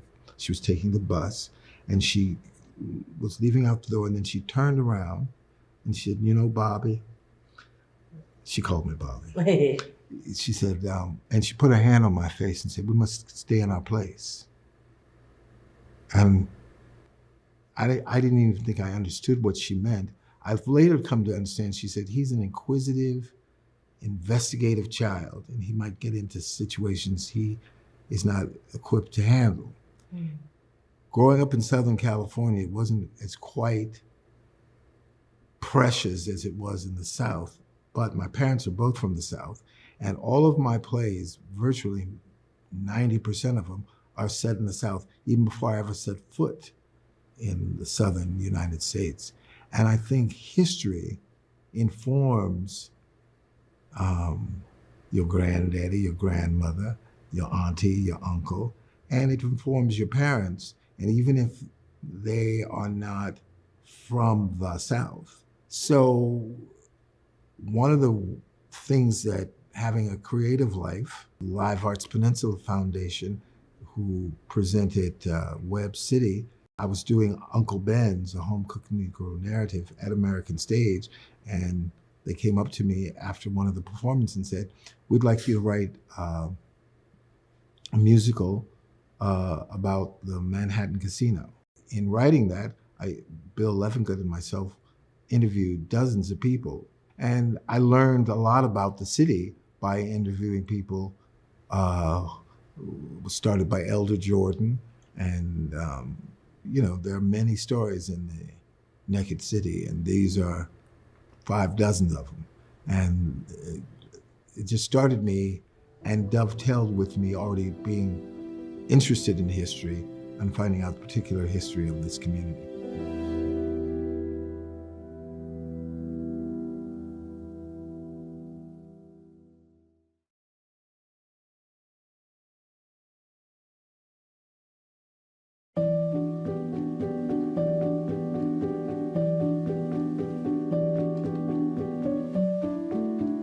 Today we're celebrating the grand opening of our Sunken Gardens History Center, which is housed in the restored original 1940s entrance building to Turner's Sunken Gardens, one of Florida's last remaining roadside attractions.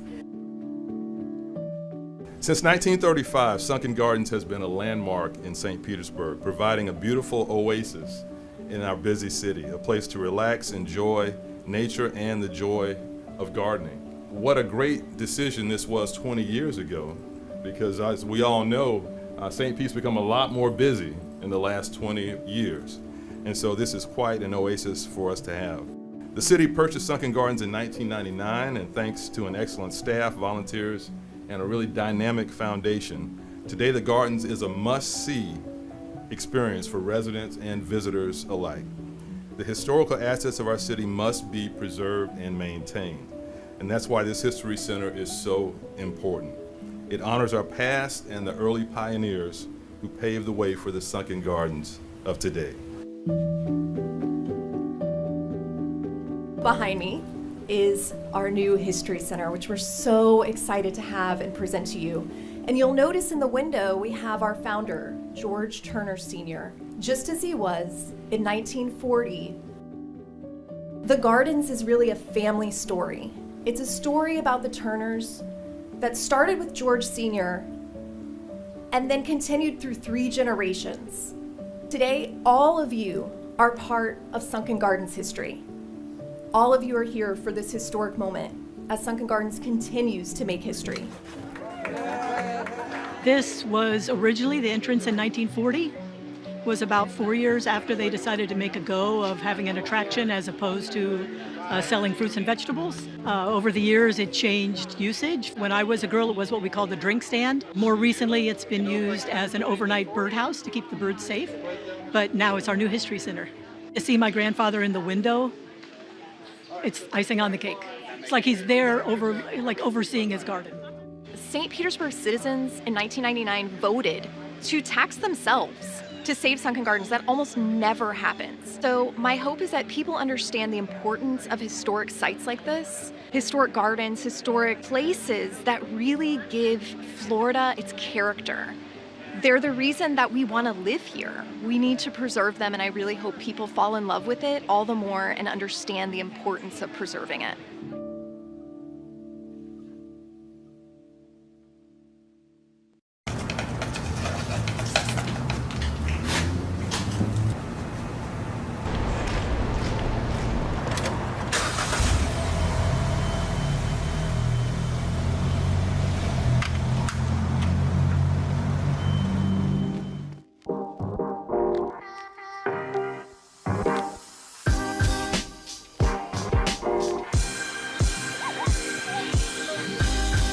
I'm Jane Ordner, Parking Enforcement Officer. We're here to keep the traffic moving. That's our goal. Yes, we write parking tickets, but we really just want to keep the parking spaces open for everybody to patronize the businesses. If we weren't here, there'd be no parking ever. I mean, you gotta have some kind of compassion. You can't just be out there and hit them hard. If it's you and your vehicle's first ticket and you've spent $25 or more at a downtown business the same day as the ticket, you can get it voided. They'll ask you to bring in a copy of your receipt, your driver's license to the 301 Central, and they'll take care of it from there. Everybody makes mistakes. We want to have compassion for these people. For instance, if they have a discharge paper from the emergency room with their name on it with the date and time of the ticket, yes, they can get it voided also that way. One lady went in, she was in labor and her husband parked. Well, we voided his ticket too because he was there for the birth of his child. So it's really situation upon situation, but most of the time if they have discharge papers and they can prove it, it's usually voided. We know it's an inconvenience to get a ticket and it's kind of aggravating, but in the long run it goes to a good cause because it gives the city money to comply with ADA compliances, the sidewalks and all that good stuff to fix them and everything else. And then another portion goes to school crossing guards so we can make sure that every school has them.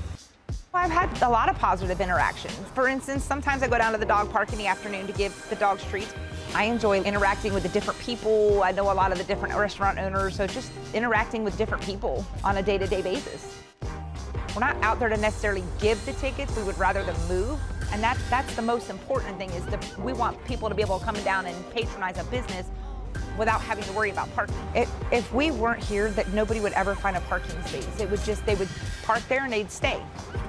They wouldn't move. So then if you want to go to a specific restaurant, you can't go because that parking's full all day. We're there for a reason. To address St. Pete's growth and rising housing costs, Mayor Welsh launched the Housing Opportunities for All plan in April of 2023. It is a multi-year plan that will help residents settle, stay, and feel stable in St. Pete. Housing affordability is a key element in Mayor Ken Welsh and his team's agenda, and one of his 5 pillars for progress. The next milestone in the Housing Opportunities for All plan is the citywide expansion of the Rebates for Affordable Residential Rehabs program, previously only offered in the South St. Pete CRA. The program provides rebates to eligible homeowners to make improvements to their properties, making it easier to stay in their homes. Examples of potential improvements covered by rebates are structural repairs, roof replacement, electric and plumbing upgrades, window and door replacement, HVAC replacement, insulation upgrades, kitchen and bath upgrades, and accessory dwelling unit construction. For more information on qualifications and how to apply, visit stpete.org/home rebates.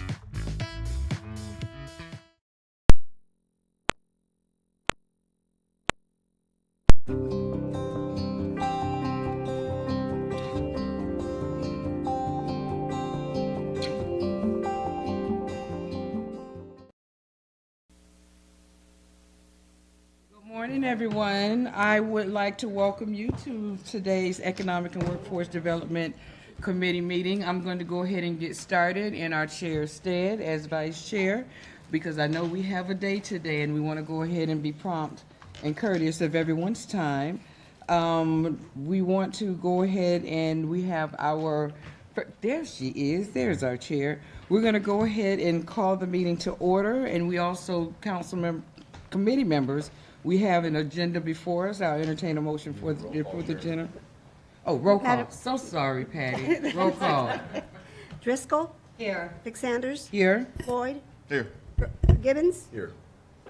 All right. I'm going to go ahead and turn it over to the chair. You ready? All right, sure. Thank you. Thank you so much, and I do apologize for my tardiness. Committee members, we have an agenda before us for today's meeting. I'll entertain a motion for approval. So moved. All in favor? Aye. Motion passes. Next, we have the approval of the August 28, 2025 minutes. Move approval. All in favor? Aye. Thank you. The motion passes. Okay, and now we'll go to our new business for today. We have 2 items to discuss. The first one is a follow-up meeting or a follow-up discussion regarding the creation of a dedicated fund to directly assist local artists and arts organizations that directly benefit local artists. And for that, I will go ahead and turn things over to Derek for an update on that. Okay, great. Thank you. Good morning, Council. Derek Kilborn, Director of Planning Department.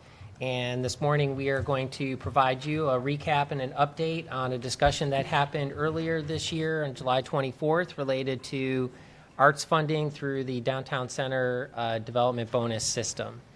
And what we wanted to do for you this morning is just remind you that during that discussion, we had gone through a series of items, including introduction and background to the issue, that was brought to us from your chair, Councilmember Gina Driscoll.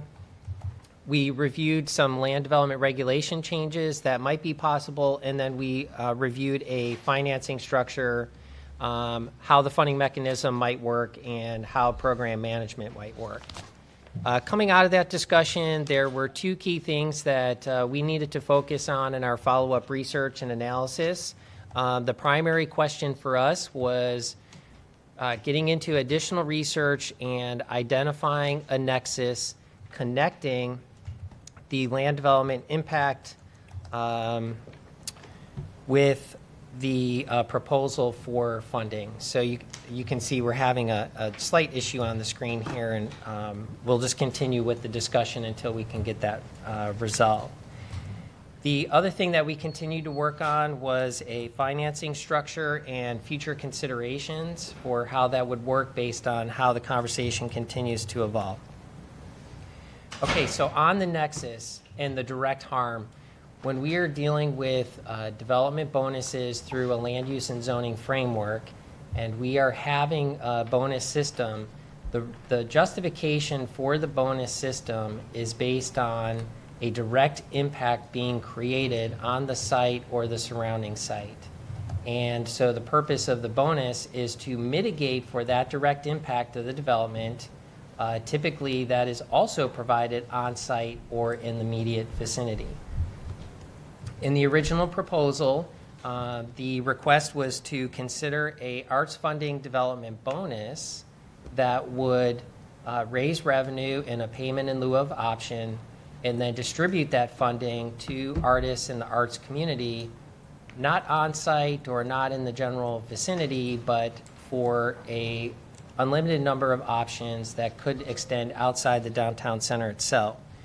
So our Assistant City Attorney, Heather Judd, really looked into the nexus question. We continue to evaluate that, and based on our findings, we really think that the scope of this has to be narrowed down if we're going to continue with development bonuses, that the scope of the work has to be narrowed down to just focusing on physical space itself. Is there something that could be done to improve the provision of physical spaces on site? I'm just going to move over.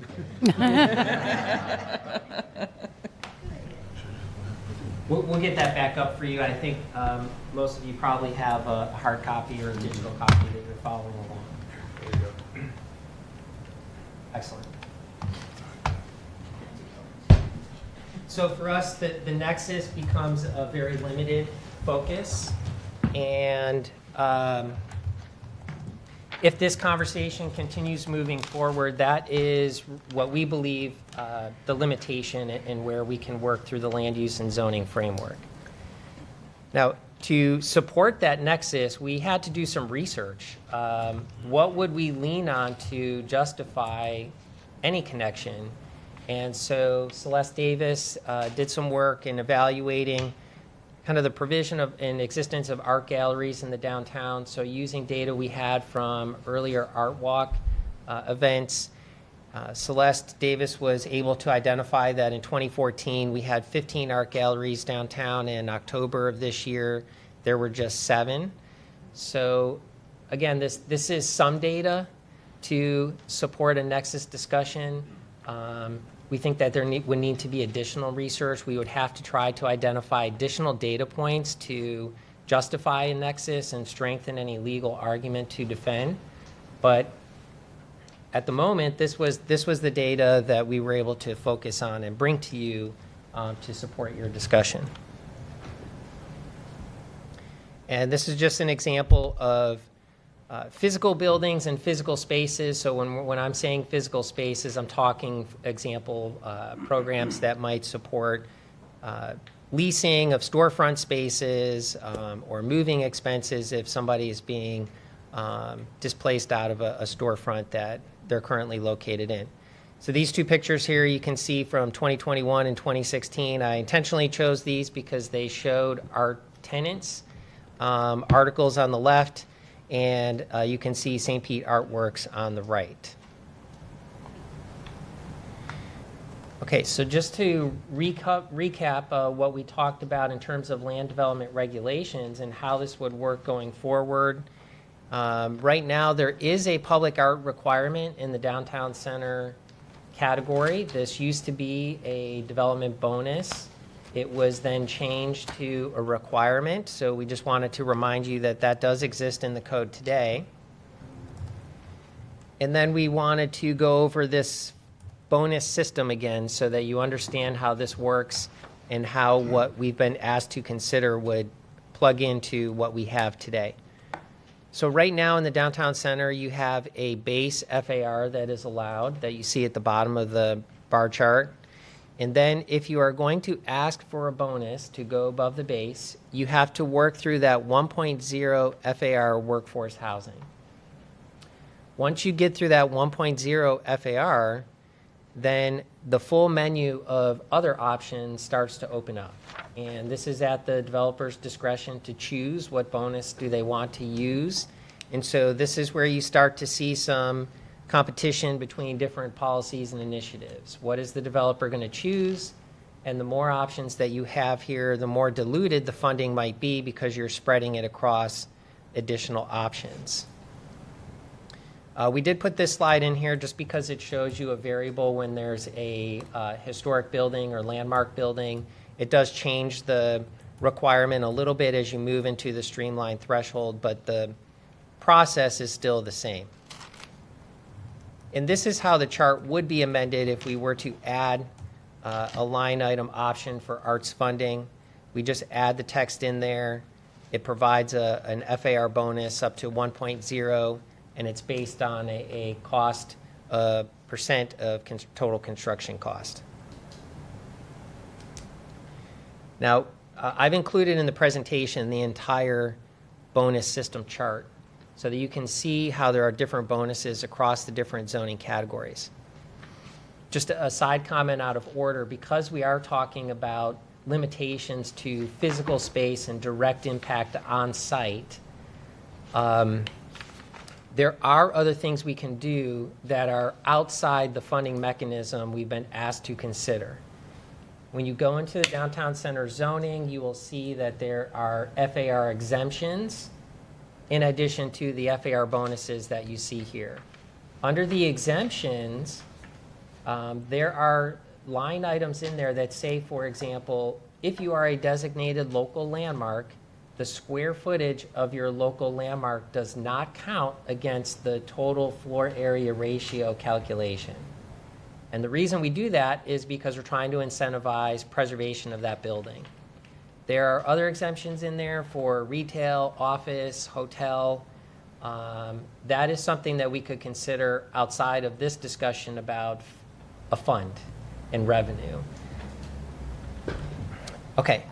I talked about kind of competition among the different types of options. We've put this number in the original presentation, and we're repeating it again here just so you can see for the development bonuses that exist today. The center column is showing you of the projects that have been approved. These are the dollar amounts that have been assessed to each of those projects in total. The right column is showing us the dollar amounts that have been paid to date. And you can see, for example, we've talked about the Streetscape Fund. You can see that there's an assessment today of $337,763. Paid to date is only $2,062. And this kind of underlines and sets up the discussion on financing and how that program would work and how it would take some time to build up to a functional total that could be applied. There are just a couple other considerations before Tom talks through some of the financial slides. The other thing that is important when we're talking about Nexus is we're going to have to explain the Nexus. We would have to explain how the arts funding fits into the prioritization of impacts. And we did preview some of that in our initial presentation, talking about drainage concerns or coastal resiliency. Are there other physical impacts that could or should be prioritized over this particular item? And then in addition to prioritization, we've also talked about the vulnerability of if something is passed and the language is put into the code, if there is a legal challenge, does that open us up to a legal challenge against all of the development bonuses instead of just this one that we're talking about right now? So those are questions we can continue to discuss and answer after. I'll turn it over to Tom, who's going to walk you through a couple of the financial slides. Well, good morning, committee members and Madam Chair. I am super grateful that Derek did all the hard work here because I have the easy part. But we did want to spend just a couple of minutes, and we've walked through some of these scenarios previously at the last committee meeting. But just to reiterate, the concept is to create effectively two funds. One would be for operating expenses and through which we would grant resources to artists to mitigate the impact of the development that Derek was talking about. So in that first box or rectangle on the top of the slide, that's the operating account where resources would be deposited once collected, and then a grant program would be set up to spend from that account. And embedded in this conversation is kind of a split. How would we want to split those resources as they come in? Because we are contemplating the creation of the next rectangle on the slide, which is the investment or permanent fund, where the concept would be, capture some of those revenues as they come in, let them accrue interest, let them grow in corpus, so to speak, and treat it like an endowment for future expenditure. And so that's the other rectangle on the box. But regardless of where we place these dollars when they come in, whether it's in the operating account or in the endowment-like account, the use of those resources would be restricted to the nexus between the development and the impact. So I just want to make that clear here that these resources would have to be either spent or saved for the purpose of addressing the impact. So Derek, if you could go to the next slide. This is a little bit busy, but this just lays out how that would function. And so from our perspective, this is how we'd set up. On the left side, you see the operating account. You see the various forms of revenue coming into that fund, either annually or as the bonuses are assessed and collected, and then you see at the bottom you see the transfer in annually from investment returns. So it would have two different funding sources for the operating account: the actual bonus payments and potentially interest earnings coming from the endowment side of the slide. And then on the right side of the slide you see the endowment structure, and again you see the revenues coming in. It would be whatever percentage council decides to split those revenues as they come in, whether it's 50-50, 60-40, 70-30, that would be determined. But then we'd also have income generated from the corpus of those investments, and again we would have to determine the frequency of transfer from that. When it got to be a meaningful amount, then we would transfer it over to the operating side of the fund. And Derek, if you could go to the next slide. And then what we've done, and you've seen these slides before, but I thought just to share them once again, we did a little bit of a forecast based on the experience that we've seen with one of our optional bonuses, and that's the streetscape that Derek had a slide up earlier. And over the last 5 or so years, we have assessed about $337,000 and change, and they've paid in about $2,000 so far on that for the streetscape. So what we tried to do was model a couple of different scenarios, forecasting if we experience similar type, or we had similar type experience with this new optional bonus. And so this slide is 50-50. So if you look at the annual, I guess it's the third column, annual deposits to the density bonus, that's the 1/5 of that 337,000 effectively. And then if we split it 50-50, you'd see 33,700 and change going to the operating side, same amount going to the investment side.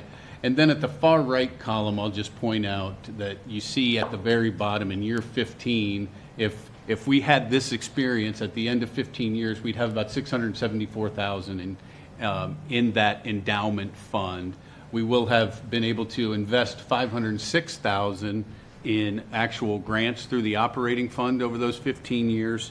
And so that's just one scenario that if we had a 50-50 split and we used a very, just an annual investment or a collection of 1/5 of what we've experienced on the streetscape. So if we go to the next slide, Derek. So this one, we tried to capture the impact of development. Development does not happen every year like the first slide we were showing. We know that sometimes we might have a big chunk in 1 year or a big chunk in year 1 and then in year 6 and year 11. So we've tried to replicate what something like that might look like just to show if our experience was different from what, how development could pan out. Again, on this scenario, we assumed a big chunk coming in year 1 of $2 million.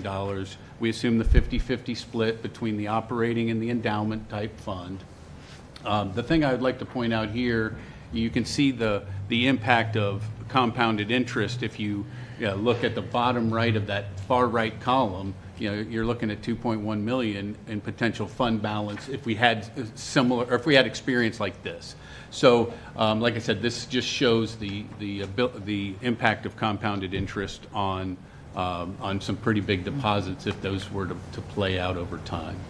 And just to summarize this slide really quickly again, and it's kind of a lumpy cash flow model, but on this scenario, it looks like about 1.3 million would be available for projects or investment in the arts community from the operating fund, and the similar amount in the would be deposited into the endowment-like account. So the next scenario, Derek, thank you. What we tried to do here was to show the impacts of a different split between, and we did the same as options 1 and 2, but just showed a different split allocation between the operating fund and the endowment fund. So in this scenario, we did 70% to the operating fund, 30% to the investment fund. And you see the impacts here, $709,000 over the 15 years would go directly to support artists, and $303,000 would be deposited into the endowment, and leaving a corpus or a fund balance of an estimated $404,000 at the end of year 15. And then the last scenario we did was showing the impact of a 70-30 split, 70% going, sorry, I got lost there.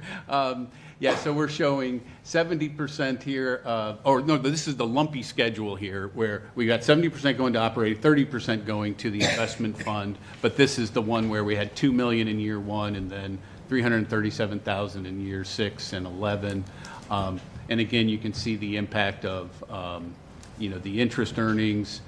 You can see the impact here that 1.8 million would be available for immediate artist assistance, and about 803,000 deposited into the fund, which would grow to about 1.2 million. So those are some of the scenarios that we went through the last time we were together, and just wanted to share those with you again.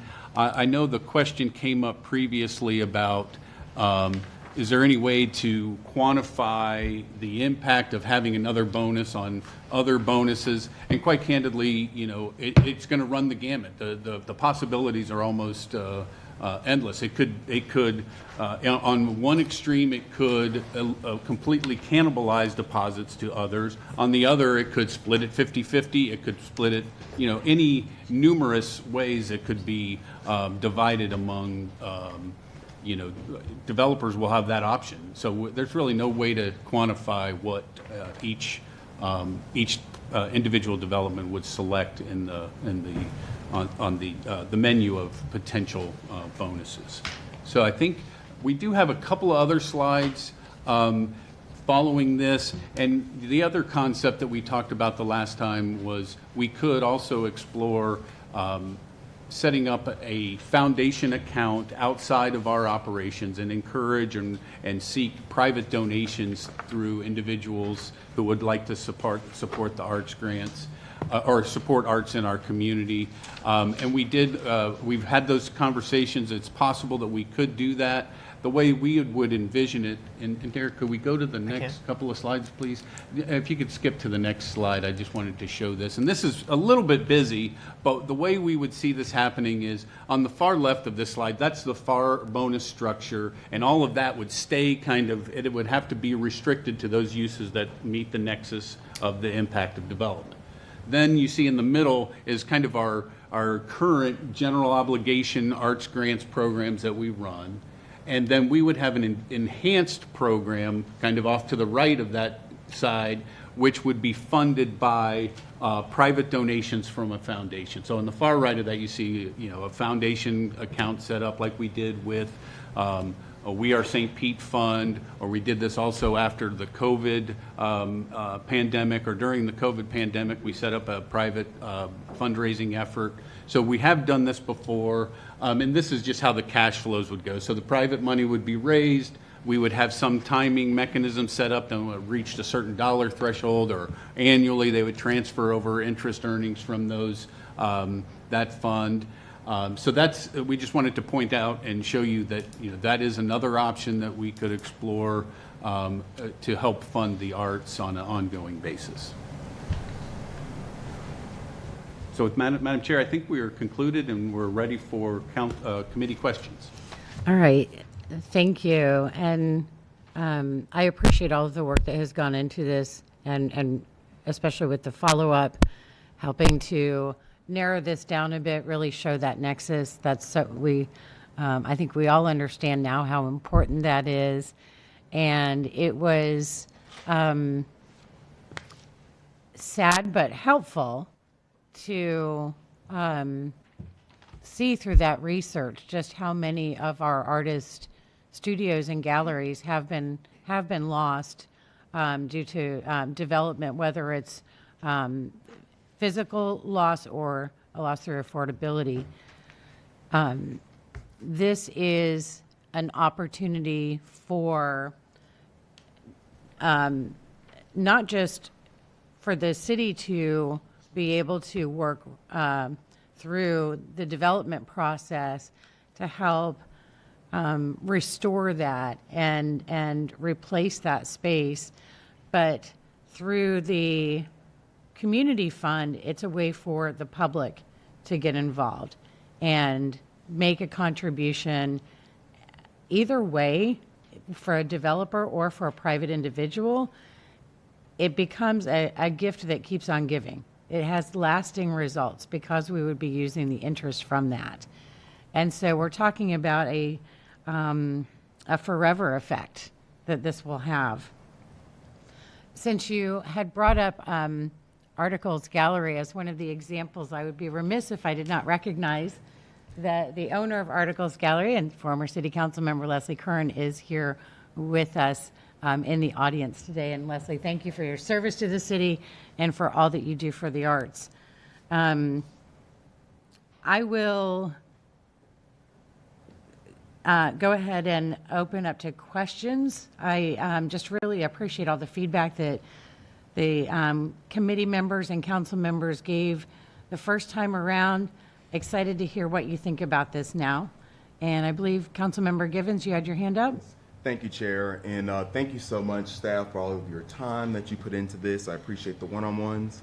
I do believe, and I agree, the scope does need to be narrowed, but I also feel like we may be creating a problem that doesn't exist. We have mandatory bonuses that developers can select from, should they choose to move forward with developing in St. Pete. If we were to provide an option like this, we risk being challenged by the state. So I want to hear from legal, what do our options look like? If we were to select this, I mean, could the state step in and say, hey, you can't do this? Or, I mean, what does that look like? So the state can step in at any time, especially when we're doing new and innovative ideas. Then there's always that risk of preemption. There was a bill last Derek, session that was talking about preventing, we have a public arts bonus now, and then the bill was directed to preventing that type of bonus. So it is a possibility. I can't predict the likelihood, but there's always a possibility of a preemption when we're doing something different. Gotcha. So with us already having a public arts bonus, I don't want to risk us losing what we already have. Neither do I want us to risk the other housing incentives and bonuses that we have. So with that being said, I want to hear from staff what other options are in place for us to provide those housing incentives and affordable housing options for the arts communities. I support that. I support our arts community. I have the Warehouse Arts District within my district in District 7. And I do know that there are zoning options in place there, specifically regarding transportation, that could possibly be expanded to the downtown area. Can we talk about the possibility of that, Derek? We can, sure. I'll just, before I do that, confirm that Heather Judd's answer was correct. It was the last legislative session where there was a proposal to strike public art requirements. It was in a draft bill and it was subsequently removed. So that was the last session. We may see similar attempts this year. The Sunrunner overlay is an excellent example on the Nexus discussion. There were very legitimate concerns that increasing development potential would have a displacement effect on industrial and art-based uses. And so that entire overlay was constructed with the primary purpose of protecting those existing opportunities there. And then everything, as you kind of progressed after the protection, you started unlocking other options. And so in that case, it showed the effort to physically protect those spaces could open the door for other alternative options. And so that's why we've continued to focus on the physical space. So we did cover in our presentation today one of the potential options, which is exempting that floor area on the ground floor if there are storefront spaces reserved for art or art-related uses. There are other options that could be, for example, a developer offering a tenant space to a independent, for example, Arts Alliance, and tasking them with filling the space with tenants. Or they could potentially donate that storefront space or sell it at a discount and come up with some type of charitable write-off, but then that goes into the ownership and control of an arts-based organization. So there are different things we could do through land use and zoning that aren't necessarily payment in lieu of options, and gives us a little stronger ground to stand on in terms of how zoning and development bonuses are traditionally applied. And that's the route I would rather go, the options through land use and development.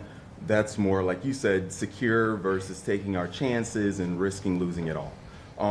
With that being said, I really support the idea of having a like endowment type or foundation, something of that sort. I love the idea of the city engaging stakeholders, seeking those private donations. I think we did a really good job with that with the We Are St. Pete Fund, also with the COVID Relief Fund. And if we could be successful with that model, we can be successful with this.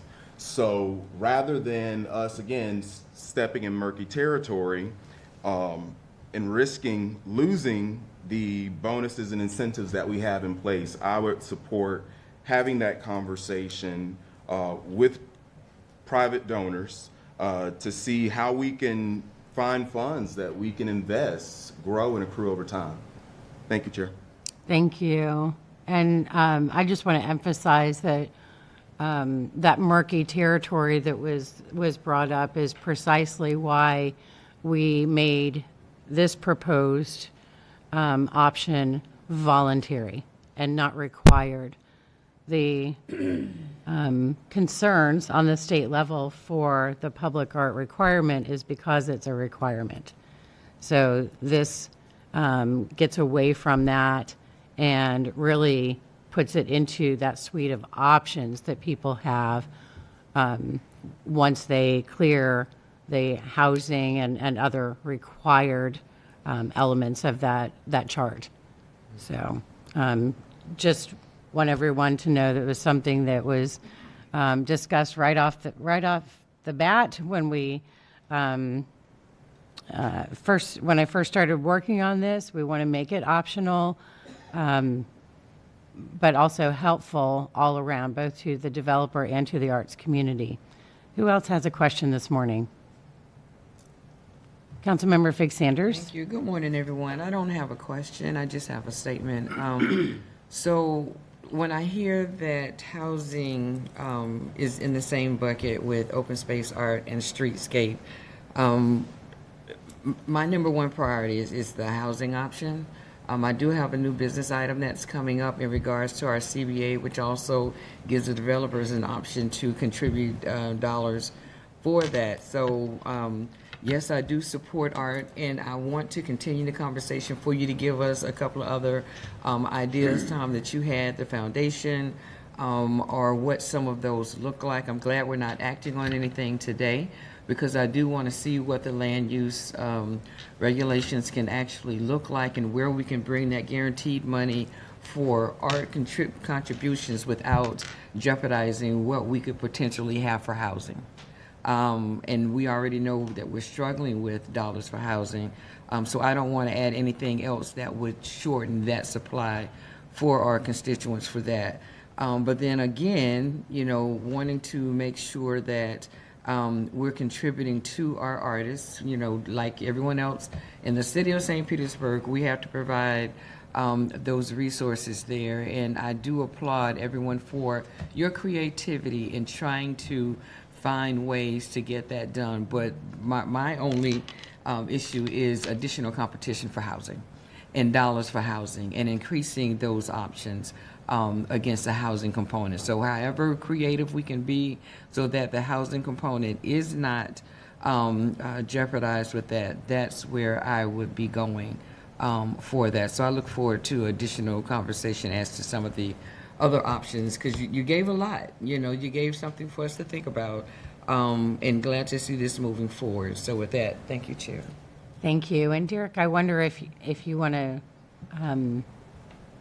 give any clarification as to whether this would be in competition with the housing contribution, because that is under the required set. Sure. So we'll just jump to this chart here. I just want to make sure everyone understands the difference. Yes, there you go. Okay. So in this example, you can see you have the base and you have the 1.0 FAR. So as you continue to move up the chart, the 1.0 FAR is exclusively a workforce housing requirement. And then once you move through that and you're in the gold box, then the full menu of options opens up. Now, a developer could choose to continue doing workforce housing options. So you do have workforce housing as an additional voluntary option. So they could choose to do that over any of the other options as they move up through the chart. So it would potentially be competing against workforce housing, but only because it's one of many options in the table. Mm-hmm. Okay. So someone who is doing a 100% workforce housing project would definitely utilize workforce housing over and over again to get to the density that they want, because that's what they're doing anyway, right? Most likely. Yeah. Yeah. So it just, for that, I guess it just depends on how much they're willing to provide. So, okay, good. Councilmember Floyd? Sure, yeah. I'll just have a couple of questions. Excuse me. There was a comment earlier, I don't remember if it was around Nexus or maybe the use of funds, but a comment on like more work to be done. Like, what would a path forward from here look like? What details would we need to know before we confirmed anything? Yeah. What I might have been referring to generally is that if this conversation continues forward and we're asked to continue evaluating the proposal as discussed today, I think we want to get to a better comfort level that the data we're using to justify Nexus is strong and verifiable. Is an analysis of the Arts Walk program at one point in time enough? Maybe, but probably not. So we would need to try to identify some additional data points to say with confidence, yes, this meets a Nexus test on this point, and it would justify adding the line into the chart. Okay, I appreciate that. Yeah, because you know, it's like I feel like we have one data point right now. Yeah, and to make something as legally defensible as possible, I'd love to see how far we could go down that path. Okay, and then I guess my next thing is we talked about, you know, the Nexus being affordable art spaces being pushed out of downtown, and we talked about how we could collect money and how there could be an operating fund and maybe like an endowment or an investment fund. But didn't hear really firmly what we're spending the money on. And I think for my one-on-one, it was something about continuing to make affordable art spaces. But how does that manifest itself? So if I may, as we define the nexus, as we clarify the nexus and get a clearer picture of what the nexus is, the funding would have to be used to offset or to mitigate whatever that harm is. So while what we feel through the early research, as Derek mentioned, we wanted to do more, but we do believe there's a correlation to the development downtown and space for artists going away or becoming too expensive. So the idea initially would be the funds could be used to make space for artists, whether it's art space or studio space, more achievable or less expensive. But the specifics would really be tied to how we got into that nexus and what the data showed us so that we can make the connection. So I'll go back to the earlier question about the art walk. So when we started this, everything that we tried to do was to make this as legally defensible and make sure that we were comfortable that. So we made it optional, as a chair said. We made sure that it was optional. We tried to find a nexus. Celeste did some preliminary research where we can clearly see the number of studios. And by the way, those weren't only art studios. They were other type of art-related spaces. Mm-hmm. But we can clearly see that the space has been reduced. We don't know for sure, and this is where we need to do some more research. Was it because the person retired, they decided they didn't want to keep that business anymore, or was it truly because I can't afford to be here and I need to move? So that's the additional research that we would need to do. But as we got into that detail, that level of detail and data, that would tell us, okay, here is the direct connection, and then the funding would have to be spent to offset whatever that exact direct connection is once we come to a concrete conclusion. Okay, all right. Thank you for that. You know, having all that information, I would say I'm generally supportive of trying to accomplish these things, but I would want to have the details firmed up, obviously, before we, you know, made any decision. But in that respect, that means like I'm interested in continuing the conversation. So, and I will say, yeah, please work hard to clarify the nexus. You know, we've heard from at least one of my colleagues already that, you know, any legal challenge to our current bonus structure that we feel very confident in, we want to avoid very at all costs, basically. I like our current bonus structure. I've been working with administration to tweak some things in it, and I want to make sure that it stays in place. So I'll be giving it a high level of scrutiny whenever it comes back, but I am generally supportive and look forward to continuing the conversation. Thank you. And before we go to the next, if you look on slide 11 where it has the list of has the research that's been done so far. The second bullet there is kind of an example of what's more to come, which is Which slide? 11. I'm sorry. Not all of them. None of them. Not all of them are numbered. I have numbers on some. So it's the Oh, I see. with the list of the different studios and galleries. So if you look at the second bullet, that one kind of tells the story of what happened on the 600 block. And so you had studio/gallery space on that block because something special was created there with a lot of help from Leslie Curran when she was on City Council. And those spaces, so St. Paint was there, Blue Lucy was there. It was done under an arrangement that created affordability and really allowed those studios and galleries to thrive. Once that time period ended, of course, it goes up to market rate, and that's when you saw, Chad moving, everyone moving.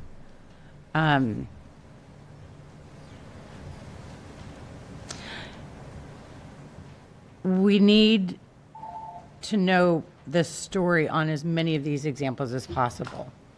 So, but this is an example of the type of next step research that's going to be done. And that'll take a lot of conversations.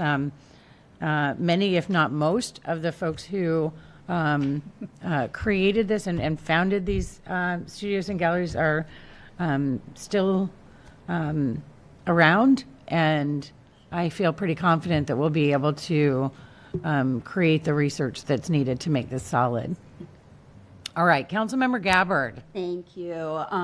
Well, unfortunately, the slide that I wanted to reference was up before whatever is happening, so I'll try to navigate through it. So it's slide 15.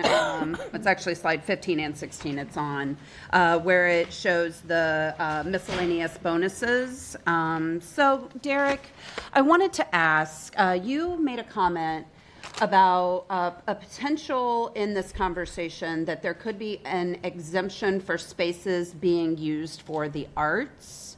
I wrote that down, and then when we got to this slide, the thought that I had was instead of, if we are not able to create that nexus and find the ability to do what you have inserted as an option number 4, option number 5 talks about providing affordable commercial space in accordance with the Affordable Commercial Space Program. Could we create a program that would provide affordable artist space and create an affordable artist space program, much like this commercial program, or complement this commercial program?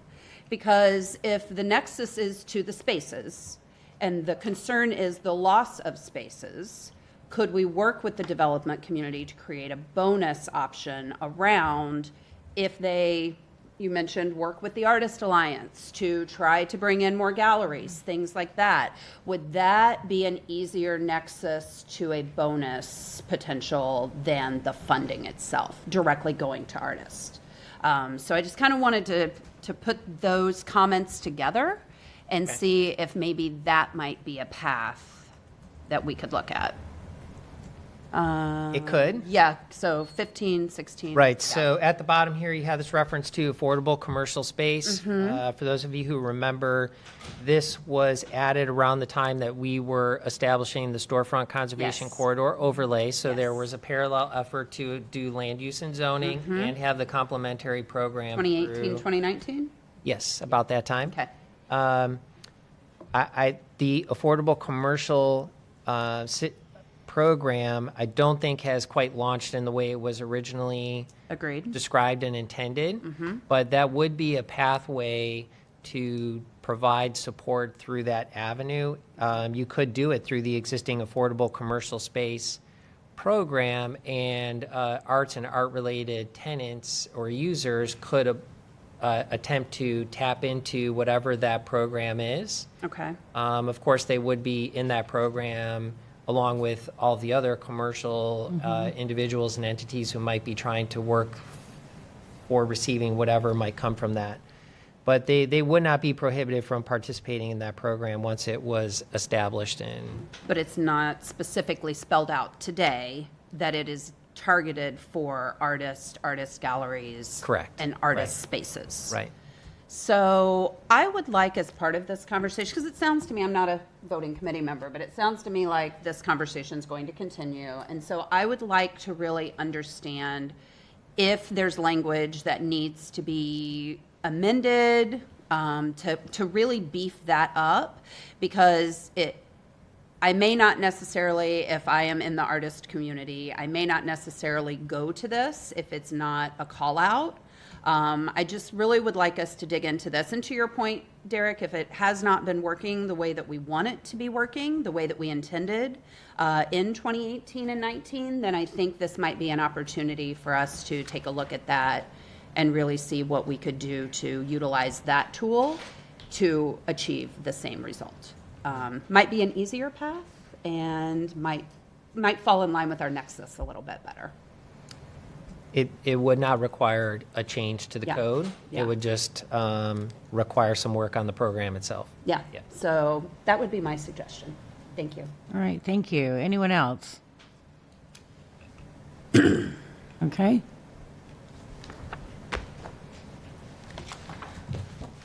Staff, did you have any other comments on this one? No, we'll take the feedback provided by council, by the committee, and continue to work forward. If there are any other suggestions or recommendations as far as what we've presented, obviously, we're going to continue to advance the discussion regarding the nexus, and we will look at options as it relates to the commercial space exemption. Mm-hmm. All right, fantastic. Thank you. Thank you so much. And just let me know when you're ready to come back. We will do. Thank you. All right. We have another item on our agenda for today. Just so you know, originally we were going to have an update on the Center for the Arts Master Plan process. It was communicated to me that the consultants would like to have more time so that they could present a more robust update for us, and so that will now be scheduled for December. Meanwhile, we will have today we'll have an update on key city sites, something that sits on our referral list, and from time to time we're able to get an update on one or more of those sites. And so today James Corbett is going to give us an update on the Port of St. Petersburg, the Maritime Defense and Technology Hub 2, the 800 block Manhattan Casino, Deuces Development Townhomes and Commercial Site, and the museum site, and the Meriwether site. It's a lot, and James is here for it. I am here for it. Thank you, Chair. Good morning. So I'll provide an update, as the Chair mentioned, on several key development sites that continue to shape the city's economic development and growth. As the Chair mentioned, we'll go over the Port St. Pete, Maritime Defense and Technology, the 800 block site, Manhattan Casino, Deuces Development, and the Meriwether. So first, let's start out with the Port of St. Petersburg. So in the Port of St. Petersburg, the master planning process for this entire area is currently underway. We did receive a tremendous amount of community engagement through the master port plan process, with more than 3,400 responses. Our first public survey, most of our support centered around a mixed-use waterfront vision that blends maritime operations with public access and economic activity. The second survey, focusing on the draft concept plan, closed out just yesterday. So those responses will guide the next phase of our revisions, and we anticipate completing the master plan by December of this year. So the next site that I'd like to talk about is the Maritime Defense and Technology Hub 2. We are working with the Innovation District to look at plans for a potential second Maritime and Defense Hub, or Hub 2 as we're calling it. This would be located immediately west of the existing facility. The new hub would expand opportunities for marine science, defense innovation, and blue economies. So as we're looking at this, some of the funding opportunities that are being explored is potentially an $18 million EDA grant which would require a 20% local match, a $10 million Ports Council grant that would require a 50% match, and $2 million from the Pinellas County Sites Program. Allison is working on this with us. One of the things that is required for the EDA grant is an analysis, an economic and feasibility analysis, and Allison is taking the lead with the Innovation District to bring that forward. I would like to point out that if we were to move this forward, because it would be contemplated as a long-term use lease, there would be a public referendum that would be required. And one other item that we would need to clarify or make sure that we have figured out is we need to figure out parking for that additional facility, because right now that parking does not exist, and we would need to figure out how we would park it and pay for that associated parking. James, if I can stop you for just a second, I just want to let everyone know I'm working on a new business item now, which will be submitted for the November 6th meeting to refer to a discussion on this public referendum. So we'll be taking a deeper dive into what the plans are for the expansion of the hub at a committee meeting down the road, should council choose to accept the new business item. All right, the next site I want to talk a little bit about is the 800 block site. So just to give everybody kind of an idea where this is, this site takes up an entire city block. It's a little over 3 acres. It goes from 1st Avenue South to 2nd Avenue South, from 8th Street to MLK. So with this, like with any of these sites that we own, we're always open to, if somebody were to come to us with a big, bright idea, we would certainly be open to exploring it. But our thoughts right now for this site is that we would look at it to be complementary to the historic gas plant redevelopment. So part of it would be, we would look for this site to be a potential laydown area as the initial phases of historic gas plant began. Additionally, there are, through the land use policy revisions, we looked at, anytime that we're selling a site, we would look at either A, trying to use it for to advance our affordable and workforce housing initiatives, or B, get the highest and best use for it to get the most revenue, and then take that revenue and put it towards our city priorities. So that's what we would be looking at for this site in the near term, being complementary to the historic gas plant redevelopment, and going forward, looking for the highest and best use, and then taking the revenue generated from that sale to further our initiatives here in the city. The next one, the Manhattan Casino. This is exciting. So City Council approved the GMP contract with Ajax on September 25th. I'm happy to say that the construction has commenced on this project. And with the construction, the renovation will be the entire first floor will be converted into flexible event space. The upstairs ballroom will be rehabbed and updated, and then the exterior of the building will be repainted and refreshed. I do want to make a correction. There is an error in the material and on the PowerPoint. It says that it would be expected to be completed by fall of 2026, and I think what we put in there is what we hope happens. We've been told to expect summer of 2026, but Beth has assured me that she's going to push Ajax to get it done as soon as possible, because we are really excited about getting, having an affordable event venue that will be available for use by the community. Next, we'll go to the Deuces development. So this is 3 different areas that I'll talk about. The first one is highlighted in yellow. And if you haven't had an opportunity to ride by there, I would encourage you to go by. We're very far along. It looks beautiful. So this is going to be 24 affordable townhomes, and we're expecting that this will be complete in 2026. So that's the yellow area. The blue area was, we actually ended up terminating the agreement with one community on that one because we were not able to move forward with that agreement. So once the termination of that agreement is completed, we plan to seek alternative plans for the development of that site. But what we're looking to do, and you'll see a theme here, is we're trying to activate the corridor.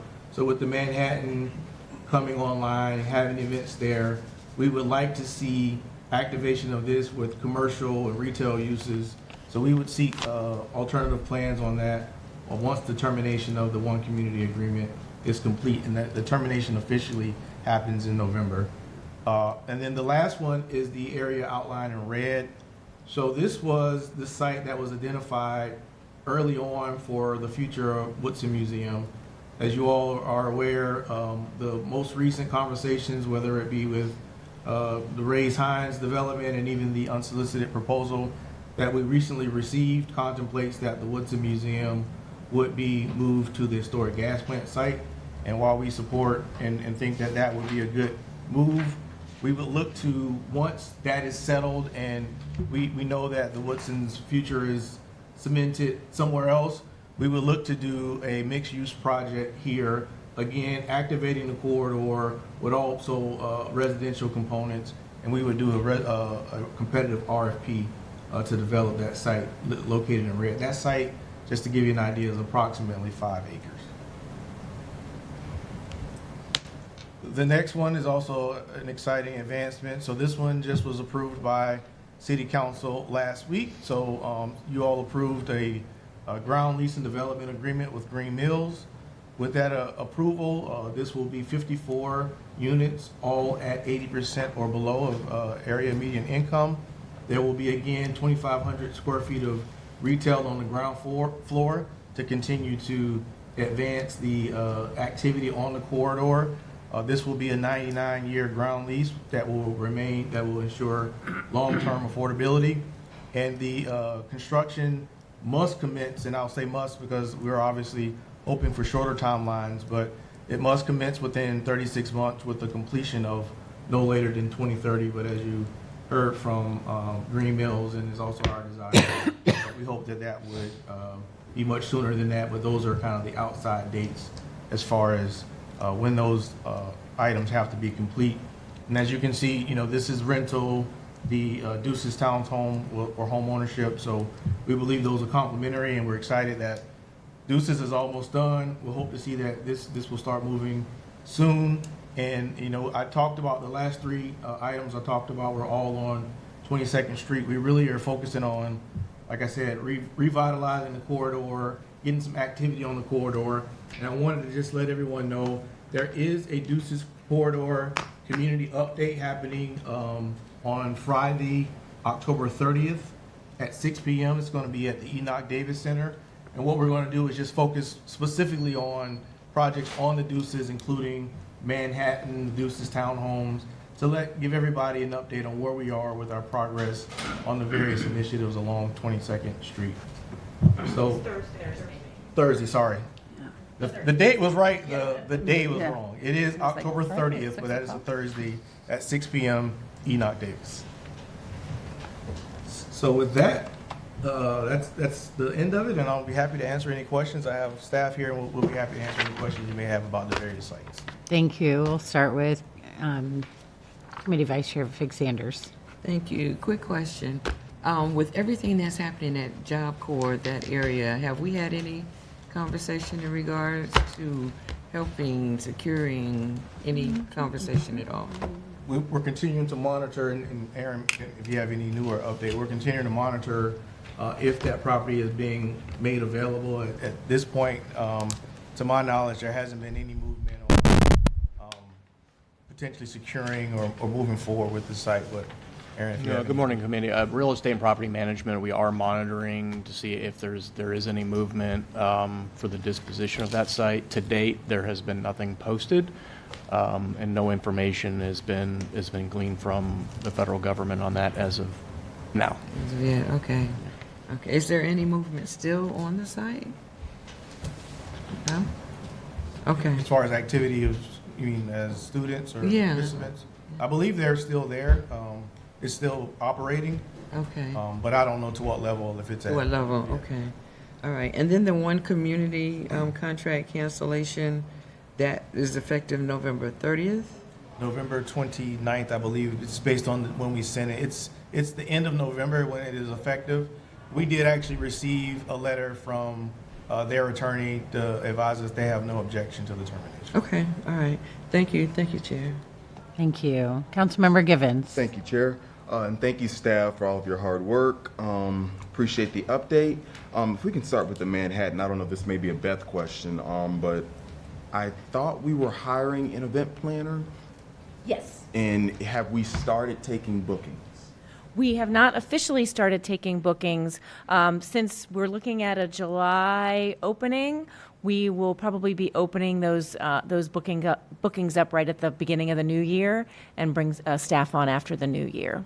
Awesome So news. just Thank want to you. make sure that we have a little bit of construction under our belt before we start booking for sure. That makes perfect sense. Yeah. I appreciate it. Thank you so much. The Deuces Townhomes. Mr. Corbett, do you know what the effort is to recruit buyers? Are we talking with the developer over there to see what that's looking like? So we've engaged Maurice Franklin as the broker to help us with the sales on that, and he has, all along, and is still doing, he's going to be at the event on the 30th, but he has been reaching out to members in the community and at large to let them know that the opportunity is coming. So he is actively making the community aware of those opportunities because we expect there'll be quite a bit of demand. But Mr. Franklin is handling the marketing for that. Yeah, and I did talk to Mr. Franklin. That was the reason I brought it up. And I guess he's kind of struggling in that area. So if the city can really help him, whether it be through marketing or whatever, the CRA, I really think he has a great opportunity to really help a lot of folks. And I want to make sure we get the word out as best as possible. Mr. Van Loo. Good morning, committee members. Mark Van Loo, Housing and Community Development. So I meet regularly with Mo Franklin on the marketing and ultimate sale of these units. He's trying to do very targeted marketing to really provide, the most opportunity to folks in the CRA who would like to be on the interest list and ultimately apply for purchase of one of the units. So it's been a little bit tough because we have to finalize all of the numbers. What are we going to sell the units for? What are the HOA fees going to be, which drives the purchase price of the units and all those sort of things, and make sure that we're going to be in compliance with the affordability levels at the time the units are sold, which is expected to be in the spring. So we're working through that now. Once he has those numbers, he'll be able to do a lot more intentional marketing. And, you can imagine if you're reaching out to folks with a potential opportunity, the first question you're going to have is, well, how much is one of these units going to cost? And, what are the fees or HOA fees, things like that. So we're getting there, and he'll be able to, I think, amp up the marketing once we solidify a few of those things in the next month or so. Good news. Thank you very much. I appreciate it. And then lastly, the conversation that's been scheduled for next Thursday. When did we decide on that and we get a week's notice? It's been, we decided on it probably shortly after City Council approved it was shortly after they approved the Manhattan GMP. I know that there have been some marketing efforts. I can find out from marketing what has been done to promote that. I was simply letting you all know today this was not intended to be the first time. Yeah, I'm glad you let us know. Thank you, Mr. Corbett, because even though it's on a council meeting day, I still would like to try to attend, but I also want to make sure we can put the word out there to residents. So when things like this are scheduled, if we can get a timely notice, that would be good. I'll work with marketing to make sure that we push the word out, but I heard that get it out sooner. Oh, thank you. No meeting that day. I appreciate you reminding me, but still, it's a week away, and we want to make sure we can engage residents. If we're going to schedule something, let's make sure we as council members can also be present as well as our constituents. Thank you, Chair. Absolutely. Thank you. Councilmember Floyd. Thank you for the update. I just want to ask something real quick. The commercial at Deuces Development will seek alternative plans following the termination process. I guess we're in the process of termination right now. Any ideas as to what those alternative plans will look like? I think generally what was there, we would want to keep some of those elements, so retail, micro space, potentially some incubator space, You know, if someone wanted to move their office there or a headquarters there, a smaller facility, moving their office there. I was thinking more along the lines of like another bid process or how. Yeah, I guess. Yeah. It would be if we didn't receive a proposal first, we would certainly do an RFP to name, to enumerate the types of things that we would like to see there. Okay. To advance the corridor's development. Okay. All right. Thank you for that. I don't think I have anything that I can't take offline for the future of this. I appreciate the update. Thank you. Thank you. Anyone else? Council Chair Gertis. Thank you, Madam Chair. I actually have a question. Sorry that I'm surprising this one, so I apologize in advance because I'm going to ask a question about one that's not on here, which is the Coliseum. And the only reason I'm asking is because I was at an update with the 3 primes for Ajax, Biltmore, and I forget the other one the other day, the Meet the Primes thing. And they were talking about how the Coliseum is going to be down in 26 or 27 for like 6 or 7 months. And I'm just wondering how we're communicating that to people that are there on a yearly basis. Well, that is not necessarily the case. Oh, okay. Well, so I'm glad you asked. So we, because they made it sound like it was the case. We're working on, we've got a few projects kind of in the hopper for the Coliseum. One is the floor, which we've talked about previously. The other is the air conditioning, which we've talked about. We've got a roof going on fairly soon. So if and when we do those things, I think that the long-term one that you're talking about would have been the floor replacement. Because of both the cost and the time, we have come up with an alternative solution. It's probably not a forever solution, but it's a good enough for the next few years solution, safe and all of those things. So that work will come at another time. Yeah. I'm sorry to surprise That's okay. you. No, that's When quite I all right. saw that, I was like, that's a really long time Yes. for an event space that is used, Yes. 300 times a year. Yeah. Partly because of cost, as Beth mentioned, but because we realized when we were told the timeline, how long it was going to take, we realized that we would shift to a solution that makes it safe, but we would plan, so, things are booked way out, so we would plan to make sure we incorporate that into some future planning that it doesn't impact, the events. I appreciate the flexibility and sorry for That's surprising okay. you. No, Thank no. you very much. That's all I had, Chair. Thank you. Thank you. You're giving me not so great flashbacks from my hotel days. Yeah. Having to move Unbook meetings. people. Yeah. Whew. Okay. Anyone else? Councilmember Harding? Oh, ma'am, I'm good, thank you. All right.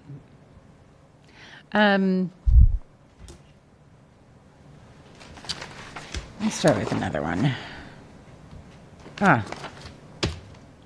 want to talk about the 5 acres that's still being held for the Woodson Museum.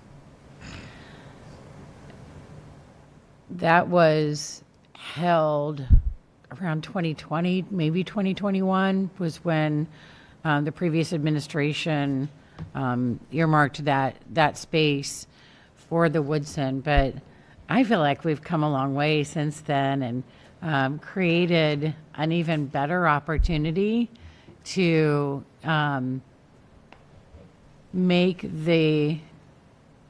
put the museum in a place that is more prominent and gives it an even greater opportunity to thrive. And I feel that that's more, the museum and the spirit of the museum is deserving of that. It's nice that there's space for it here. But we've since identified such a greater opportunity by having it as part of the historic gas plant redevelopment. And that's kind of what most people have settled on, is that is where it's going to go next. So my question is, knowing that we are prioritizing that as part of that redevelopment plan, and we have a need to create more housing, more affordable commercial space, as we were talking about earlier. We've got this the Warehouse Arts District and its new zoning overlay that allows for more uses. A lot going on over in that area. Why would we hang on to it when we pretty much know the museum is not going to be there? It's going to be as part of the HGP. Yeah, so I guess I would say that is not the only reason. That was the initial reason why we hung on to it, and I think that although it seems like a long time ago, the original or the first time the conversation about the museum being on the gas plant land was through the Ray Hines proposal, and I think everybody fell in love with that concept, and I agree that that's for the most part settled. But that was not that long ago that was canceled. That didn't go through. So really, it was just a time to adjust. We do have some other things that are happening on the corridor.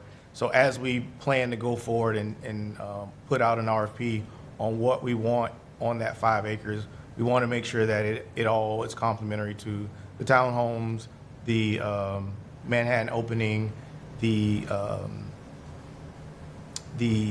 Green Mills proposal. So I was not suggesting that we were waiting for the gas plant deal or whatever decision to be completed before we move forward on the RFP.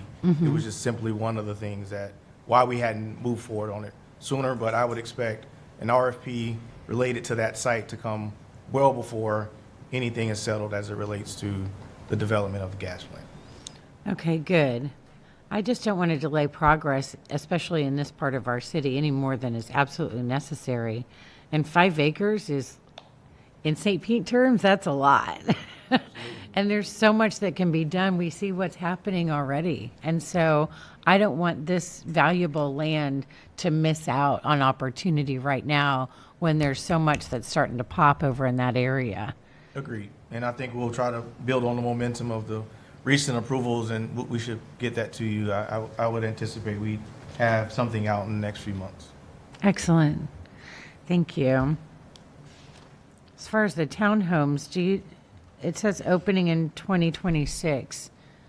Is that early 2026? Do we have? Spring of 2026, if I'm not mistaken. Yes, that's correct. The current target is spring of 2026, probably in the March timeframe, that they'll be fully ready to and have certificate of occupancy and be available for sale.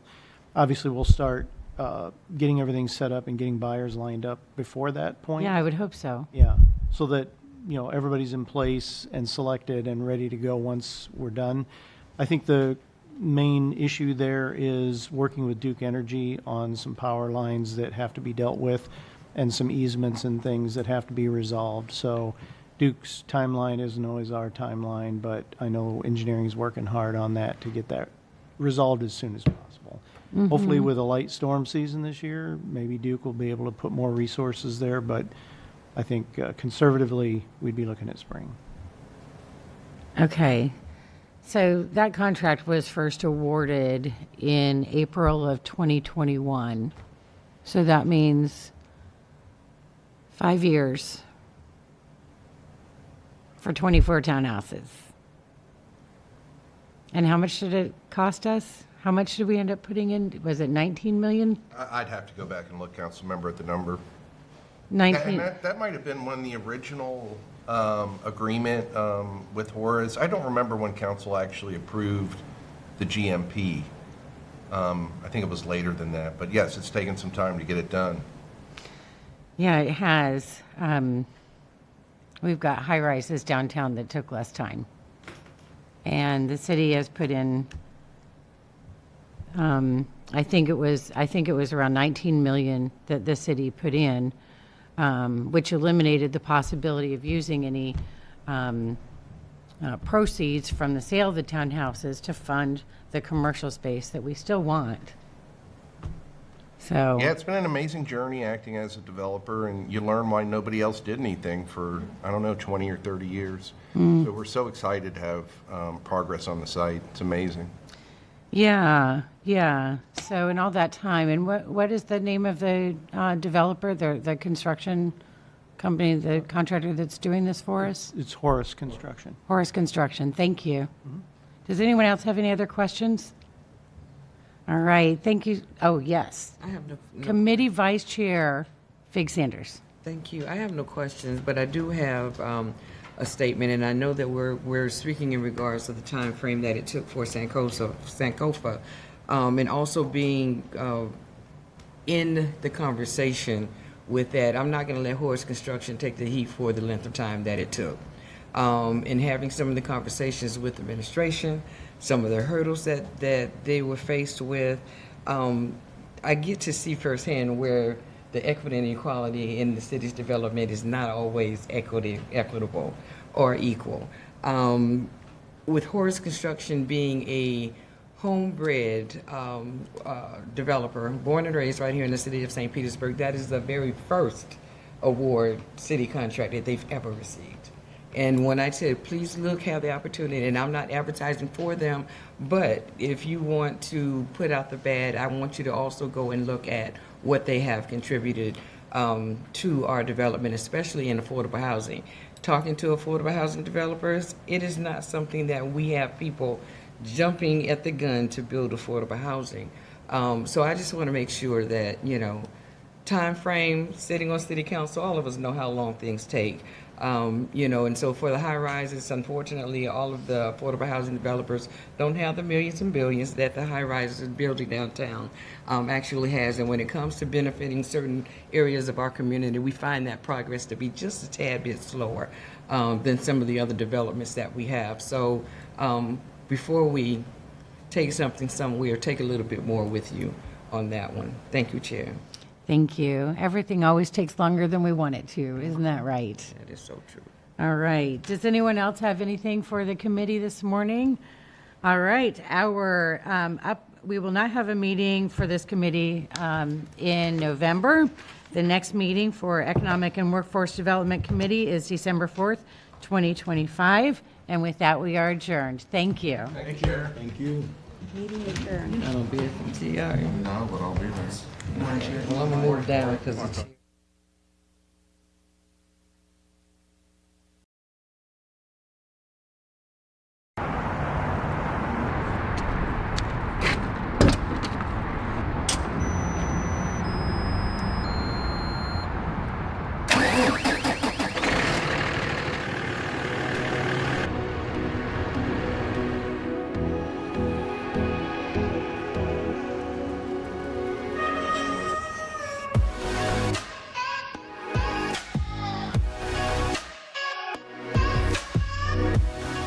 My name is DeWitt Miller. I work for the city of St. Pete. I'm equipment operator too, operate street sweepers for the city. I'm a second generation street sweeper operator. My dad did it. I like it, I'm by myself. It's no rush, get a certain area done. The object is to get the area clean. Like you gotta go and say, oh, you gotta get the area done in one day. That's not how we operate. The object is to get it clean and do the best that you can. Street sweeping is very important, I think, because without street sweeping, you would have all the pollutants build up in the curb line and the gutters, and then it will make the streets flood. Pollutants, what I mean by that, you got sand build up, leaves, trash along the gutter lines. My job is to keep it clean, pick it up.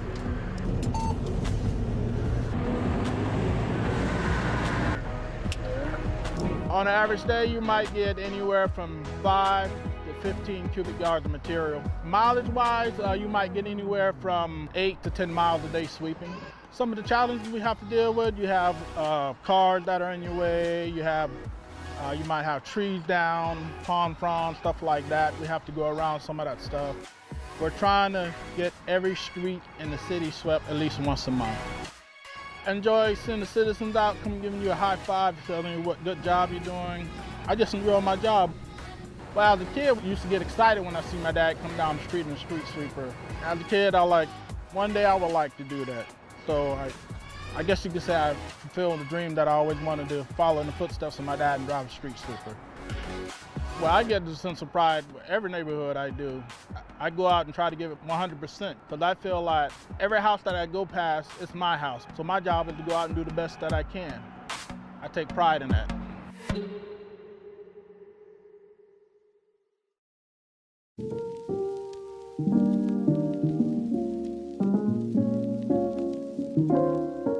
I came to printmaking actually as a writer. I was getting my creative writing degree from Florida State. I took a class that was called Book Structures because I was really interested in the idea of self-publishing and just discovered a whole world of this kind of like tactile, experimental, hands-on medium that I wasn't really aware existed before.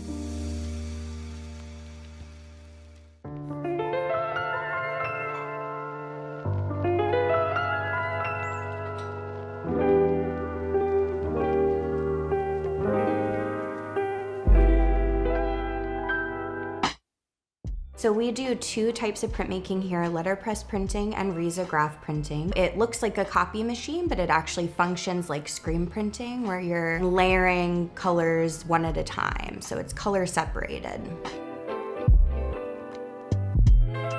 It's really great to have the opportunity to be out at different markets and events to sell our work. Since we don't have really a retail space, it's our opportunity to get our work out there and also be there to kind of tell folks about the process. And there's kind of this excitement when they pick up this card and you can tell that a hand made it.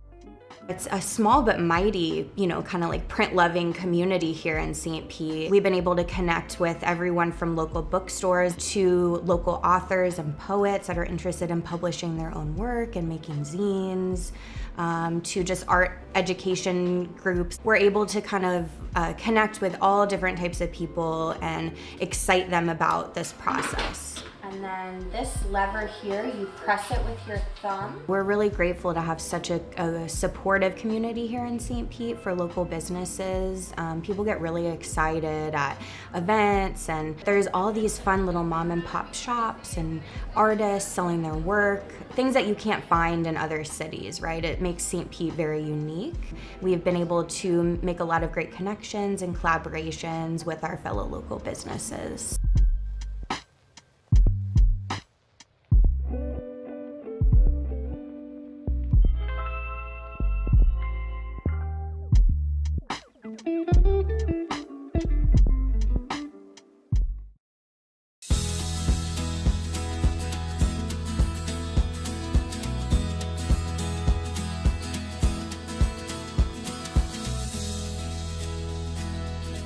District 1 is located west of 49th Street North, from 7th Avenue South to 40th Avenue North.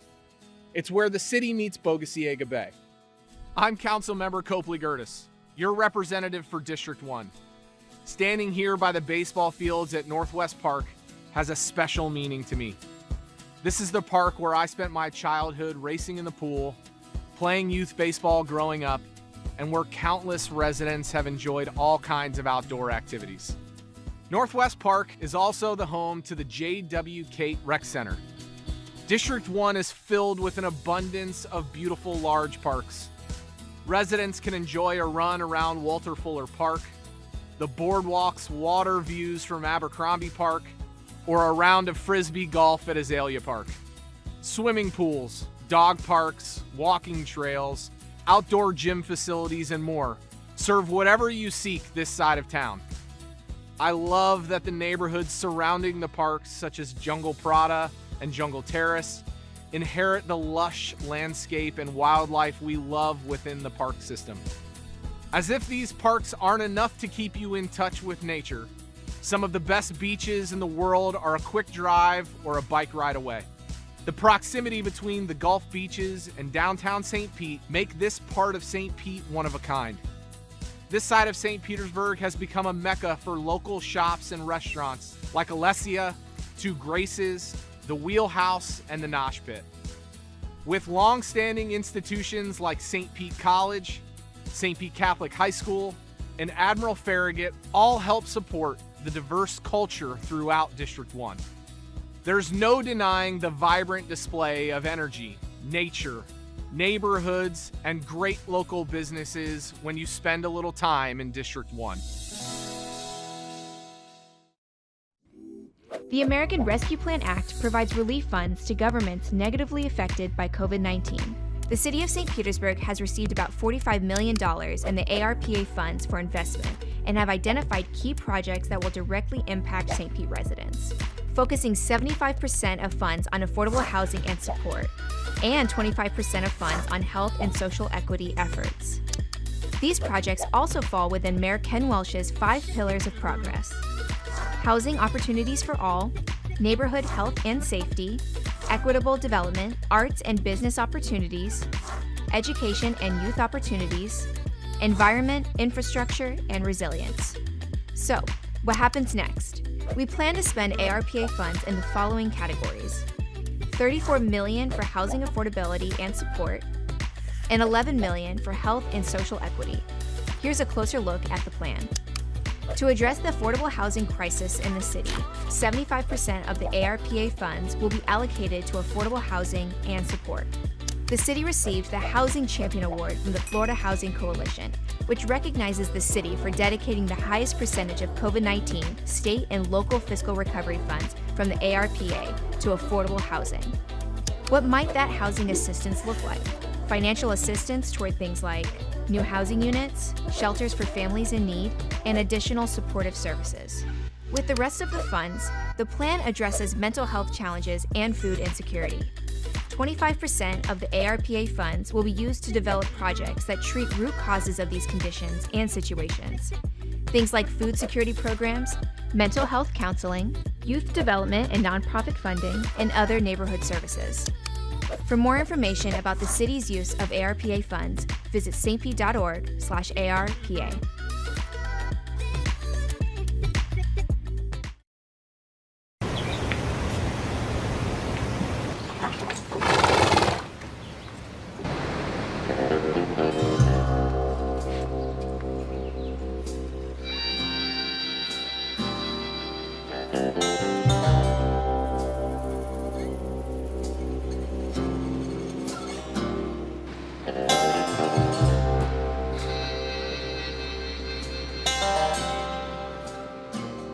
My name is Jason Hughes. I'm one of the police officers that rides the police horses.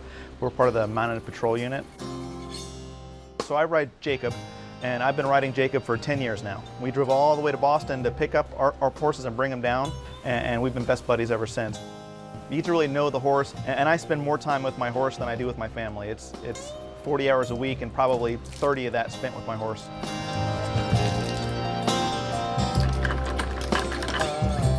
Every interaction we have with our horses is training, either for good or for bad. We're teaching them good habits or bad habits every time we interact with them. And sometimes we have to push through groups of people to, say, get to a fight and break it up, or move a crowd out of the way to get paramedics through.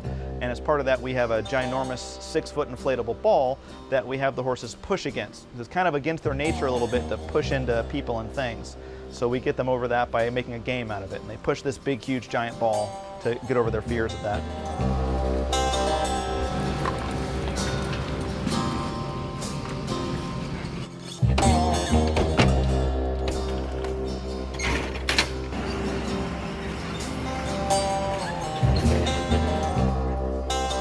We do high visibility patrol because we really stand out and we stand 9 feet tall. It's got to be over 100 events a year where we go to large groups of people, they come interact with us, and we can see everything that's happening in the event and make sure that police presence is really felt. We also do a lot of community relations. So we do special events where we can interact with the community and build strong bonds within our community and the police department. And we also do enforcement and assist guys that are on the ground doing their jobs. I had, before my job with the police department, when I finished college, spent 2 years traveling with the Renaissance Festival doing a jousting show. My brother got me a job right out of college, and so I spent 2 years traveling the country, wearing a bunch of armor, getting knocked off a horse with a big stick. Yeah, I've had more of my time in employment been spent with a horse involved than not at this point. Everybody loves horses. So it creates that bridge. People that might feel a little trepidatious about coming up and talking to the police, they have that easy bridge. If they come over, they ask questions about the horse, they can come pet him, get a picture with him. And even today, now more than ever, those bonds between the community and the police department are vital. So we need to really build those bonds and have the community trust us, interact with us, know that we're good guys trying to help them out.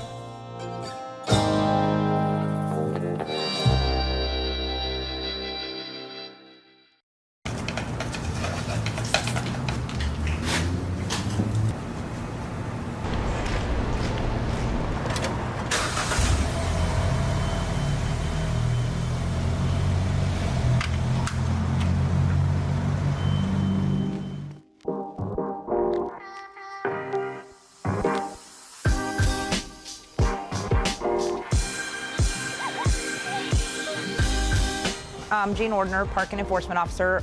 We're here to keep the traffic moving. That's our goal. Yes, we write parking tickets, but we really just want to keep the parking spaces open for everybody to patronize the businesses. Because if we weren't here, there'd be no parking ever. I mean, you gotta have some kind of compassion. You can't just be out there and hit them hard. If it's you and your vehicle's first ticket and you've spent $25 or more at a downtown business the same day as the ticket, you can get it voided. They'll ask you to bring in a copy of your receipt, your driver's license to the 301 Central, and they'll take care of it from there. Everybody makes mistakes.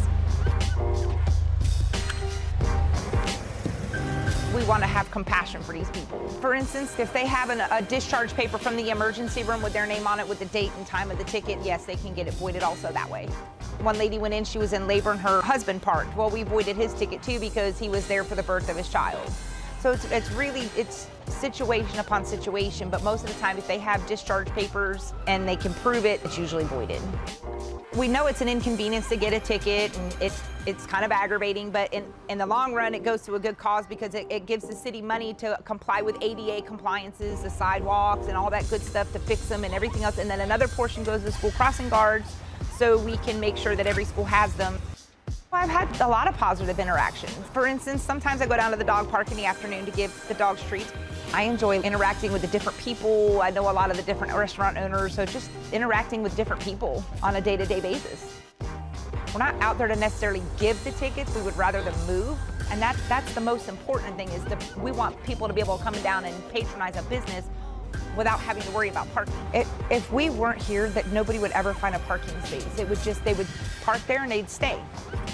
They wouldn't move. So then if you want to go to a specific restaurant, you can't go because that parking's full all day. We're there for a reason.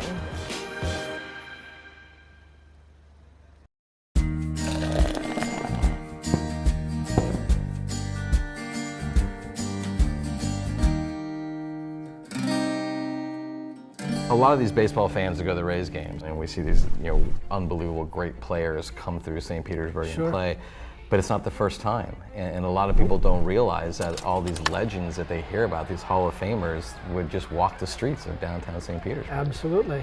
I think the first baseball team came here for spring training in about 1914. 1914 was a huge year. It was a huge year for us. When you think about it. So it was the St. Louis Browns, and they played here for a couple of years, but they presaged those Roaring 20s, and part of the Roaring 20s was the coming of the New York Yankees. And they had all the big names. They had Babe Ruths, they had Lou Gehrig. They played here and they partied here at the Gangplank, probably. I'm sure. Babe Ruth and Lou Gehrig stayed at the Florenton Hotel, which is still downtown. And the Yankees played here until I think it was 1961.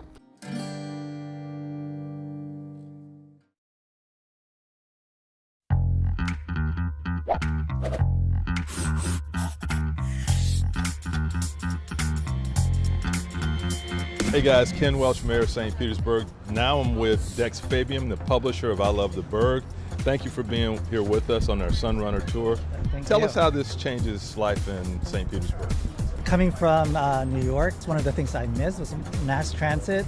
And I think having something like the Sunrunner now actually happening in St. Pete after so long, it's a game changer. Riding it today got us from point A to point B so much faster.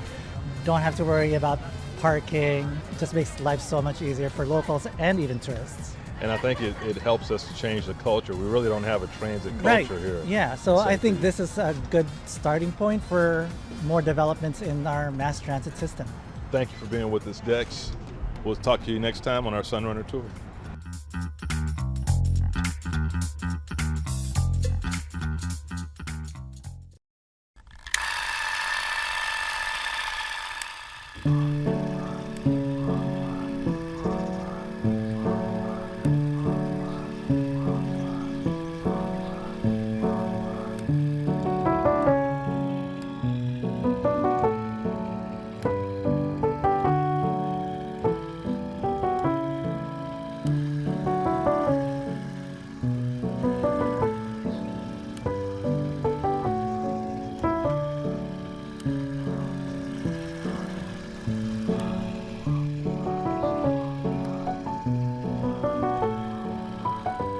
It's hard to imagine a time before sunken gardens existed in St. Petersburg. You would have to go back more than a century to see the land as it once was, a sinkhole.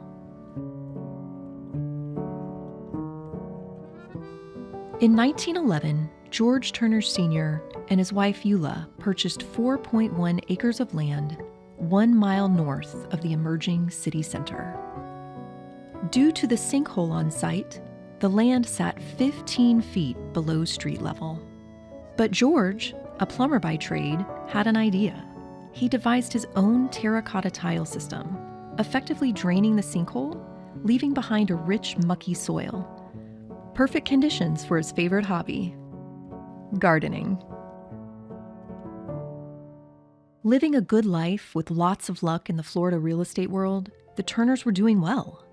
However, after a series of hurricanes and freezes in the area and the downturn of the real estate business in 1926, the Turners were soon left with just the garden. And to make ends meet, they opened a fruit and vegetable stand. Soon, neighbors began to stroll through George's tropical garden, enjoying an array of plants from around the world.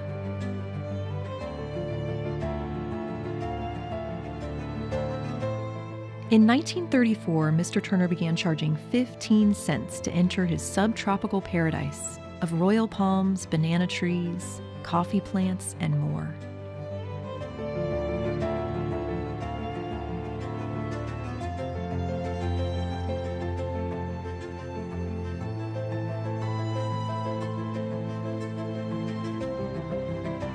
It's hard to imagine the old sinkhole site would become a natural paradise. For 3 generations, the Turners ran sunken gardens for almost a century, building a world-renowned attraction complete with beauty contests, celebrities, models, flamingos, and other exotic animals.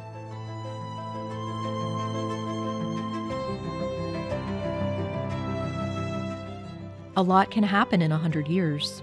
Freezes, economic downturns, and a breed of new amusement parks opening close by.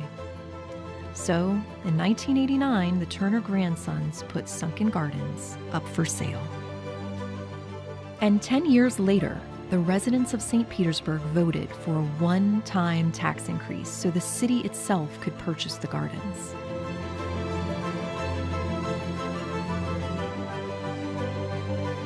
This tropical oasis still stands as one of Florida's oldest and last remaining roadside attractions.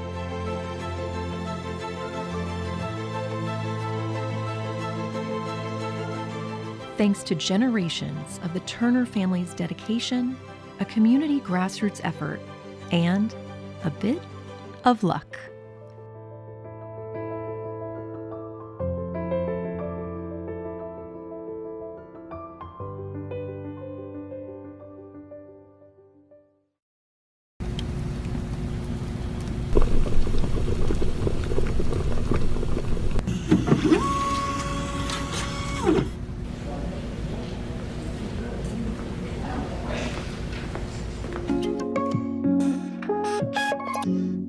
My name is Niveen Naruz, and I'm a lead chemist in the Environmental Compliance Division Laboratory.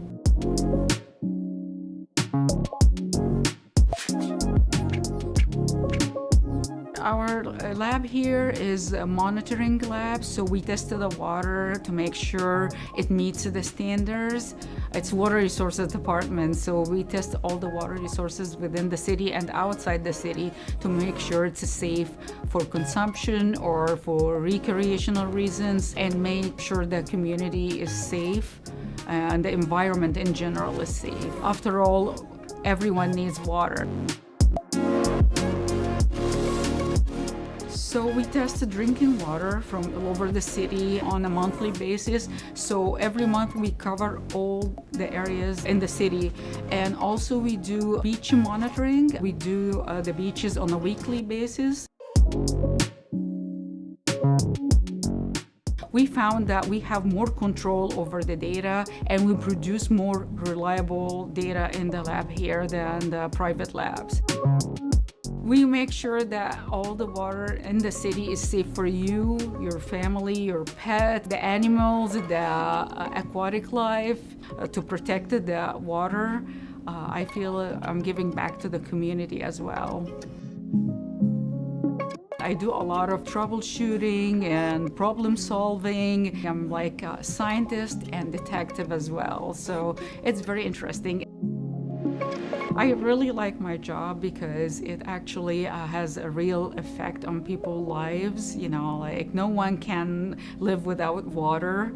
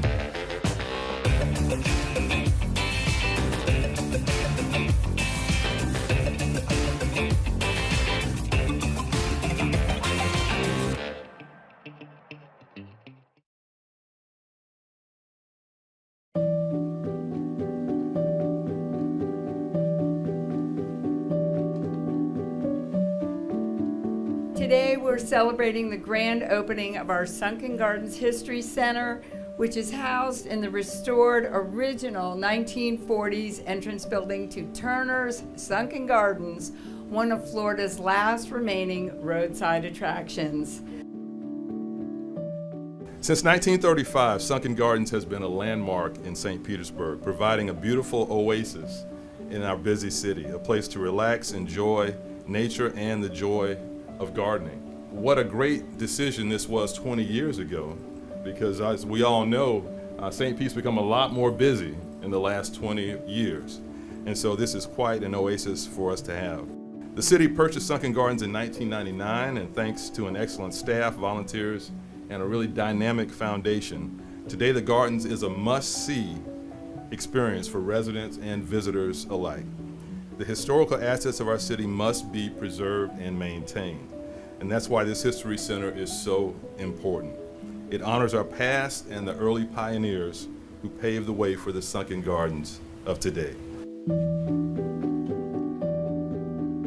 Behind me is our new History Center, which we're so excited to have and present to you. And you'll notice in the window we have our founder, George Turner Sr., just as he was in 1940. The Gardens is really a family story. It's a story about the Turners that started with George Sr. and then continued through 3 generations. Today, all of you are part of Sunken Gardens history. All of you are here for this historic moment as Sunken Gardens continues to make history. This was originally the entrance in 1940. Was about 4 years after they decided to make a go of having an attraction as opposed to selling fruits and vegetables. Over the years, it changed usage. When I was a girl, it was what we called the drink stand. More recently, it's been used as an overnight birdhouse to keep the birds safe. But now it's our new history center. To see my grandfather in the window, it's icing on the cake. It's like he's there overseeing his garden. St. Petersburg citizens in 1999 voted to tax themselves to save Sunken Gardens. That almost never happens. So my hope is that people understand the importance of historic sites like this, historic gardens, historic places that really give Florida its character. They're the reason that we want to live here. We need to preserve them, and I really hope people fall in love with it all the more and understand the importance of preserving it.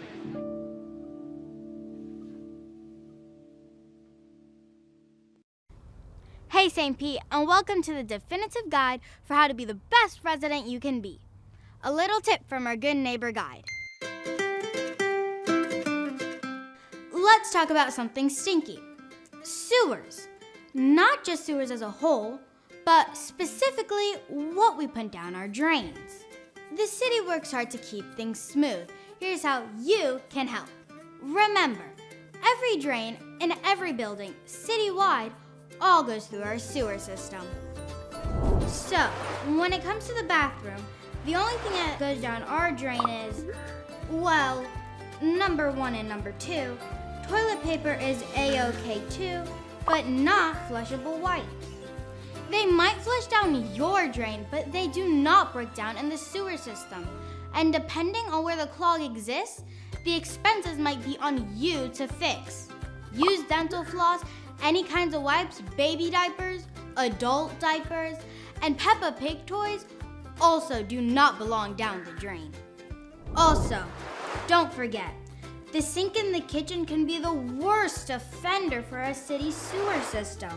Never, ever put fats, oils, or grease down the kitchen sink. This includes butter, frying oils, and other cooking fats. Once these items go into the sewer system, they congeal and contribute to sewer blockage. Guys, there's a word for this. It's called fatbergs. You know, like icebergs, except these won't sink the Titanic. Google at your own risk. Collect grease in a container once cooled and dispose in the trash, not down the drain. Remove grease and oils from your pans before washing. Dispose of food scraps in the trash. There's a bunch more information on this topic that can be found on the City of St. Petersburg's website. Guys, it's so easy, a kid could do it.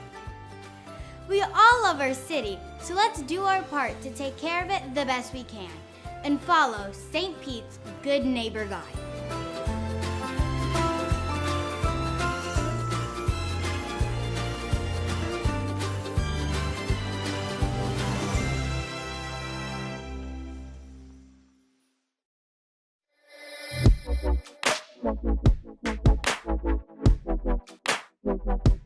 Maybe it's a little bit of my kind of hippie roots that makes me believe that music can change the world, and I feel we're doing our part in doing that. I'm Brad Winkos, founder of True Fire. We're based here in the Warehouse Arts District of St. Petersburg. True Fire is a publisher of interactive video software for music education. In the Warehouse Arts District, you still have a lot of warehouses and industry, but you have artisans, you have pottery, you have painters, studios. What do we have? 3 or 4 breweries even. So you've got this really kind of hip scene that's growing up Central Avenue. We're really looking forward to what the Warehouse Arts District is going to look like in 5 years. I think it's going to be one of the country's premier art centers.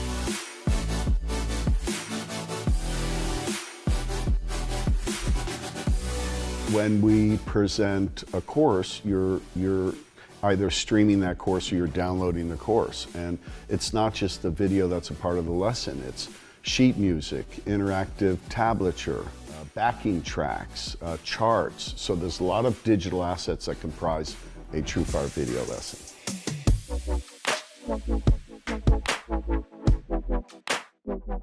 I wish we had more teachers here in St. Petersburg, but typically we'll fly them in from Europe, South America, all over the States, Canada, fly them into St. Petersburg, put them up at one of the nice hotels downtown. When I'm in St. Petersburg, I'm happy. For that reason, I wrote a couple of songs in my acoustic album dedicated to St. Pete. When I was growing up, if you wanted to play guitar, you couldn't even learn that in school. You had to go find another guitar player. There were no books, there were no DVDs. Certainly wasn't any internet, so you'd found another guitar player. Today, you can sit a student in front of a screen. You can show them multiple angles so that they can see the right hand, the left hand, everything that the player, the teacher is doing. So you're watching a video, you have a little map for where to put your fingers, you're listening, and you're able to learn how to play music. We do live broadcasts every time an artist comes to town. Streams around the world. For those 60 minutes, we have people of all creed, color. For that hour, we are one. We are a family. We share a passion. That's a very, very powerful influence.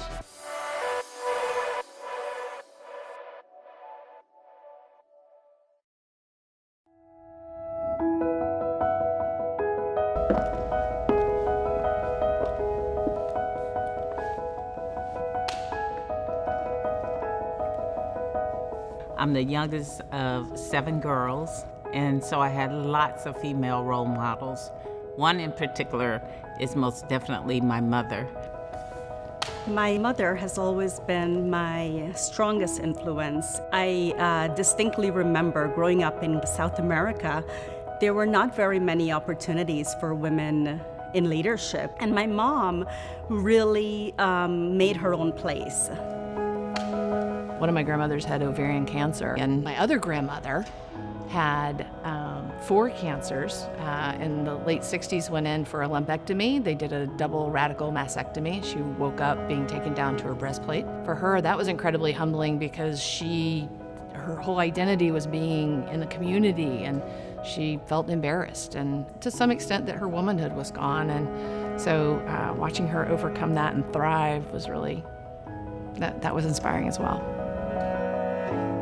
Growing up, I really admired one of my high school teachers in particular.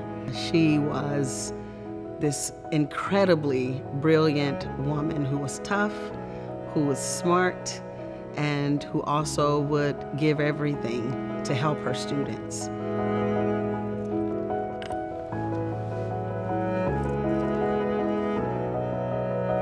I think it's critical to have a mentor. I found mentors that taught me self-acceptance, self-love. They help you find a way. They help you find an opportunity to a path to your full expression. Well, I think mentorship is extremely important to the pathway to success. Having someone there who is really going to be the shining example, who is going to be your guide through life, is really what's so important and what so many of us need. Every life, you should have somebody that is your champion and somebody you can champion. And I think that's really important as we think about elevating others.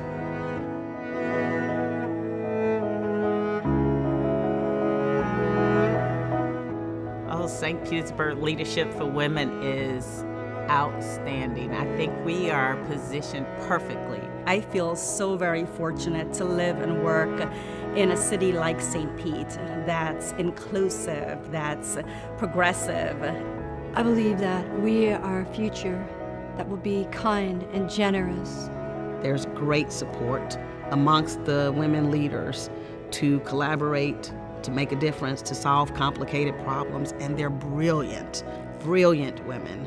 This community has not just great women leaders, but a platform where they're elevated and able to do things that are meaningful and that really impact our community. And that's part of the reason it's such a phenomenal community. Women have such an important role in our culture. The future of women in St. Pete has never felt brighter. Mentor a young lady or find a mentor for yourself. Be sure to honor the women in your life this month and every month.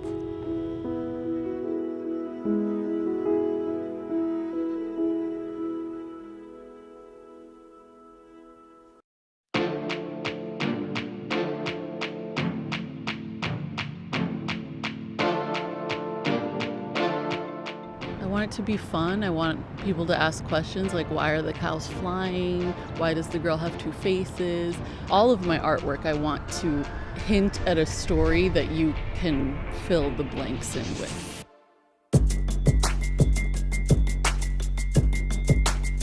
My artwork tells my story of navigating femininity, faith, and Latinidad through my painting. Just having something that is gonna live on and that people will stumble upon, like, wow, this really is super cool. I'm Christy. I've always been an artist. It's never really been a choice that I've made.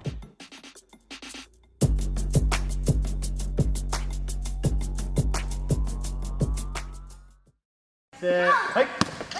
Go. Go, go, go.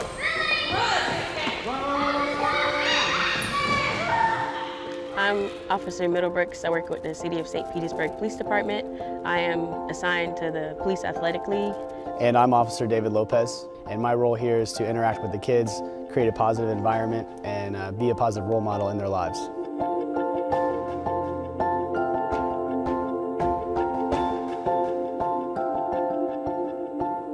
The idea of a police athletic league is very important. It is important. It's important to have police officers interacting with the community.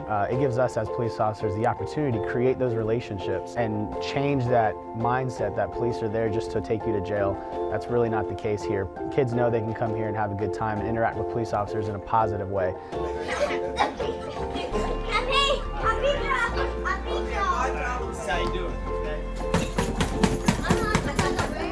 A lot of times they don't have certain resources, so we try and provide those resources for them. We have mentors here, we provide homework help, we provide recreation, we provide snacks. My favorite part personally is probably the mentoring aspect of my job. There was a kid, they were having some problems in school. I started mentoring and having lunch with them and just giving them some positivity. And the teacher told me that they were doing better in class, that they were looking forward to having lunch meetings with me. So that made me feel really good, and it felt like I was definitely making a difference. When these kids come in, it brightens their day to see the consistency of having a positive role model in their lives. Foul out 3. 1, 2, 3. A lot of times when they first start here, they may not take on to us as well, but as time goes on, you can see a relationship develop. There's one kid that started when I first walked into the center. He would hide behind tables.